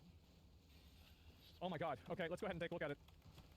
I'm unfortunately here having to announce that X-Defiant will be shutting down. Starting today, December 3rd, new downloads and player registrations will no longer be available. We will still release our Season 3 content in the near future, and the servers will remain active until June 3rd. For those who purchase the Ultimate Founders Pack, ooh, those are people that spend a lot of money on the game. Ooh, what are they getting? A full refund. Oh, wow. If you signed up to eat a whole dick, you're getting the entire dick back. All three of them. Yeah, all three of the people that bought this. Players who made any purchases within the last 30 days will be refunded. Those refunds should happen automatically within 8 weeks of today. And you should get more details here. A few years ago, Ubisoft and the San Francisco dev team embarked on a bold adventure to develop a new arcade shooter called X-Defiant. It was from the start an incredible challenge. Not only were we trying to shake up the genre by removing skill-based matchmaking, but by bringing a more old-school arcade shooter experience. By the way, do you know who the people that don't like skill-based matchmaking are? There's two groups of people. Number one are the streamers who want to farm nubs for stream content, and number two are people who overestimate their skill. Skill-based matchmaking, the reason why it exists is because it increases player participation, and people like skill-based matchmaking. Also, we've always had skill-based matchmaking. Like, am I the only person, like, whenever I would play Halo, I'm playing ranked. Playing ranked is skill-based matchmaking. Like, I'm sorry, like, when I queue in and I'm level 45, I'm queuing against other people that are 45. Yeah, I mean, let's be real. I think at this point that ranked should have skill-based matchmaking, unranked shouldn't. Maybe, but I feel like if unranked didn't, people would just be having bad times. But I do think that definitely is, like, if there is a middle ground, that is the middle ground. And for that, I want to applaud the dev team and also Ubisoft leadership for taking a channel. Free-to-play in particular is a long journey. Many free-to-play games take a long time to become profitable. It's a long journey that, unfortunately, the journey became too much to sensibly continue. I'm, of course, heartbroken to have written this post. This game's been a personal passion for me for years, and not all challenges lead to victory. And, okay, so all this happens, and what is achieved is truly remarkable. The early response from players launched when X-Defiant launched was amazing. Well, the reason why you had a lot of people play the game, number one, not number one, one of the big reasons is you paid all the streamers to play it, right? Like, is it on Steam? Wait, it's not even on Steam? Why didn't these retards release the game on Steam? Were they stupid? I don't want to use their shitty launcher. Why the fuck I don't want to download their launcher? Fuck that. That's stupid. Yeah, like, what do we do? What? Why? That's so dumb. The game's free to play and still no Steam. Yeah, like, I'm not gonna, like, what the fuck? So I have to download a new program, make a new account just to play this other game? Like, why would I do that? And we had 5 million users, and we have 15 million players in our game. That's something to be extremely proud of, especially considering how tough the genre it is. If there's one thing I hope we can all take away from the experience, it's the importance of open, honest communication between developers and players first. The player-first mentality, along with respectful, non-toxic conversations, has been a standout difference and made X-Defiant so special. To our players, thank you from the bottom of my heart. I want to express my deepest gratitude. Okay, so let's read some of the comments. We won't be shutting down until after Season 4, guys. LOL. It must have been a tough post to write. RIP. Wait, what? Thanks for a great few months. COD killer. I have to laugh you guys did this to yourselves when an absolute failure of a game. Why did this game fail? X-Defiant was a great game. No, it wasn't. If it was a great game, it wouldn't be shutting down. You fucking stupid. What? That's not how it works. And mods? Yeah, I don't know anything about this at all. I have no idea mechanics and desync. Man. It's sad, bro. Devastated. Hate to see a game with so much promise and not have the time to reach its potential. It's more complicated than eventually. When skill-based matchmaking is literally called skill-based matchmaking, it has some bad features where it purposefully unbalances teams to artificially create balance with the scores, which means that you can't rank up without miracles. I don't know. I feel like if you take a good player, they're gonna rank up every time. I feel like a lot of that is just coping. Ubisoft. Let's see if I can find this. Ubisoft is laying off. Oh my, yeah, okay, so here we go. There's also a massive layoff going on with this. Ubisoft San Francisco and Ubisoft Osaka are both closed. Sydney team is ramping down. Up to 177 people to be laid off. Half of the X-Defiant team is moving to other projects. Ubisoft had hoped the game would compete with Call of Duty, but recently was denying shutdown rumors amidst declining player numbers. Let me see, were they actually declining it? Defiant, X-Defiant, shut down, deny. Ubisoft responds to X-Defiant shutdown rumors. This was a little bit over a month and a half ago.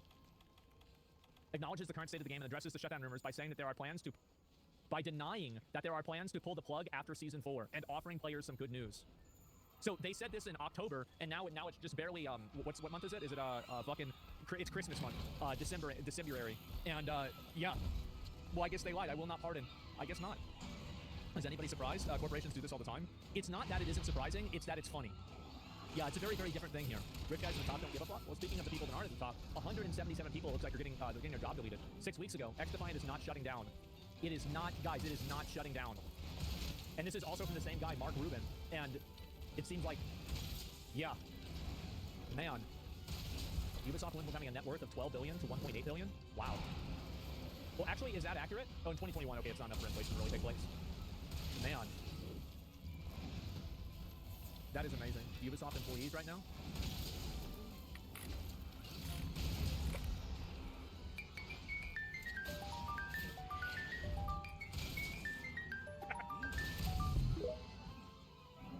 Oh, man.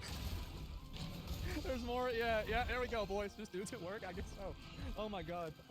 Ubisoft is really going through it. They are, man. And I want to say again, guys, remember whenever I said that Ubisoft stock price and the way that they're doing didn't matter? And everybody called me a delusional hater and I was stupid and I was just fear-mongering. And then Assassin's Creed got delayed. They had to put Star Wars Outlaws on Steam. They said the numbers were bad. Now they're shutting down an entire studio and they're shutting down one of their live service games. That's crazy, huh? Wow. Maybe it's almost like the stock of a company implies the direction that the company's going in. What? Who would have guessed that? X-Defiant versus TFD? I mean, I don't know. I think the first Descendant kind of fell off. Didn't it? Oops, I bet it probably has like 10k players. Yeah, something like that. Yeah, it massively fell off. You want to know why it fell off? It's because there's no new good content that's world content that gives you interesting gameplay. They need to add like another difficulty, or not difficulty, excuse me, another world tier level that drops like mythic quality items instead of legendary quality items, and make them like very rare, and then have like other ways to upgrade them. Then you can get the real content, because like what they're doing now is garbage. They should have just asked me, and I would have fixed it. The stock is dropping again now. Well, let's take a look at it. Ubisoft.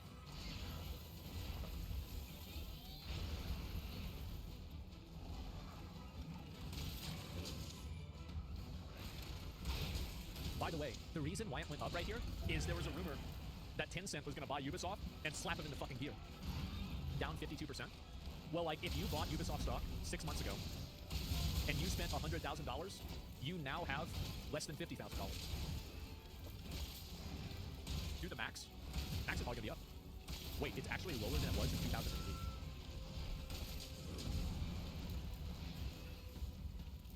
Oh my god.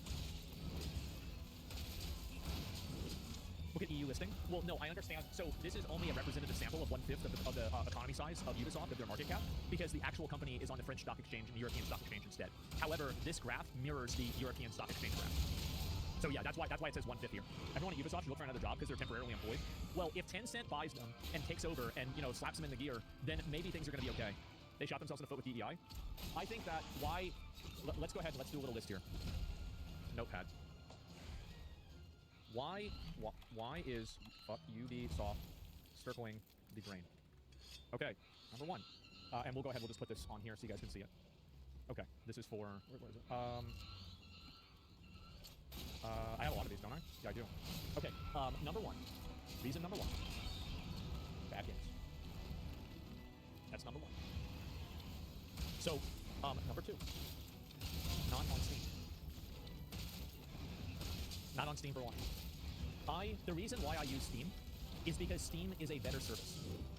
My experience as a user is made worse when you make me download your proprietary launcher just to play one individual game that I have to make an account for. I'm not stupid, and most people aren't stupid, we all know that the only reason that you're doing that is so you can give me pop-ups and advertisements so for me to buy more of your games and more of your products. And also so you can sell my data to your partners. I don't want to participate in that. It's annoying to me, and I feel like I'm being taken advantage of. It automatically creates a negative and hostile consumer relationship. That's it. No 30% cut for Steam. I don't care what their cut is. It's irrelevant to me what their cut is. I don't care about their business model. I care about my experience as a user. I don't give a fuck about their business model. It's totally meaningless to me. Failure to meet expectations. So probably the two biggest examples of this that I could use, I can't spell for shit, by the way. And anyway, drama after drama. No, that's it. So basically, Star Wars Outlaws, you can't play as an outlaw. And Assassin's Creed Japan, you're not playing as a Japanese male samurai. I'm going to tell you guys a little secret here. Is that in the Sengoku period, where the fucking Yasuke and Naoe are part of, with Oba Nobunaga, I think that's it, yeah, Oda Nobunaga, 99.9% of all people that were involved with that were men who were Japanese. That's it. Also, with, I guess, Star Wars Outlaws, we can talk about that. Yeah, and that's it. And so if you have some character there that's like, no black, I mean, it might be one or two. I mean, I think that there's a good chance that there could have been a couple black people there, for sure, right? I mean, because people had votes back then, maybe it happened. But to center the story around that, it's a bit weird. And especially this is the other issue, and it ties into this, social messaging tied into games. This is a huge problem. Why is it that the only people you were able to steal from in Star Wars Outlaws were the police? Well, I'll tell you why. It's because you have a bunch of weird liberals making the game, and this is their value system that they're putting into a game about being an outlaw. It's weird. It's out of touch. Yeah, it's 8-cab shit. Like, get the fuck out of here. Don't forget the second login once you buy the game. Yes, anti-police liberals. Yeah, it's so fucking annoying. Defund the police mentality. I wish that the people who I wish the people who want to say defund the police, could we have a way that they could just like opt out of paying a certain amount of taxes, and then the police just don't respond to their phone calls anymore? If you actually want to defund the police, do it. Do it on a personal level. You don't have to pay these taxes anymore, and you don't have to deal with the police anymore either. We'll see what happens. Yeah, they would, by the way, they would never do that. Not for a second. The microchip, yeah, it'd be amazing. It sure would. I have a feeling that we actually already have a word for what would happen with that situation. It's called natural selection. And anyway, so social messaging tied into games. This is overdone, exhausting, and annoying. Nobody wants to hear about any social issue or any sort of like weird gender politics when they're playing Assassin's Creed. People don't play Assassin's Creed to hear about this shit. It's weird. Stop doing it. Here's another one. Overpriced games. One of the only good games that Ubisoft has made recently is Prince of Persia: The Lost Crown. I understand that, again, social messaging, people didn't like the way that the character looked because they thought it was like just a Killmonger haircut and it looked like an African person rather than a Persian.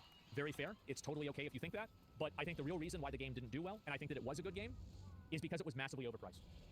With the early access for the game, you had to pay over I think it was $60 or over $60 for a Metro. I'm sorry, I have to enjoy the fact that we brought a veritable army, but they want to sit and watch as I claim their kill. Because I'm not killing it. I'm taking it with me. I'm going to mount this sucker over my fireplace while he's still wriggling. First tempered hunt of Master Rank, baby.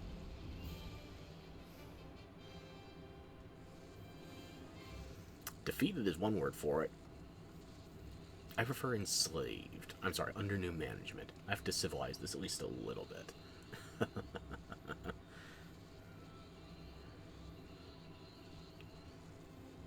There you go.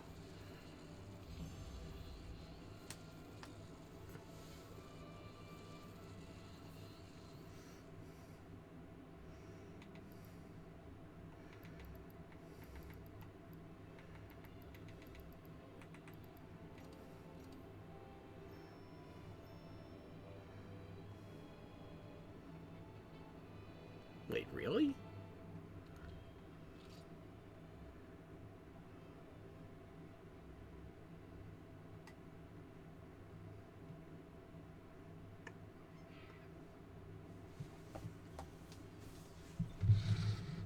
I'm sure you're selling yourself short.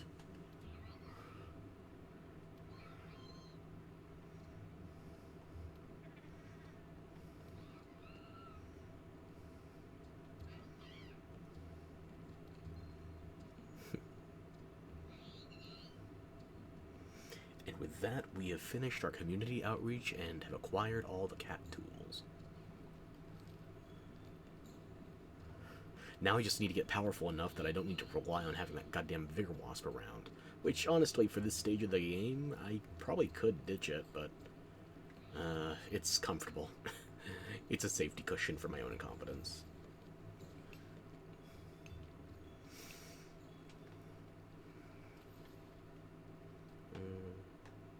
thought it was a spider web or some kind of egg back there for a hot second. Nothing else in here I can grab? Nope. Well, I guess I'm abducting one of you. This proud boa is coming back to my camp.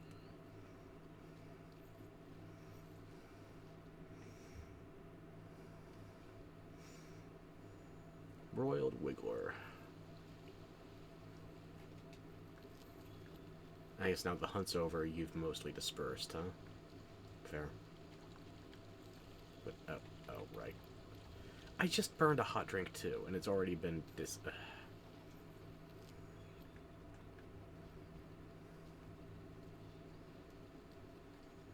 Where's the Linnean researcher right now?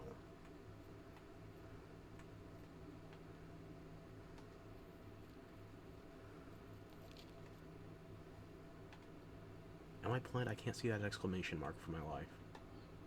Let's go to camp. The slide was right there, I know. Where the fuck was that exclamation mark? No, not... Where?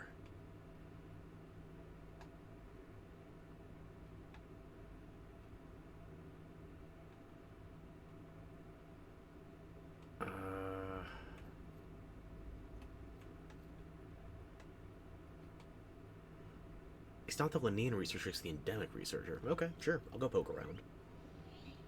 Actually, I don't really care for it right now, so... Like, the researchers are going to have more busy work for me. I don't know if I want to deal with that right now. Save that for another day. You know what I am going to do, however? Gonna go down that slide uninterrupted. I said I would, I just flew away, I wasn't thinking. So, let me make it up to you. Hop in here first, get a little resistance to the weather.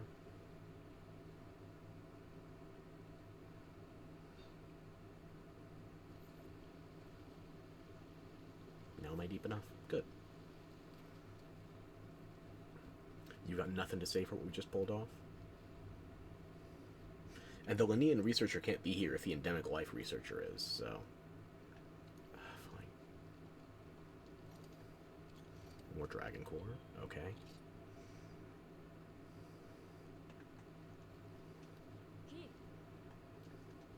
You have nothing new to say. That's unfortunate.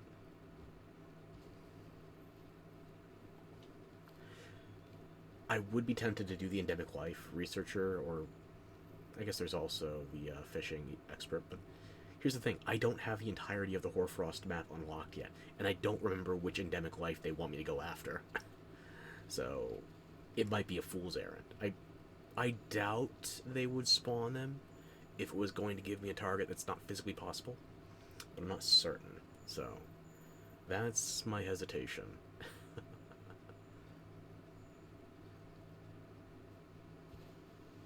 Okay, enough of that.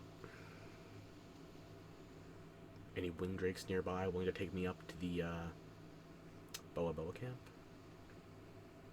Can I just hook one from over here, maybe?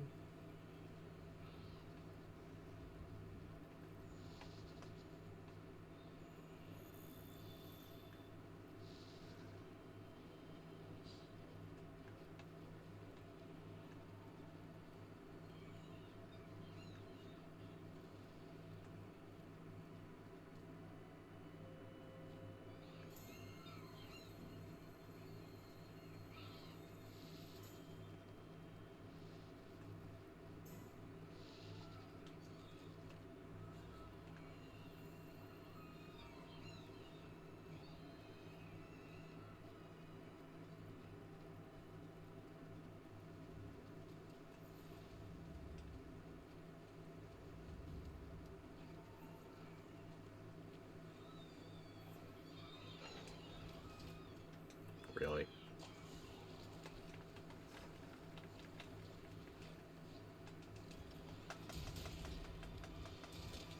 You suicidal badgers are the problem.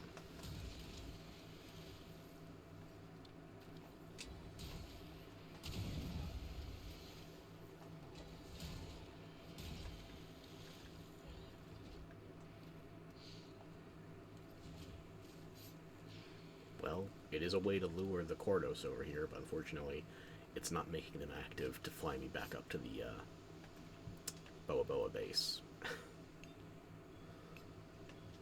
Wait.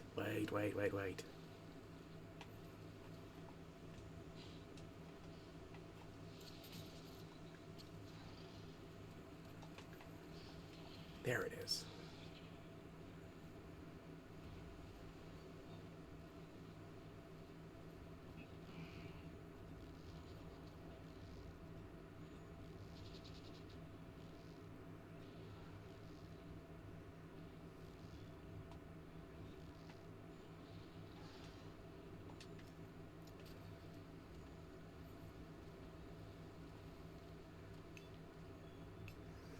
You figured the Linean researcher would show up here once we made contact, but I guess most of the Boa Boa are gone as well, so... Yeah, I understand.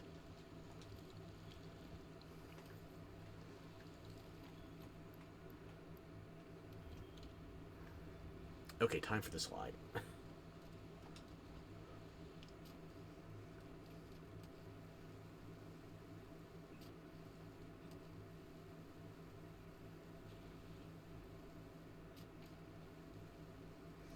Not the smoothest ride out there, but it gets the job done. Brings us back to the southern camp. Straight into Hot Spring in case you need to refresh.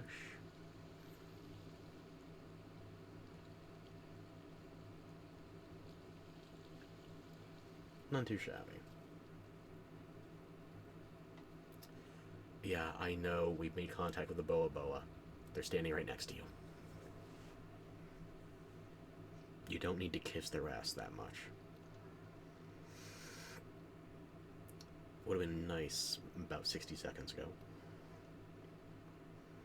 Okay, sure. Recruit the weasels.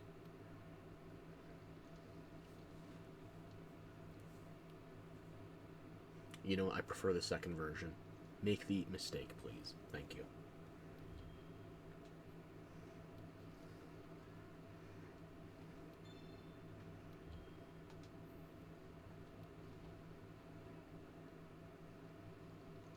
Really? Well, that's nice.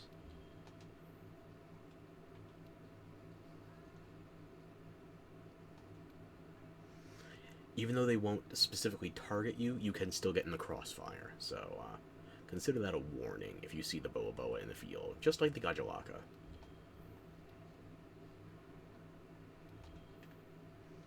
Okay, that's enough yapping.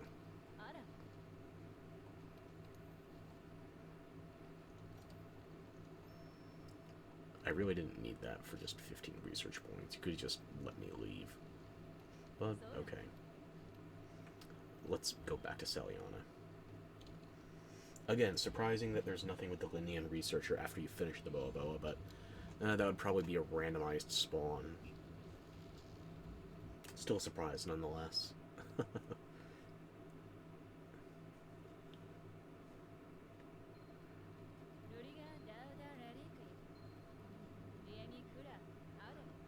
The Argosy is back, and so are the Tail Raiders. This is a perfect time to re-up the fertilizers. Or it would be if that expedition didn't need an extra charge. You fucks. I'm actually not going to do the Argosy while I'm here, because I want to go fly to Astera. Have words with the captain myself. It would have been perfect.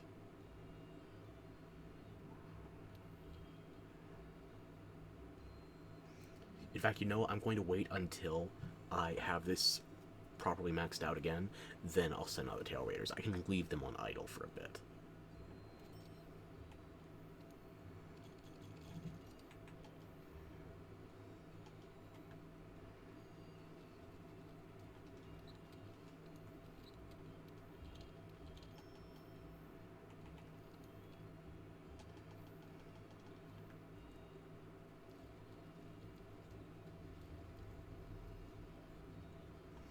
I want to talk to the botanical research expert as well, since he gave me the other assignment.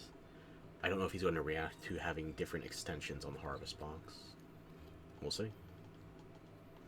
Was there anything else I had to do? Resource center? Yep, okay. Hopefully that wasn't getting in the way.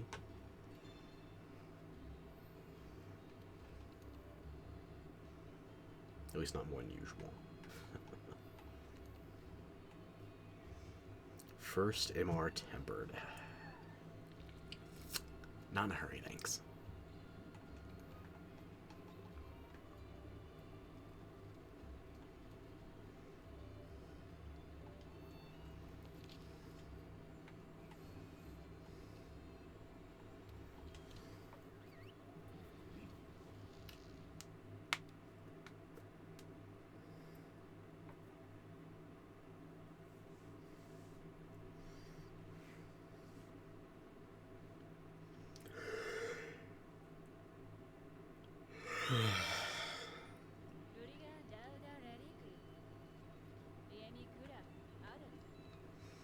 Hello, Captain. Haven't seen you since the DLC started. How you doing?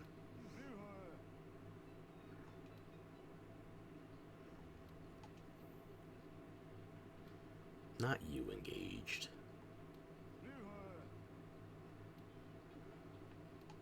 Wait, is that all you have to say right now? I'll give you 2 more tries.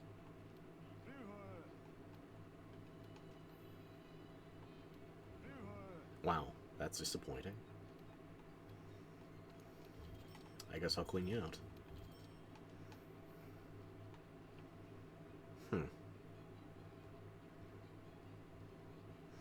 Gentle, you got anything new? Same thing we had from last time. What about you?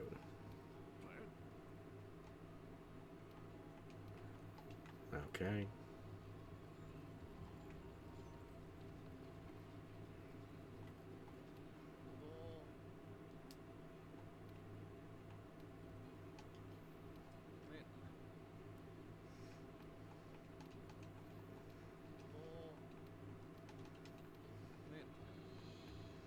Nothing. Nobody would be updated at the research base, so back to Celiana, I suppose. I'm actually going to reload from the title screen, just in case there are any notifications I missed. Should refresh everything once I'm back in, though. No, there's nothing I missed. Actually, no, it didn't remind me the Tail Raiders are back, so just to be safe. Metroidvania game. That is just simply beyond the market expectation. It's outrageous. Like, if you compare that to Hollow Knight or Blasphemous 2, it's just a totally different universe. People gladly pay that much money for good games. Yeah, but the problem is that Metroidvania is a very small market. Like, there are a lot of games that have a low ceiling. Yeah, for a platformer, yeah, it's a game that has a low ceiling. So you're not going to sell that many copies. And then also, stupid comments. AAA games. This did not help Ubisoft either. Hating their customers? Yes, patronizing customers. I think this happened a lot with Assassin's Creed. So, in-game boosts and time savers. Oh, yeah, really good point. Microtransactions in one-player games. So, just to make sure, like in Assassin's Creed Valhalla, you can spend money to get extra things in that game. Is that correct?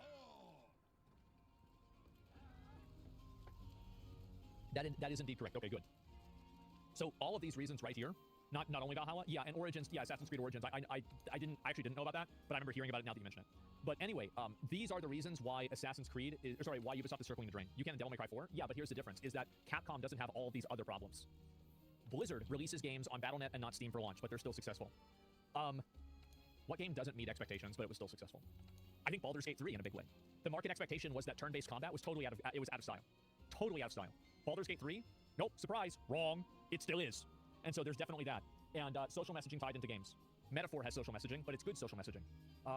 Mouthwashing had great social messaging. Let me think. Metal Gear Solid, insane social messaging. Really good. I'm trying to think, like, Another Crab's Treasure had amazing messaging. Yeah, I think of games that I played recently. Final Fantasy 16 had great social messaging. Space Marine 2, not really that much social messaging in Space Marine 2. But either way, overpriced games. Diablo 4. I think Diablo 4 in a lot of ways is successful and it's overpriced. It is. Yeah, and so you've got that too. There's plenty of games. And so the problem really is stupid comments. There's plenty of developers that make stupid comments. So here's what I'm saying, is Ubisoft isn't circling the drain because of one of these things, it's circling the drain because of all of these things. At the same time. You've got another reason, the size of the company? Oh, you're right. Company size, what's the word for it? Not implies, necessitates. Necessitates, anti-player decisions. Yeah, there we go. Jesus, the spelling? My mom would take me to Chuck E. Cheese anytime that I got an A on a spelling test. We never went to Chuck E. Cheese. So anyway, yeah. That's about it. And that's the reason. And to be fair, we did. It just wasn't because of that. But, yeah. Have you gone if you're an adult? I have not been to Chuck E. Cheese since I was like 13 years old. I feel like one of the best, like, one of the reasons to have kids is so you have an excuse to go to Chuck E. Cheese again. I'll be honest. Yeah. Like, that would be probably at least maybe top 3, if not top 5. Yeah, let's be real. So anyway, I have great pizza. Yeah, my mom used to love the pizza there. Anyway, so these are the reasons why Ubisoft is circling the drain and why it's bad. And I think this is just going to keep getting worse. The reason why it's going to keep getting worse is that a lot of this is what I think happens. I think that companies start bringing in a bunch of employees that do not actually contribute to the quality of the product that the end user consumes, and these employees instead feed the machine of the company. And in the process of doing that, what ends up happening is that you end up with a bunch of people that are not product people. They're not building the quality of the product. They're not making the user experience better. They're just running the company, and they're running other people that are running the company, right? It's kind of a snowball effect where this happens. And like you saw, Elon Musk had this problem, and then he fired 80% of fucking Twitter, and I think Twitter works just about as fine as it used to. I'm sorry, but there's bots on every social media website. Don't tell me, oh, it has bots on it. There's bots on Facebook too, and Facebook didn't do what Elon Musk did. No, Twitter works just as fine as it did then. Steve Jobs' approach? Exactly. They call it optimization for a reason. Yes. That's not true. There's less moderation. Well, who's to say moderation had any value in the first place? What if moderation was a bad thing? Has it ever occurred to you that maybe certain systems that you've put inside of your company or inside of your system, maybe they don't need to exist to begin with? There you go. And so, yeah, maybe that's the problem. Definitely Twitter is better because freedom of speech. Oh, I agree. I love Twitter. But anyway, by moderation, he meant censorship. That's absolutely correct. And so anyway, that's the big problem that I think a lot of companies have. Remember this? Yeah. The reason why I think a lot of people are mad about this is because that type of behavior is extremely indicative of a bunch of people that are invited and added into a company environment that probably in a lot of cases add no value and contribute nothing beneficial to the end product, and they just exist to continue to feed the machine of the corporation. That's, I think, one of the reasons why there was a lot of resentment about those people. HR women? Yeah, basically, right? I mean, not necessarily women, but all that stuff in general. Make it stop. Yeah, there we go. Personality hires and nobody likes the personalities. Yeah, there you go, right? Live service games are going out of fashion. They quickly become too expensive to keep online. This necessitates anti-consumer pay models. Fortnite hit its most recent player peak with 11 million online players at the same time. I don't agree with that. I think it's the fact that the game is bad. I bet if I interviewed right now, I don't really want to do that. This isn't an invitation. But I bet if I interviewed a person that had 500 hours on XDefiant, they could tell you exactly why the game is bad. So yeah, that's basically the reason why Ubisoft is dying. And I think that this, again, is the reason why you have these microtransactions. I think that a lot of the designers and the developers at Ubisoft don't want the microtransactions in the game. I think that if you look at the director, like if you ask the game director at Ubisoft off the record, do you think that the microtransactions made the game better or worse? He's going to say it made it worse. Absolutely. And I bet they might even say it publicly. But the fact is that they have to do it because they need to make the money because of the company size. There it is.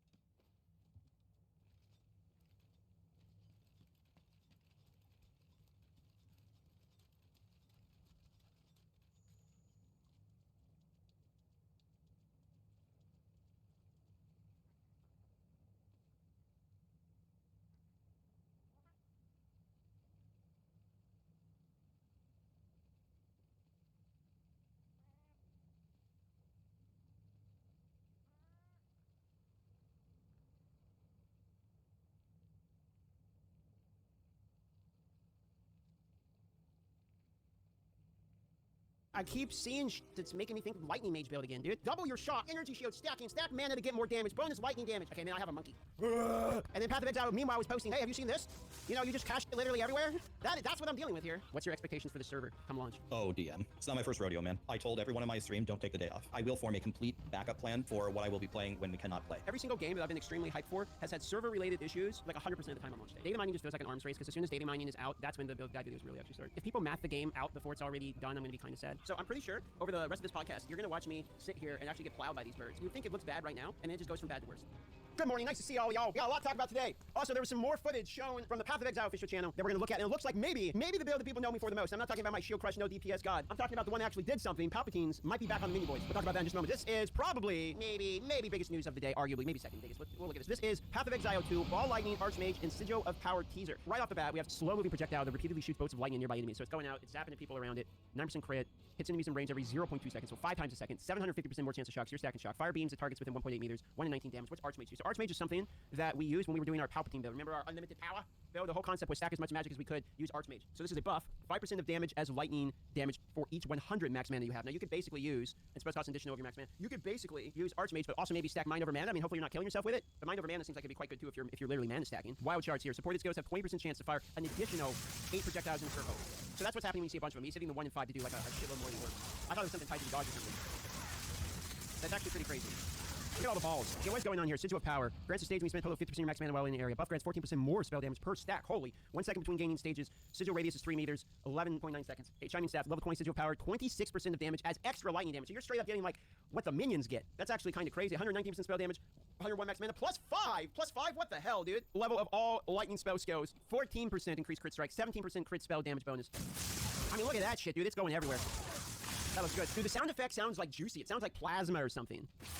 You know, it's a good game when you can't decide what class you want to start. I know, so this is I've gone back and forth between what class I want to start at least 3 times. I started like Warrior Giga Chad, obviously. Then I saw the Chronomancer, and I'm thinking, Chronomancer Mage looks disgusting. Like, it honestly looks really fun. Looks disgusting. And then I saw the Blood Mage with maybe like the strength stacking, and you get the overflow of HP, and the strength stacking gives you HP, and then, you know, HP gives you crit damage, and I'm like, okay, what if you go like a melee Blood Mage? Sounds like fucking badass. And then Gimling Legionnaire, with the quality of the gems and the max res, like Gimling Legionnaire just seems like a sweaty try-hard class. So I was like, I keep going back and forth between each one of these classes I want to play, dude. What's your guys' take about this? You have here, the pre-download is starting. Maybe we will get data mines with Foscos and Ascendancy trees soon. Data mining, WRL. Here's the thing. If there was like early access and all this shit, okay, like who cares, the dams would be broke, but the dam's kind of not like broke right now. If they want to put up like the passive trees or something, sure. But if people start like, hey, there's like, okay, you know, there's a hidden lever you pull that gives this item, and they data mine like a literal entire route. If I start seeing paste bins that have like the entire route already dictated, then it'll be annoying. We look at data mine stuff, only like passive skill trees. If there's stuff related to like all the bosses or shit, like I'm not good. I would like to know all the ascendancy choices possible. Yeah, I wouldn't mind like seeing the skill trees, like passive point stuff, but that's not what I'm talking about. Like if they actually do like basically leaking, hidden secrets, all the uniques, all the items, all the affixes, percentage drop rates, like if people math the game out before it's already done, I'm gonna be kind of sad.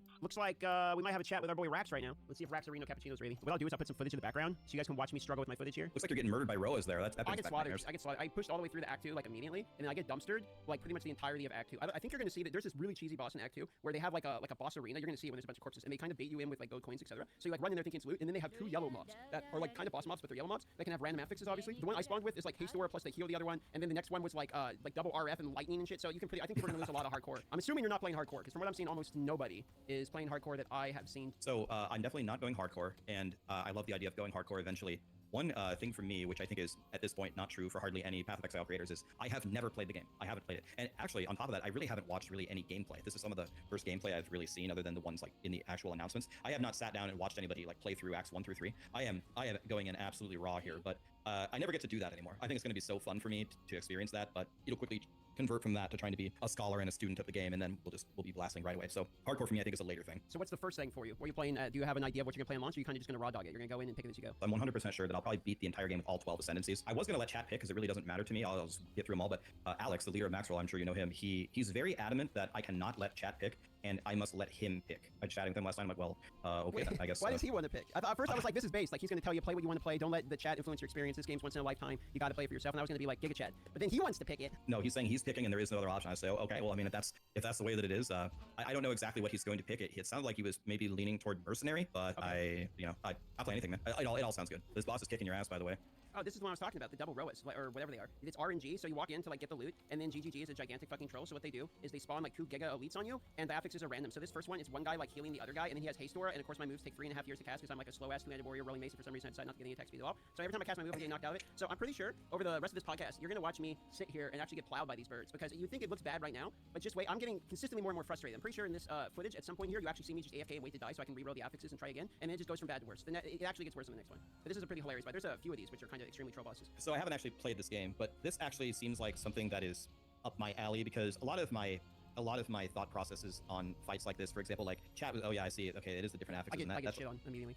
That's even worse. So I feel like I'm going to be pretty strong in situations like this, because just like with Elden Ring, I didn't look up any spoilers. I went in random directions. I used the weapons that I had. But once I found any way to game the system, like once I had Bloodhound Fang. Am I speaking your language? You played Elden Ring, yeah. So the moment I get something like that, and the moment that I'm able to bleed at range, like my number of deaths went down exponentially, because I'm really good at like cheesing stuff. And once I got my Blasphemous Blade, people were furious on my Millennia kill. So with stuff like this, I feel like I'm going to be able to find a class where I'm just going to, I don't care if it's a 10-minute fight, like I have no shame, but I'll kite these stupid ass birds around all day long. But that Righteous Fire bird, that's going to throw a wrench in my plan. Like, what are you going to do? What are you going to do if you walk into that in hardcore? Like, how do you continue? Okay, so basically we are getting to the crux of why I asked you about hardcore earlier. So in the Talkative Try interview, he specifically asked him, are like one shot's going to be the thing? How's the balance in like some of these mobs later on in the game? Essentially, they don't think it's balanced in the late game, and it's absolutely going to have some like crazy mobs. So everyone's reaction I saw from that was immediately all the hardcore plans went out the windows for some people, because I don't think that hardcore, once you get to maps, is going to be very, if at all, forgiving. Like, it's going to be very, very brutal. So we're going to see probably most, if not everyone, run like softcore, check out the game, learn the affixes, etc., then reroll hardcore. That kind of seems like the thing. Zoom out here and think about it. Think about the situation at hand. Would you like Grinding Gear Games to make Path of Exile 2 to where you would feel comfortable as a new player just waltzing through the game on hardcore? Yeah, I mean, the fact that you're on your first playthrough, when you get to the end game, there's going to be challenging shit that they are promising you beyond belief that you're going to get crushed, to me is more of a sign of a good game than a bad one. You should have to build up some mastery in the game before you would think about being successful in hardcore. There's a big slice of the pie that genuinely find games like Diablo 3 and Diablo 4 challenging. So when I'm watching you play this, and almost every single like trash mob is ambushing you, and every hit is hitting you for 50% of your damage, I am hoping that Grinding Gear Games has put in a method for people to, if you want to stay in farm levels and build up some gear and build up some levels, that you can actually get to a power level where you can kind of waltz through this stuff. That's probably the biggest worry that I have, because some of the more casual gamers have tremendous anxiety when you are this heavily pursued, right? It's kind of like the Fortnite effect, where when you're kind of new at Fortnite, when someone is openly willing to challenge you, they're plunger toward you, they shockwave grenade toward you, and you just don't have the confidence in your character, you don't even like properly fight back, you just run away scared and just die anyway. So I think that's probably where my biggest worry is like in the super casual player base than in like the really hardcore players. I felt like Act 1 is going to be what I'm going to call the great filter, dude. I think a lot of people that start in particular with melee, when they play Act 1, if they immediately feel that pushback, because the game pushes back from like level 1, you're going to see some people that are just like, this game's not for me, and some complainers from the beginning. By the time you're starting to Act 2, like by the time I had a weapon, like 2 or 3 pieces of gear, and like 1 or 2 sub bosses behind, it starts ramping enough where, you know, you get to this point where it's like it's not so bad. Like some of the mobs are still pretty hard, but you pretty quickly get out of that. But I think the first hour is going to filter some people. I've been having a lot of fun learning to lower my PoE 1 campaign time, and I'll tell you, I would say 80% of the run is how you do Act 1. There's a huge difference between clearing Act 1 fast and clearing Act 1 fast where you can continue into Act 2 fast. Every single time I can run A to B in Act 1 and kill the boss at a very low time. But almost all of those runs, being a noob, my gear will be dog shit, and when I go to Act 2, I'm gonna have a miserable time, my resists are terrible, da-da-da-da-da. So kind of like you said, what you just described has kind of been my experience trying to speedrun PoE Act 1. Once you build like a mastery of what do you do in the very beginning to get power early that can carry forward into the next act, then I think people, when they learn these strategies, will start having a lot more fun. I think you're 100% right, because that was basically my experience in this playthrough. I was sick of Act 1, because I had played it, you know, a bunch of times at this point. I'm like, I want to get to Act 2. I hadn't had a chance to like get to the final Act 2 boss. My whole goal for this was get to the final Act 2 boss. That's what I wanted to do. And so I basically sped run through Act 1, and I was like 3 or 4 levels down by the time I got to Act 2, like zones, and I was getting absolutely plowed, and I had to spend time actually to slow me down in the long run, like having to spend time getting the armor right, etc. I hear more in about an hour or two in this footage. I was continually getting plowed right before I get to the final Act 2 boss. There's this caravan, and I got stuck there for 3 full levels trying to get from one side to the other. So yeah, I think that practice you did in PoE 1 is probably going to translate pretty well to Path of Exile 2 as well. And I don't know if you had a chance to see this, but other than Steam Deck, which is number 1 for the most sales, Stalker 2 is number 2. Path of Exile 2 currently, as it stands, number 3 on the top sellers right now. They are selling an absolute shitload. What's your expectations for the server come launch? Oh, DM, what a question. I mean, it's not my first rodeo, man. I told everyone in my stream, don't take the day off. Like, don't take the day off. If you want to, take Monday and Tuesday off or something. I, as a person who has lived on planet Earth for more than a single day, am expecting tons and tons and tons of connection problems. So much so that I will form a complete backup plan for what I will be playing when we cannot play. If the game launches and I don't lag and I have less than 1 hour of downtime in the first 24 hours, I will consider that a miracle. Yeah, completely agree. The 6th is probably not going to be playable at all, and we're all going to be stalling exactly like the D4 Vesto of Hatred release. In fact, speaking of servers not working, this morning I woke up at 2 a.m. because Old School RuneScape had their league launch this morning, or was supposed to. And my plan was, me and Pox were going to no-life this, and then I'm going to stream PoE 2 chats for about 4 hours, and I'm going to go back, Raven and Pox go back to no-lifing Old School RuneScape launch. But I got up at 2, and it was 6 a.m. and the servers were still not up. And I thought, you know what, dude, I'm going back to bed. So I went back to bed to sleep for a few hours. But I have every single game that I've been extremely hyped for has had server-related issues 100% of the time on launch day. There hasn't been a single game, with the exception of maybe Brighter Shores actually wasn't that bad. It was a little bit of an issue, but it was solved fairly quickly. The rest of them were multiple hour delays. One thing that I think is unfortunate is it's not just MMOs, it's also the ARPG genre. The genre itself has not really evolved much. So like a lot of people would consider Diablo 2 not only one of the first ARPGs, but also potentially the peak of ARPGs. Like we'll see if PoE 2 can reverse this narrative. But if you take Diablo 2 and you point at, and you're going to point to some genre-defining things that have undoubtedly made the genre better, it's like, well, okay, PoE definitely has done a great job of advancing the end game. You got no doubt about that. And maybe you could say Last Epoch did a great job of evolving the skill system where every single skill has its own tree. It's both has a lot of depth and it's very accessible at the same time. So that's a little bit of an evolution. And then I'm sitting here trying to think about other major revolutions to the ARPG genre. It's kind of hard to imagine, but is there really no way to innovate on the genre? And I don't know, man, maybe there isn't, but we really haven't seemed to figure it out yet. Sometimes I wonder if what I actually want is innovation in a genre or just like a remastering of what I already previously liked. No Rest for the Wicked comes to mind. I like that game, but it feels like a totally different game. Like they're trying to reimagine ARPGs in Jimro, and it just felt like a completely different genre. I don't know how you feel about that, but it's when I played that, it's like I feel like a lot like that's a fun game, but it felt closer to Elden Ring than it did like Diablo, like PoE like type of game. You know what I mean? And so sometimes I see people that do like the very different take on it for the sake of different. And I'm thinking more MMOs with this, to be honest, because I see MMOs are always trying something wacky because they kind of have to, because the genre itself hasn't been changed in so long. But it's just I feel like if someone just made a really good return to the standard in MMO, do you think it would do well, or do you think the audience has moved past like enjoying what they previously did and now actually need it to be significantly different in order to enjoy it, or are we just seeing lower quality versions that aren't up to today's tech? So the two parts there. The first part about No Rest for the Wicked, love the game. In fact, I really only had one complaint about the game and how I played it. I agree, it felt like a different genre, almost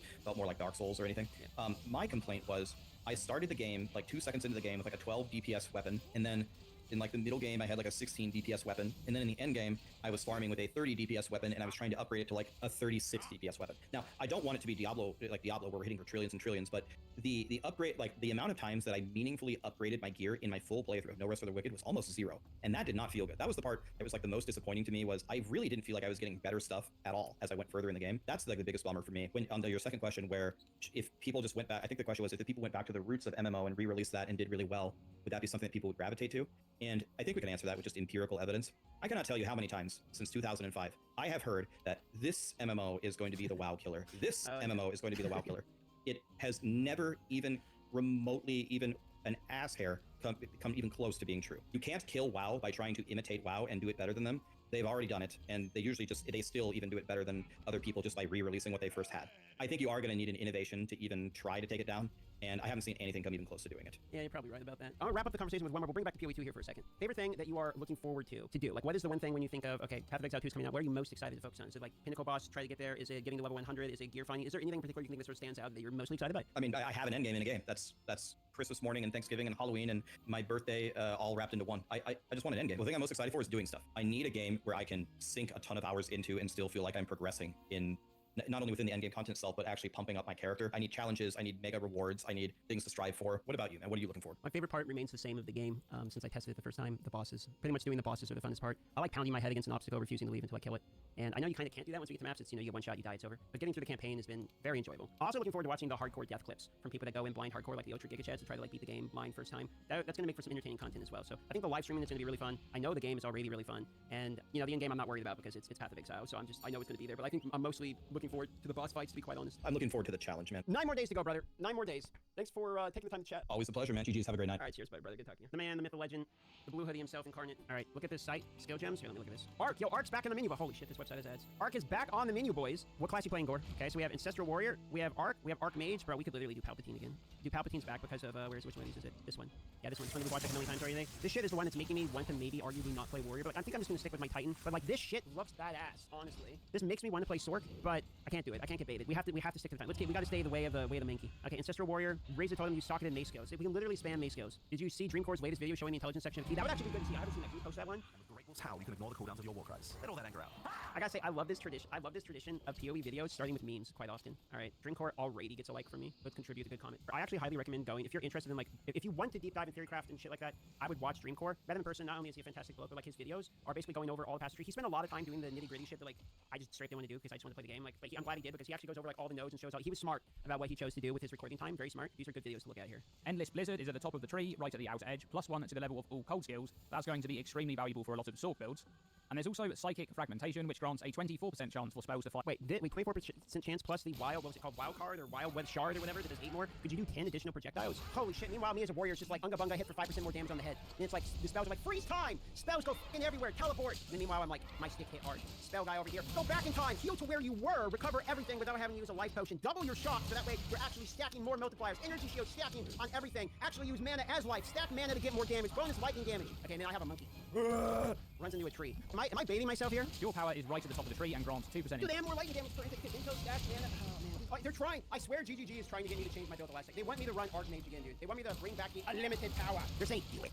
Basically, that's I keep seeing shit that's making me think Lightning Mage build again, dude. Join us, DM. It's not too late. What up, Lance? Lance, is that what you're doing? I'm telling you, the more I see, the more it's like I feel like they're trying to make me go Sork. Meanwhile, I'm asking like the guy who's actually making the goddamn game, hey, could you tell me what the monkey actually does? He's like, no, it runs into a tree. And then there's like, hey, and then Path of Exile, meanwhile, was posting this shit onto it. Says, hey, have you seen this? You know, you just cast shit literally everywhere. That's what I'm dealing with here. Now, the fact that this is lightning damage is crazy considering we know that intelligence is going to grant a lot more mana in PoE 2. It grants 2 mana per int. But if you want more reason to stack intelligence and mana, look no further than Arcane Intensity, which grants 3% increased spell. Dude, it's so obvious. It's like in my face. It's right there. Lightning's back on the menu, boys. It's across the entire tree. Dude, GGG is throwing a wrench in my fucking plan, dude. Eldritch Battery is changed in PoE 2 and it... Wait, what the f is that? So you can stack Energy Shield, the Ghost of Mana. You can mine over mana, so all your HP is now mana. You can ramp the f out of Energy Shield. You can get damage for everything from mana and intel. They're trying to kill off my warrior hype. Oh no. I mean, this shit looks ridiculous though, honestly. Like increase lightning per intel, increase energy shield, but reduce max mana seems like dog shit. I don't want that. Damage penetrates fire. Who cares about that? Who cares about minions? Honestly, stop showing me minion shit. No one cares about minions. Increase max life, mana, and energy shield. Yo, this one's nutty.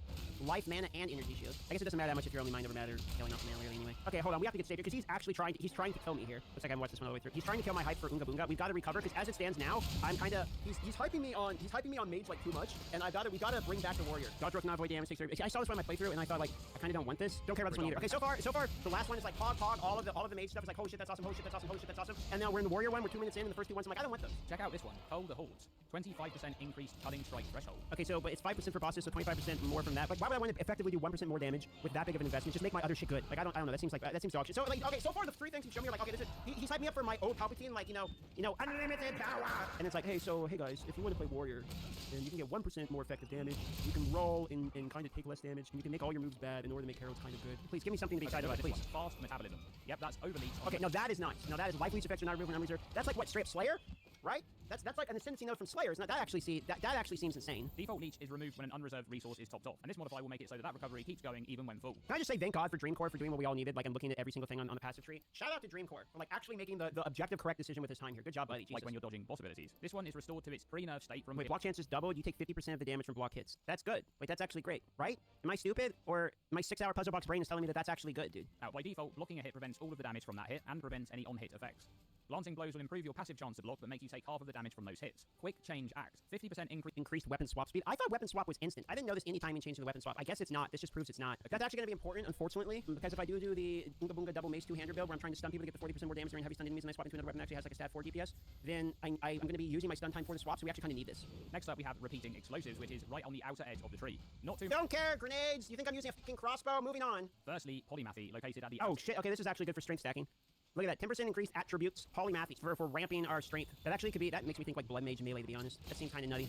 Jesus, look at that. Look how fucking huge this is. Okay, so there's a few of those. Skull Crusher is located on the out... Here we go, boys. Okay, now we're fucking talking. The first big dick ascendancy that looks like it actually fucking does something. So when we go Titan, we have two major ramping damage, which we're gonna go Giant's Blood, so we have 2-handed maces, which basically makes you do 140% more damage, you do 30% less, which is 70 is 140. Outcast has a great breakdown. So you're basically doing 40% more damage with the 2-handers. Then the Titan has the while they're heavy stun, do 40% more damage. Then you have Skull Crusher, which is 20% more damage against heavy enemy stun with maces. So I have a feeling it's gonna look like you're doing like, you know, mid to Z DPS, and then you stun them, and then just just suddenly they get fucking deleted. Exactly, right here. Boom, he's showing you right here. That's what I'm talking about. Crushing blows, you stun them more often, 20% chance for slams to do aftershock, and they get 40% more, plus 20% more, plus the 2-handed weapon strength. I think this is absolutely no. 40% more damage on the surprising strength notable. So he's saving me, because I mean, the Archmage is really like, you know, every time I think I'm out wanting to go to the Mage, they pull me back in. But this right here is what's keeping me wanting to go Unga Bunga. I'm telling you, the Maces are going to be disgusting, and until we find out what the Monkey do, this might actually be like just our straight up best option for Warrior. If the Monkey has to do something being amazing for me to want to do the other class. I mean, not only does this one have like more damage, but we get the rucksack where we get 20 more inventory slots straight up. I feel like Titan is actually going to be, it's maybe not the most like super hype one, but it's cool. Give me more of these, dude. Give me more Dreamcore videos. Okay, let's do a poll real quick. Lightning, Archmage, or Unga Bunga Warrior? What do you think? Because I mean, they're trying to pull me back in, dude. Yeah, it's pretty 50-50. You should definitely start the same way you did in PoE 1. So Z, DPS, armor stack, and shield crush got it. That is much closer than I was expecting. So it's basically dead ass even. Some people want to see bring Pow back. Some people want to see Warrior Unga Bunga. Man, maybe I'll flip a coin or something, dude. Thanks for watching, boys. 10 a.m. PST. Look at your clock right now. Join the Discord. Probably send the Discord. Play some OSRs for a bit, and you follow Twitter if you want for Twitter shit posts. That's about it. Thanks for watching.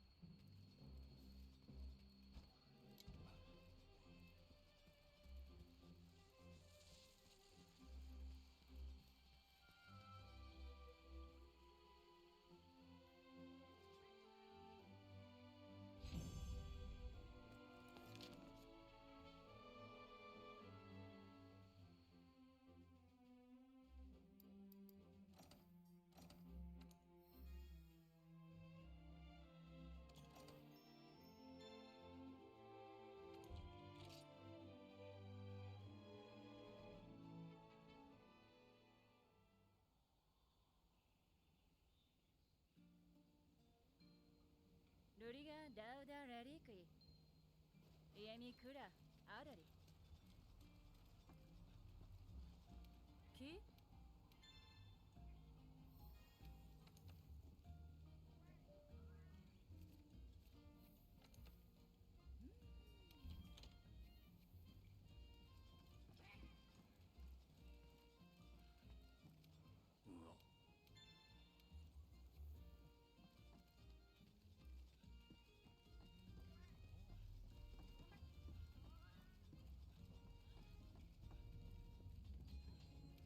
Viva!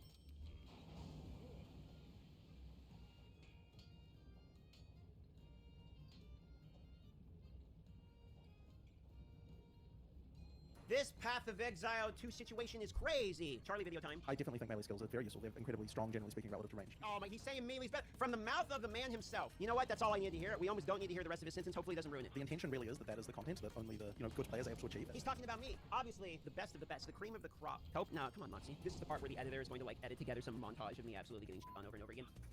Oh my god. Get fucking shit on, boys. I got a once-in-a-lifetime run with the balls, dude. Holy shit, we got her.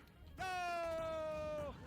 The scream, though. That's me when I wake up every morning and realize that it's still not the day that the game's out. Holy shit. Path of Exile 2 drama starting already. Extra Life review after 40 hours of gameplay. Strong believe its developers are joining the nose of great lists among Larian Studios and From Software. Campaign after 35 to 40 hours. Dark Souls of ARPGs. No difficulty options. No easy game. Maps are astronomically large. 1 hour from one side to another. Great sense of discovery. Feels like 3 games into one. Almost limitless combination of builds. Clearly inspired by Diablo 2. Potential to be the all-time king of the genre. Some bugs and crashes occurred. Strong belief that developers are joining the anals, by the way, that's how you say that, of greatness alongside Larian Studios and From Software. I struggle to believe it's going to take an hour to walk from side of the map to the other. They haven't seen my slow movement speed warrior yet. That's a nice comment, but I trust Vextra Life is Pain as much as I trust my father, my magic, revealing me the secrets of the universe. Curious to see that the early access is actually a thing, I guess. Path of Exile 2 gameplay impressions, early access review. Is it the best RPG of all time? Path of Exile 2 video. I want to talk about my hands-on impressions with the game. I just wrapped up the main campaign today. Update video is now taken down. Another account posted a review, which has also been taken down. The plot thickens. Interesting. So people are actually getting early access. I'm only mad I can't play the game. What the hell, GGG? The only thing that would make sense is they're purposely making sure that the PoE community does not get early access, but reviewers do. But maybe you give it to like IGN PC Gamer like reviewers. I actually wouldn't care so much about that, to be honest. I don't think that's a big deal. Streamers should never get an early copy. I have a very simple stance on early access things, which is if they're going to offer it to everyone, I will always take it. I prefer that absolutely no one gets it. I actually think it's not only better for me personally if no one gets it, but it's actually more exciting too. It makes clips better. It makes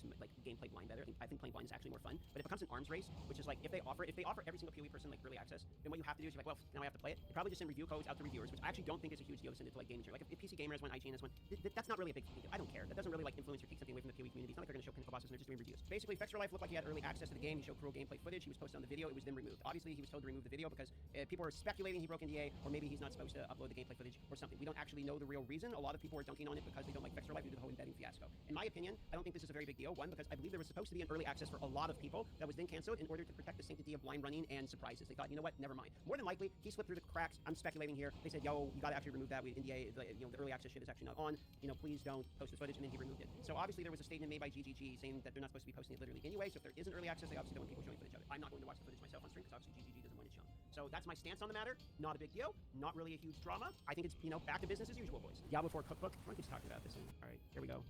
Diablo 4 has done what everyone needed. We get a cookbook, boys. This isn't McDonald's. What is this? I could do without the ASMR, like, could do without that, honestly. Otherwise, this you just cook some fucking meat in a pot. Bro, this has 18,000 views. You think that people give a shit about a cooking recipe on the fucking Diablo channel? For the price of that cookbook, get yourself a PoE 2 early access instead. Yeah, Blizzard is cooking. I can see the videos people make on this already. Blizzard is cooked. Blizzard is cooking. Blizzard gives up on the game and makes food instead. If I didn't have a cooking stream, I'm not making this shit. This looks terrible. Like, I'm gonna order McDonald's. That's real eating, dude. Give me some Wendy's. Give me some Taco Bell. I know how to eat. No, I'm good. Ladies and gentlemen, there is a new interview. Now, they do have a translator, so we skip through the translating part, try to get the answers for each one of these. So when you look at PoE 2 right now, how close is it to your perfect image or optimistic image, ideal image of PoE 2, if you could give it like a number, like a percentage? It's pretty close now, I would say. Like, definitely. Really? So if you don't count just the fact that we don't have all the content in terms of the gameplay and feel, I think we're definitely 90% there. 90% is pretty close. The other thing as well is that next best action RPG, in my opinion, is Path of Exile 1, and we should make sure that we can compete. Oh, shit. So he said two things right there. He said basically Path of Exile 2 is the best ARPG, is what he's saying. And then he's saying the second best ARPG is Path of Exile 1. He's saying that they have to compete with themselves, that their biggest competition is themselves, and the only person that can bury themselves is themselves. And he's actually not wrong. Holy Giga Chad, Jonathan. Do you think a lot of D4 players would change to PoE 2 or go back or switch between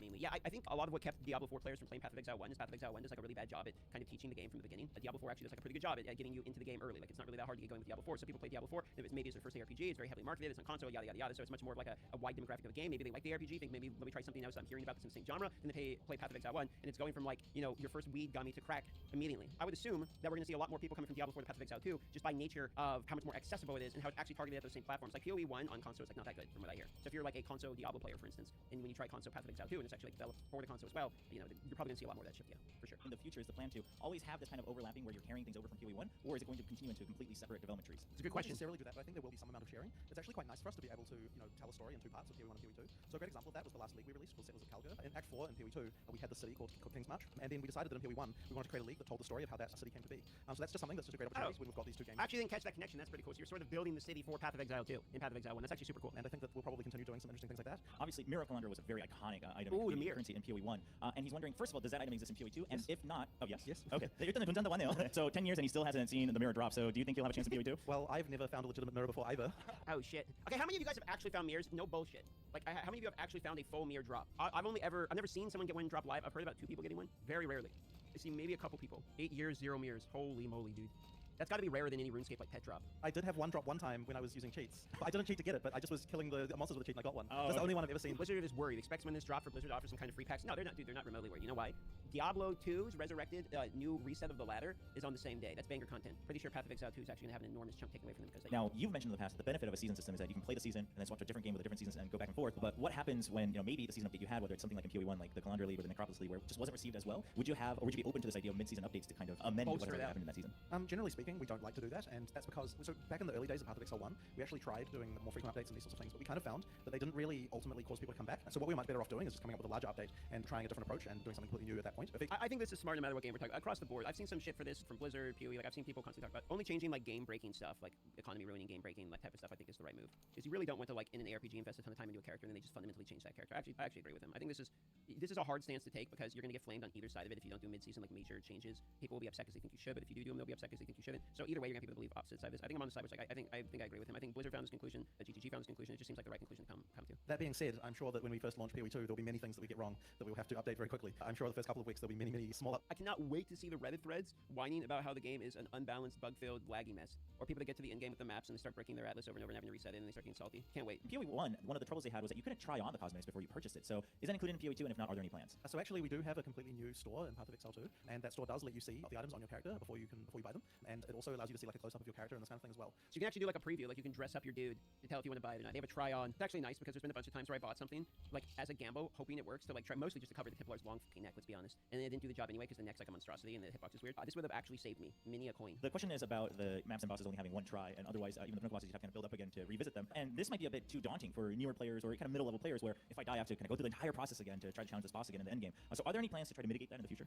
So I think if you're talking about the actual pinnacle bosses, the intention really is that is the content that only only the very, like, you know, good players are able to achieve. He's talking about me, obviously, and this is the part where the editor is going to like edit together some montage of me absolutely getting shit on over and over again. But he's talking about me, the pinnacle of the ARPG players, the best of the best, the cream of the crop. I will be one of the first warrior titans in Alaska wearing a hoodie that's streaming, that's a ginger, to defeat the pinnacle boss. Okay, that's going to be a record no one can take from me. So if you're talking about, you know, the early in game, losing a map is not really a big deal. Like, you get plenty of them. You know, it's absolutely fine. It only really starts to matter as you get towards that pinnacle content where it requires, like, you know, quite a lot to be able to challenge that stuff. So effectively, yeah, I mean, we kind of want it that way, and I believe that it will mean that achieving victory against the pinnacle bosses will be a much more valuable achievement than it was in Path of Exile 1. Okay, hold on. That's actually kind of a big statement, to be honest. Defeating the pinnacle boss in PoE 2 is going to be a more like valuable, reputable type of achievement than in Path of Exile 1. Uber bosses in Path of Exile 1, I think, are actually difficult. I mean, you could argue if you have a good build and you one-shot not as much, okay? But for most people, beating all the Uber bosses, especially if we start talking about like the Fear and the other ones too, yeah, I mean, like those can be kind of hard. SSF especially, yeah, it's a good point, especially SSF. And plus, you can only die once this time. If they're saying pinnacle bosses are literally even harder than PoE 1 bosses, like they did not make this baby's first ARPG. This is going to be an actual challenge. And this is a question about the combat. For instance, something like a pure melee build or something like that, or maybe, you know, some elements being a little bit too strong, where physical damage was really only used to destruct things, right, and to fragment things when they're frozen or something like that. So what has been designed in PoE 2 to kind of balance out melee and different elements and all those types of builds? I mean, I guess it's a little bit hard to answer that fully, but ultimately,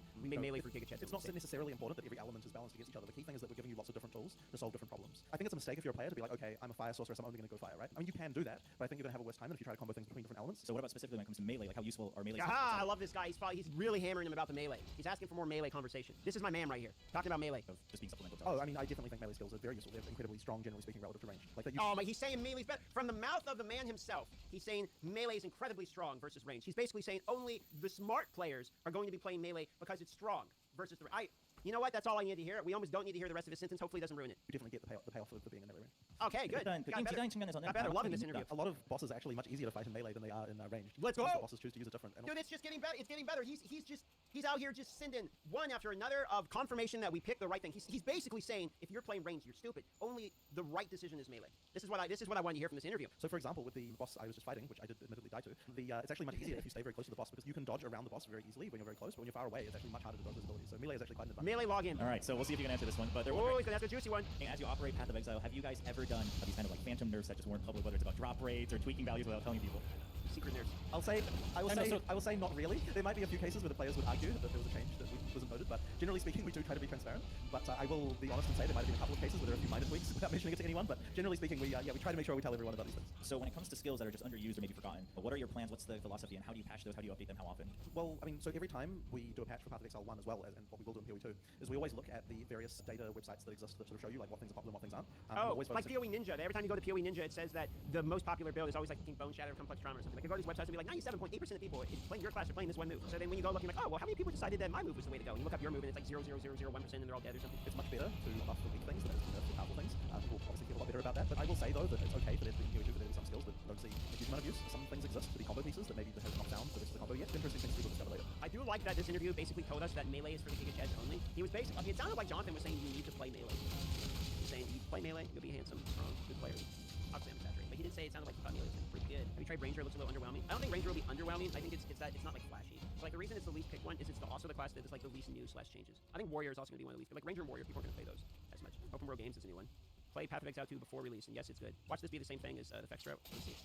Oh boy, here we go. So yeah, I got the chance to go hands-on with Path of Exile 2 running. Lots of new gameplay. Okay. Moving out to LA. Let me tell you what. Okay, so it's confirmed from the LA trip. There we go. This is good footage. You will not have to remove this one like the other one. I have an absolute blast, and I have no regrets about picking the mercenary as my go-to class. A lot of times. But the grenades still just look disgusting. Every time I see it, it's like the shotgun looks kind of weak, the machine gun looks like the DPS is low, but then they use the grenades and it does like 5x the times the damage of anything else you've seen. Especially that clutch run that keeps exploding, but insane. But I did also want to talk about what's going on with my mercenary. As you can see, tons of explosives. I have a grenade set up here that you will be very easy yourself. So first of all, you can start out with one grenade, but I have that. One thing that's kind of rough is like these mobs are kind of fast on in here. So like if you're shooting grenades and they like bounce and take a moment to blow up and you're having like run from the mobs, the explosions could happen like behind you because the mobs are moving like kind of fast. That part could be a little bit brutal. Like honestly, the damage doesn't look that bad. You think people are building for grenades in these events because they're cooler and new? I think they're building in grenades because it's AoE. You have two options on mercenary. You can sit there and you can shoot with your three options. You can shoot with your machine gun in like a direct line and basically hit one guy a bunch of times for 0 damage, or you can throw grenades for some plus damage and a giant AoE that does a bajillion damage. So it's like I think people are just grenading because grenading is good. This is early gameplay. This is Act 1. I don't like the shotgun.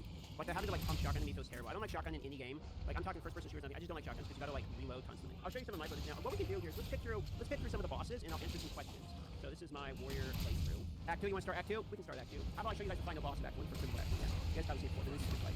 Okay, so this is the finale of the Act 1 boss here. And obviously you're sort of chasing that beast thing that they had in the cage from the Act 1 cinematic. You remember that cinematic? That's the beast that we're chasing there. And there's a guy with his sword that pinned the hood one to the tree. He's got the rune sword. He's got like a code ability.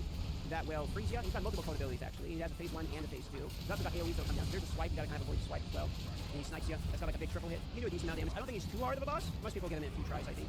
His HP's not too crazy. By this point, I had okay damage. I don't think I had crazy damage or anything like that. My damage was okay. I'll turn down the audio statistics here. So you mostly just gotta worry about being Ferox. He's got a couple combos. He doesn't do like absolutely insane damage. If you have some army, you'll be fine. Some code res, you'll be fine. That big slam's like the one you got kind of worry about. You can see there I did like 70-80% of my HP, so it's pretty good amount of damage there. You're using maces like I am, you can knock him pretty easily.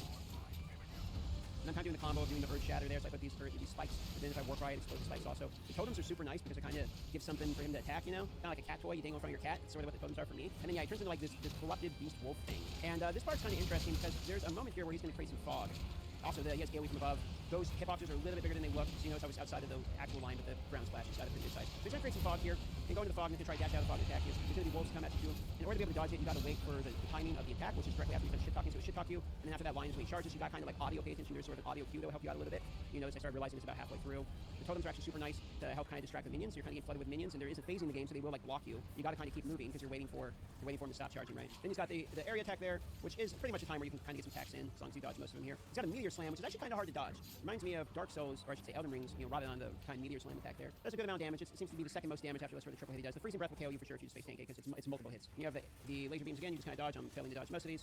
And then that's the meteor slam. So when you see him start to disappear up top, that's when he's going to do a meteor slam. And then this is where he's got shit that he puts, kind of like Frostmourne, puts a sword into the ground. You got frost going everywhere. You got to avoid the little ground pieces there. Not too bad. His HP isn't too crazy, so. And his basic attacks are pretty easy to dodge. So again, it's the same concept as the Frostmourne, only this time like some bloodline or something. I really wasn't sure 100%. Oh, corrupting blood is what it does. You can see there I die to getting hit too many times plus the corrupting blood. So attempt number 2. I think most people get this boss down in probably 2, 3, 4 attempts at the absolute most. I don't really think the boss is too bad. Are you stunning when he goes on your back? Yeah, so you see there's a build-up stagger bar, and when that stagger bar gets full, that's going to stun the boss. That counts as a heavy stun, I believe. At least we're assuming so. But that's the heavy stun. Right there's an example. So he's heavy stun at the moment. And if you're playing Titan, for instance, that would be when you're getting your 40% more damage, or if you take the 20% more stun to heavy stun, that would be when you're getting that bonus. So you see that building up the stagger bar. However, to answer the question about stagger, once you knock him once, the next knock takes a little bit more stagger, and then after a certain amount of time, I'm not really sure how much time it is, then the stagger sort of resets and you can start staggering just as easy. But the first time, but there's a second stagger. The second boss fight, a lot easier. Just make sure to stagger him, get the combo as well. You can see he's transforming into his high frames by transforming, sort of boss phase 2 here. Try and put the spikes up so I can get that burst damage. And you get the knock right away. That's because I'm using, again, stacking those shares and crying, so when you start doing his iframes, there's delay, you can kind of build up those columns there, and you can war cry to explode them. And I'll put the totems up just to try to like distract the minions a little bit, and give me a little something to hide behind. That's pretty much the only reason I have them there. The bone shatter, so the reason I can kind of hit an AoE there with the one hit is if you have these little yellow circles over their head, that means bone shatter's ready to proc. When you hit it, it kind of explodes around them too, so it's sort of like an AoE. You can also proc those other bone shatters. So there he goes, he's out of the immunity phase. So at this point, I'm just trying to get the spikes up from the distance so that I can get closer and war cry. And you get a little bit of damage with that. And there's another knock. And the knock lasts like a good amount of time. You definitely get like at least a few good hits. That pretty much just tank that one, trying to get more spikes up. Some of the spikes just there. And then that move, I feel like the ice is a little bit of a bait to let you away from it, but it's got a little bit larger hitbox. It looks freeze is annoying to combo you like that, but again, he doesn't do like crazy damage, so it's really not too bad unless you hit with like a whole bunch of moves at once. Stacking the spikes, explode him, and then trying to knock him again, and there we go. Job done, boss is down. Act 1 final boss, and I got a yellow shield and a couple blues and some coins. As I kind of pick through Act 2 here. You're not off till 5 on Friday, you're not to worry, except for servers, just pop it in. I legitimately think the servers are going to struggle. In multiple interviews now, we've seen Jonathan say that he's worried about the servers or he's working on the servers. Also, it does seem like they are getting more attention than they originally expected. So because of that, I do believe it's reasonable to expect there to be server issues on the launch of the game. I legitimately think no matter what they do, there's going to be server issues. I think there's going to be an absolute load of people. Also, server issues aren't something that's like unique only to Diablo. Like Last Epoch has them, Diablo has them. Remember Wakefinder, pretty much any game that is like a live service game that has a major launch announcement has some kind of server related issues on launch. I think that's pretty normal. I wouldn't be too concerned about it if you see it. It's not like, oh my god, the game's ruined, why did they play this? Like I think that's just something that happens with a large influx of players at the same time. Like it stresses out the server. Every high multiplayer game has server issues, yeah, basically. And like Jonathan said in the interview with him, he's like, I can't just like call up Amazon and say, hey, I need 1,000 new servers. Like he's kind of saying like it's more complicated than that voice. The one thing, it's kind of hard to tell unless the modifiers are something obvious. It is kind of harder to tell when a mod is a blue mod. It's not like overwhelmingly highlighted in blue or anything like that. So you can tell that those are magic mods right there. It's kind of hard to tell. They're not as immediately obvious. When you're playing hardcore, it's going to be a little scary because maybe you don't notice. Like that is a blue mod with extra crits. Maybe you don't notice that. Like I feel like magic mods aren't they blue? No, like you have to like actually cover over their life. The last pack of mods I just thought were magic. Okay, wait for it. There's a pack of mods here. It's like possible to tell. I'm like, oh, there's just a pack of mods. And it's like, oh shit, those have extra crits. So this is, in my opinion, the most underwhelming boss in the campaign. Like it has a flamethrower that just kind of like turns. And it kind of got shit on. Like I was struggling with normal mods a little bit, but then I fight this guy and he kind of just straight up stumps. Maybe I'm like playing, warriors like strong against it or something. But like I'm doing a percentage of fire damage. It's a fire boss. Of course I stack those. He's not on. There you go. Fire just kind of does like no damage. It's a little bit of a Tomb Lord. Hitboxes look a bit scuffed. I think it's the hitboxes. Just like the boss felt like kind of underwhelming. I just like killed it. The scream though. That's me when I wake up every morning and realize that it's still not the day that the game's out. It looks dope and screams fine by you. Yeah, I mean, visually it's good. I don't know, I feel like the boss was like a little underwhelming. So this is Valba the Trader, which is actually, okay, so this boss is interesting. This is the boss that's going to drop you the coins so you can do your Ascension. So at this point in the game, when I kill this boss, I don't get the thing that lets me ascend because Ascension was not allowed in the early access I was testing in LA. For that reason, I was kind of confused about the boss. It was like kind of a cool boss and all that. It seemed kind of random to be up here. but this is where you're going to get your ascension. It has some pretty cool mechanics. It's got like daggers it throws at you. It has poison that comes out of the middle that if you don't find the boss, like we just continue to create poison until you die. I think I died to this boss one time because I'm still like learning the mechanics of this fight. You see there's like the AoE daggers and then they shoot up. Pretty cool boss. Has some ads that spawn. The teleport is awesome because it like teleports around, throws daggers in the air that you're going to go and attack. This is where the poison comes out of the middle. You've got to actually find where he was. I thought that thing marked where he was, so I was like spamming those hammers and then... Oh, he actually is there. I actually thought the mark on the ground doesn't show where he was. It's just like a damage thing he leaves. He's on the left there. I didn't see him on the left. Yeah, see? He left that thing. There he is again, but he's on the left also. Ah, so that's a mob. Okay, it's a mob. Got baited by the mob. Pretty cool boss, very fast. I think this boss is decent with melee. Kind of in your face, but that's like fine because I'm trying to slap him in the face. So there he is. I gotta find him again. There he is. Yep. So he is different than the mark. And now to shatter him. He actually does some damage too. Like if you hold still, he'll stack those daggers on top of yourself, and then he'll hit you multiple times. I think visually, it's one of the better bosses. I kind of like the whole gold thing they have going on, especially because it gives you like a gold coin. Kind of matches the vibe a little bit. Especially now that I know this is the boss for Sanctum. Like I didn't realize that before. It makes more sense now. I kind of thought it was just a random boss. It's like it's a really well designed like random boss, but it's actually like a more important boss. Okay, so now he does the poison in the middle. I gotta find him. Rest the poison floods the arena. There he is. Give him the old slap. And I think I died with him 1 HP right here. Yep. I was literally about to hit him with it, and I died at 1 HP. Have you not dropped uniques in your playtime? No, I have tested the game 3 times, and I've never gotten a unique drop. I've seen people get unique drops during the playtest, but I've personally never received a unique drop. I know that they're like reasonably common. You saw in that one subtracting video that he ended up getting a unique item drop on like Devour, like the first worm boss there. Definitely it's kind of a scary boss. I don't think it's too bad. Definitely doable. I think most people get it in 2 tries probably. Maybe 3 at the most. I don't think it's too bad. All right, boys. Tomorrow, 12 p.m. PST, aka 3 p.m. EST. I will give out another key in the morning when we start out the stream, so I'll do it right to start the stream for people that are early. We're almost there, boys. We're almost there.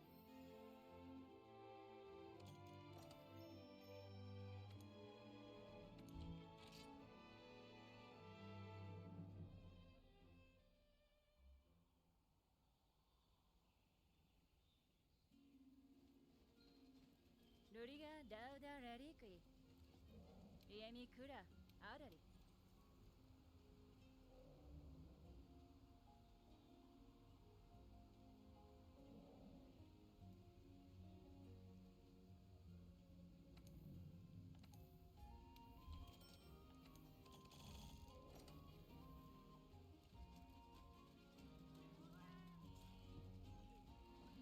Ki?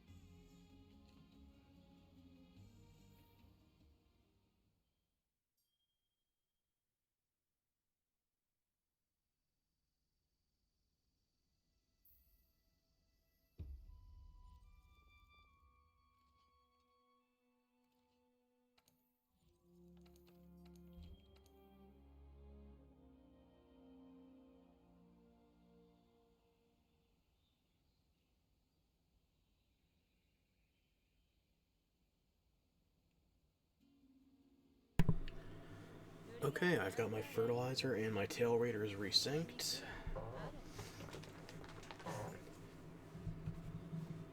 Trying to think if there's anything else I want to do before I punch out for the night, because it's past 1 a.m. for me. Wearing a little thin. Maybe I should knock out that last bounty. What was it for? 1 event? 1 event. Okay. Doesn't have to be master rank, but I prefer it to, if I can. Okay. Let's see what people are doing. And if people aren't running it and then SOS I can answer, maybe I'll just do one of the gathering ones on my own.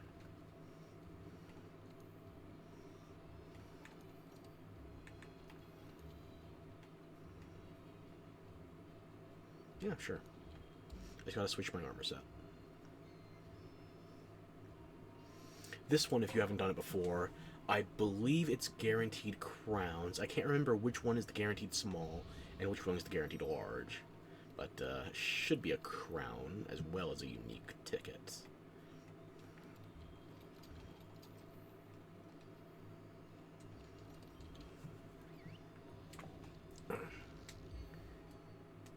Hopefully that was supposed to crack like that. Okay, I'm fine.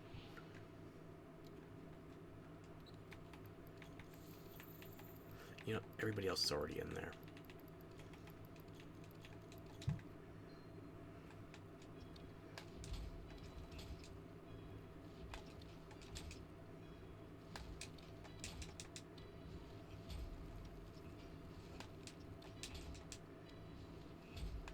They're fighting them both at once instead of... Okay. They're making things a little difficult for themselves. I get it.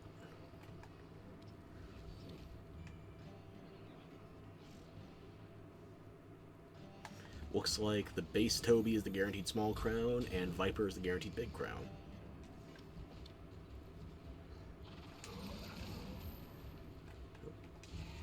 Forgot to grab some rocks, and I'm blind. They're right here.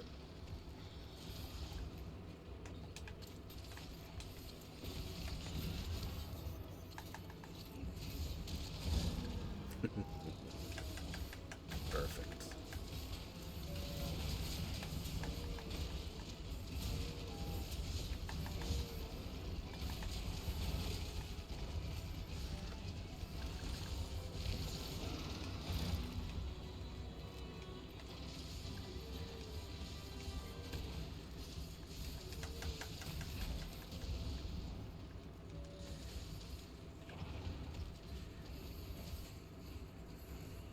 More rocks.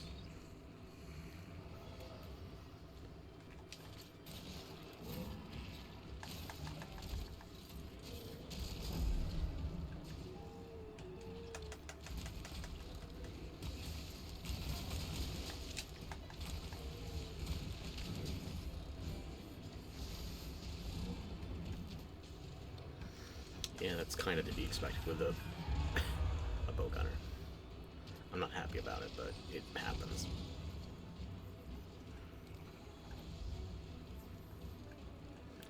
Alright, I need more minerals. That'll work in the slinger.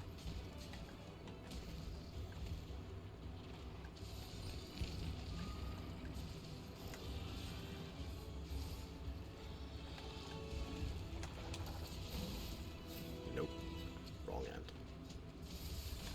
Okay, I can tenderize it still.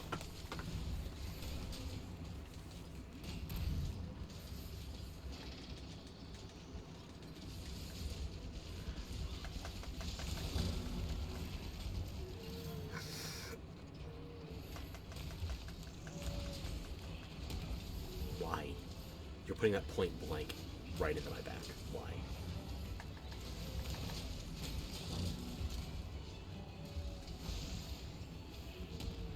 This bow gunner and I are not going to be friends.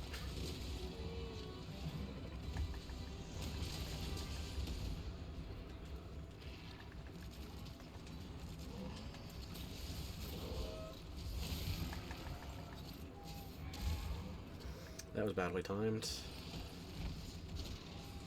It did not look like that thing was red when I was hitting it.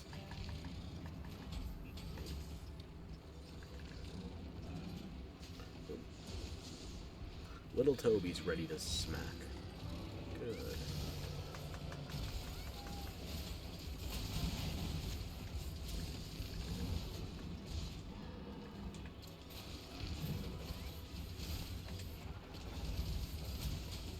What did you do to traumatize that little Toby?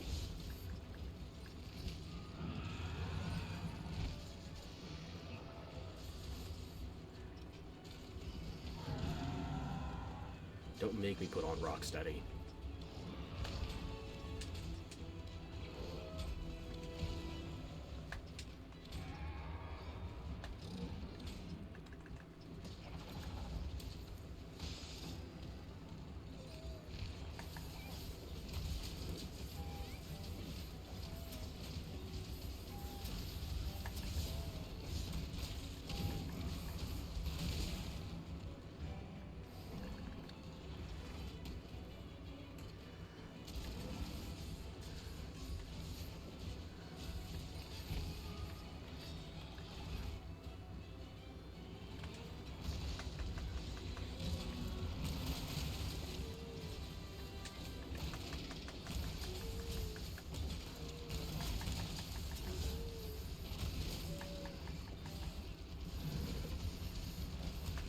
still don't get why you aggroed both of them at once. You're barely even wall slamming them into each other.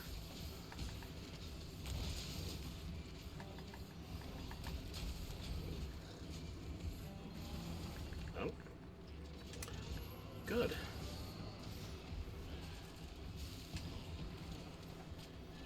This is what Rocksteady was made for.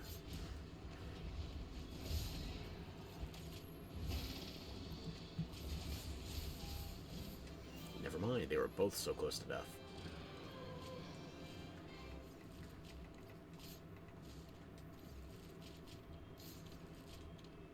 How was that HPG the low? Maybe that makes more sense, actually.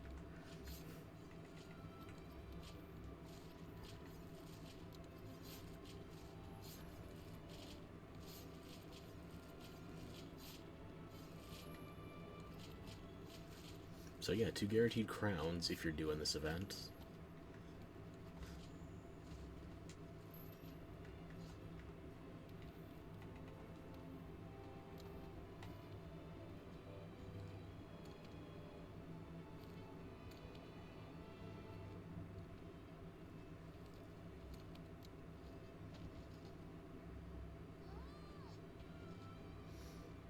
Aw, your goth girlfriend approves.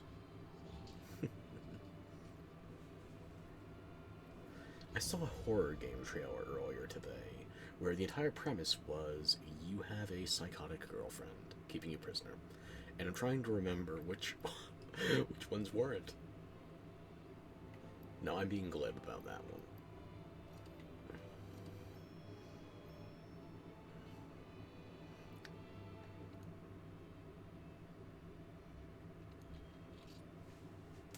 Oh, okay. I'm gonna get that bounty cashed, and I think then I'm gonna be good for the night, because we've been going about 5 hours.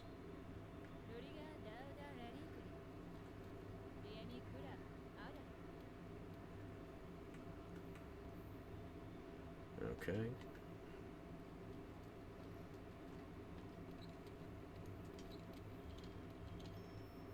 Let me just reset myself to... Oh. Wow, I haven't looked at bowguns at all in this save. Fuck me. Yeah, okay. And there's more tutorial. Oh.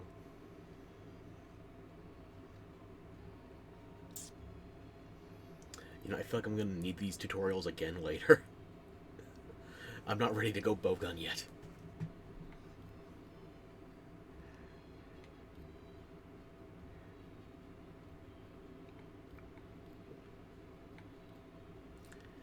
Yeah, I'll try to remember that, but I'm still a ways off from actually going for the bowguns. I just meant to go here, pressed it one time too many. I already changed my items back, right? Okay. I still have one thing on my wish list I could be doing right now, but I don't feel like doing a Dodogama hunt. Everything else is just HR that I need to mop up, the Ancient Lesson in particular, so. Need another skull, 4 claws, 3 antlers, 3 bones, 4 resin. Yeah, okay. Nothing else to fret about then. It's just the Ciri full armor and the upgrade for her dual blades. And I've made every hunting horn that's currently available to me, but naturally this is stupidly early in MR, so I'm gonna unlock more.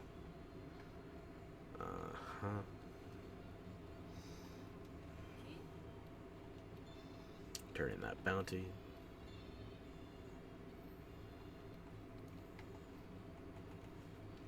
And naturally you need to get further into MR to unlock that last one. I think that's the equivalent of doing Tempered Elder Dragons. So that's going to be post-Shara. Which means we're not going to be able to do the final limited bounties for daily events until probably the Winter Star Festival starts. Okay, anything good here? Not really. 4 gold on that Kulu. It better be a small crown. I still need that, I think.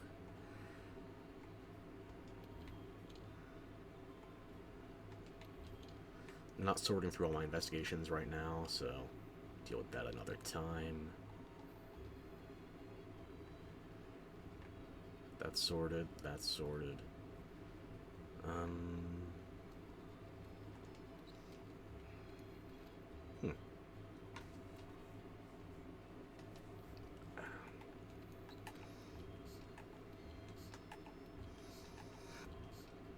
I think I'm only 2 VIP tickets away from being able to make the layered Demon Lord set. Unfortunately, given the mats for the practical armor to finish the event, farm those tickets, you need Black Veil Valhazak parts. So that's not happening. Not today, probably not tomorrow either. But I only need 2 more and I can still dress up like a vampire. That'll be good enough for me.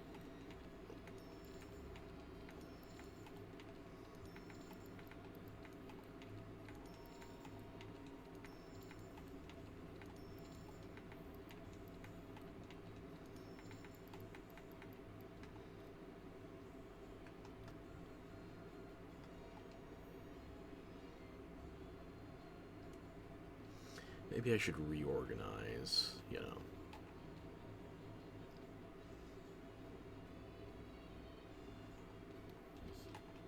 Tree, then sets, then rarity, then back again to rarity. So right now, my best hunting horn by sheer rarity, actually, the raw and the element on it. Status technically, but I wish I liked using you for anything other than Kashala Deora, because you are technically my best hunting horn right now.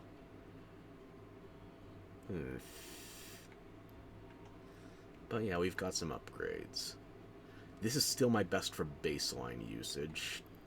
This is still my best one for ailments, and this is one I'm going to have to settle on sooner or later.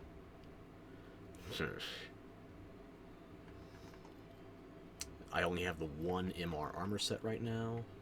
Do have a couple of charms that are up there. These were unlocked once I got to Iceborne. I'm sure I have charms I could upgrade. I'm fine investing the resources into my cat's gear, but more for my charms right now? I don't even know how much farming it's going to take. Okay.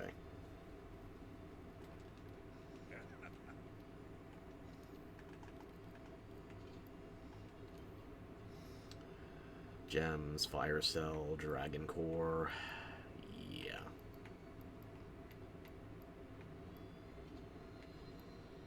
I could upgrade the Final Fantasy armor. I don't know if I really care.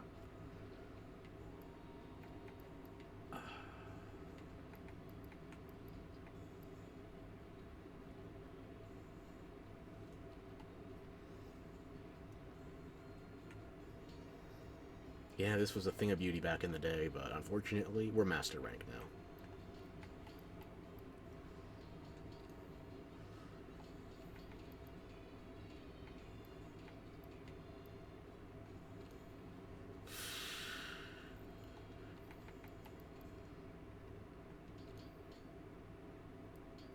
I already made my cat's gear. No, I'm not going to upgrade any of this stuff right now. I need to get more conflagration sacks so I can further nurture my kin sects. After that, it's,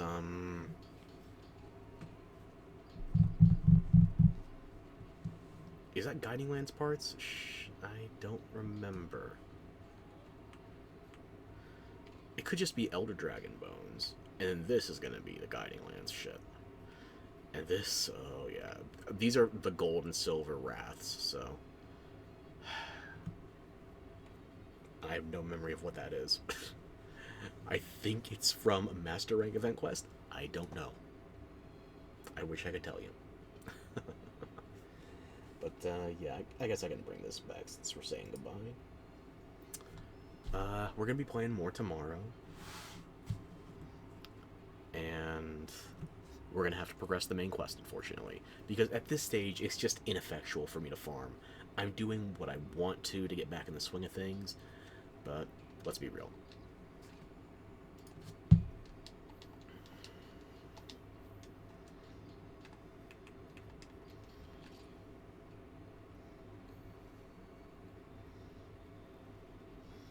let's actually look at the optionals available to us. We are going to make more of our time together. That's why I didn't want to bother you with spamming out these searches for random SOSs and nonsense. But what do we have right now? MR2. And this is still taking like 15-20 minutes a pop because I'm using a high rank weapon. I could change to a master rank weapon, but is it really worth giving up my regen options, 2 of them, for the sake of increased poison? No. For getting rid of my affinity buff? No.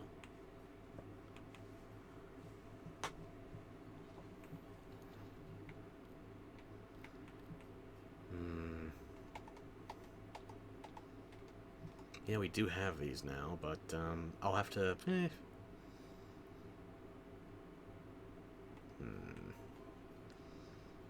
I'll think later. Clearly, I don't have enough brain power left to fuel it.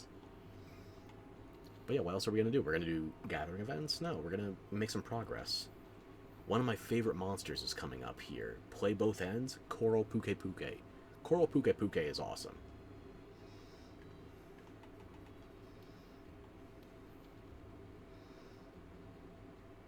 Oh yeah, it's looking much better. It'll be even greater once I have my Demon Lord layered set. I officially crossed the halfway to a grand in just hunting Hornhunts. This is a perfect, well, near perfect card, because the numbers can go higher. I can go higher. You bet your ass. We just got the Boa Boa unlocked, and we've not seen that many troopers, honestly, so might have to spend some time in the Highlands when I'm grinding up the other Palico gear.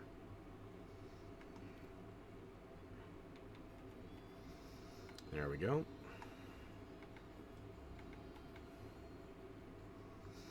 That was for the Gold Spring Macaque, I think it's called. Golden Gleam, yeah. Okay.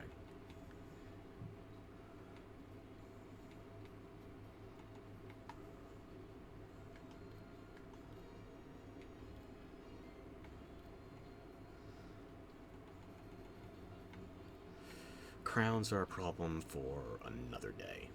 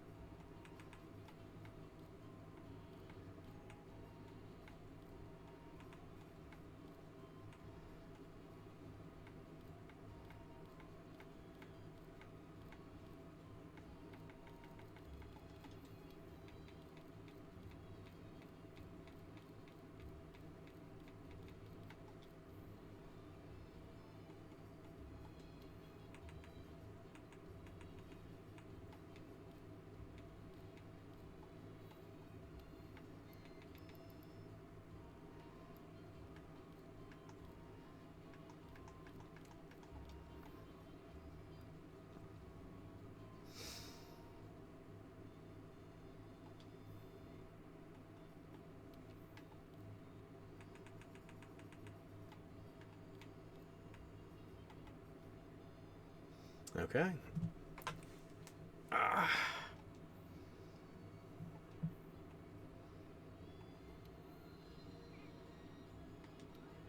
Oh, this opened another window. Why did I come here? I'll have to make another group.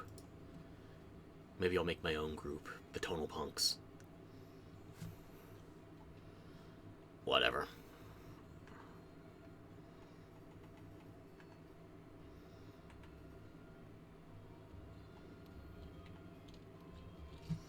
Yeah. I think that's it for tonight. So, thank you for hanging out. We'll be back tomorrow, which is technically today. Fuck time zones. So, we'll be back later. We have more hunting to do. We're going to progress the main story so we can spend some time directly with our serious handler. And we're going to lament the fact that she can't stay forever. But remember, don't cry because it's over, smile because it happened, and then make sure the old handler stuffs her face so we don't have to hear anything else out of her.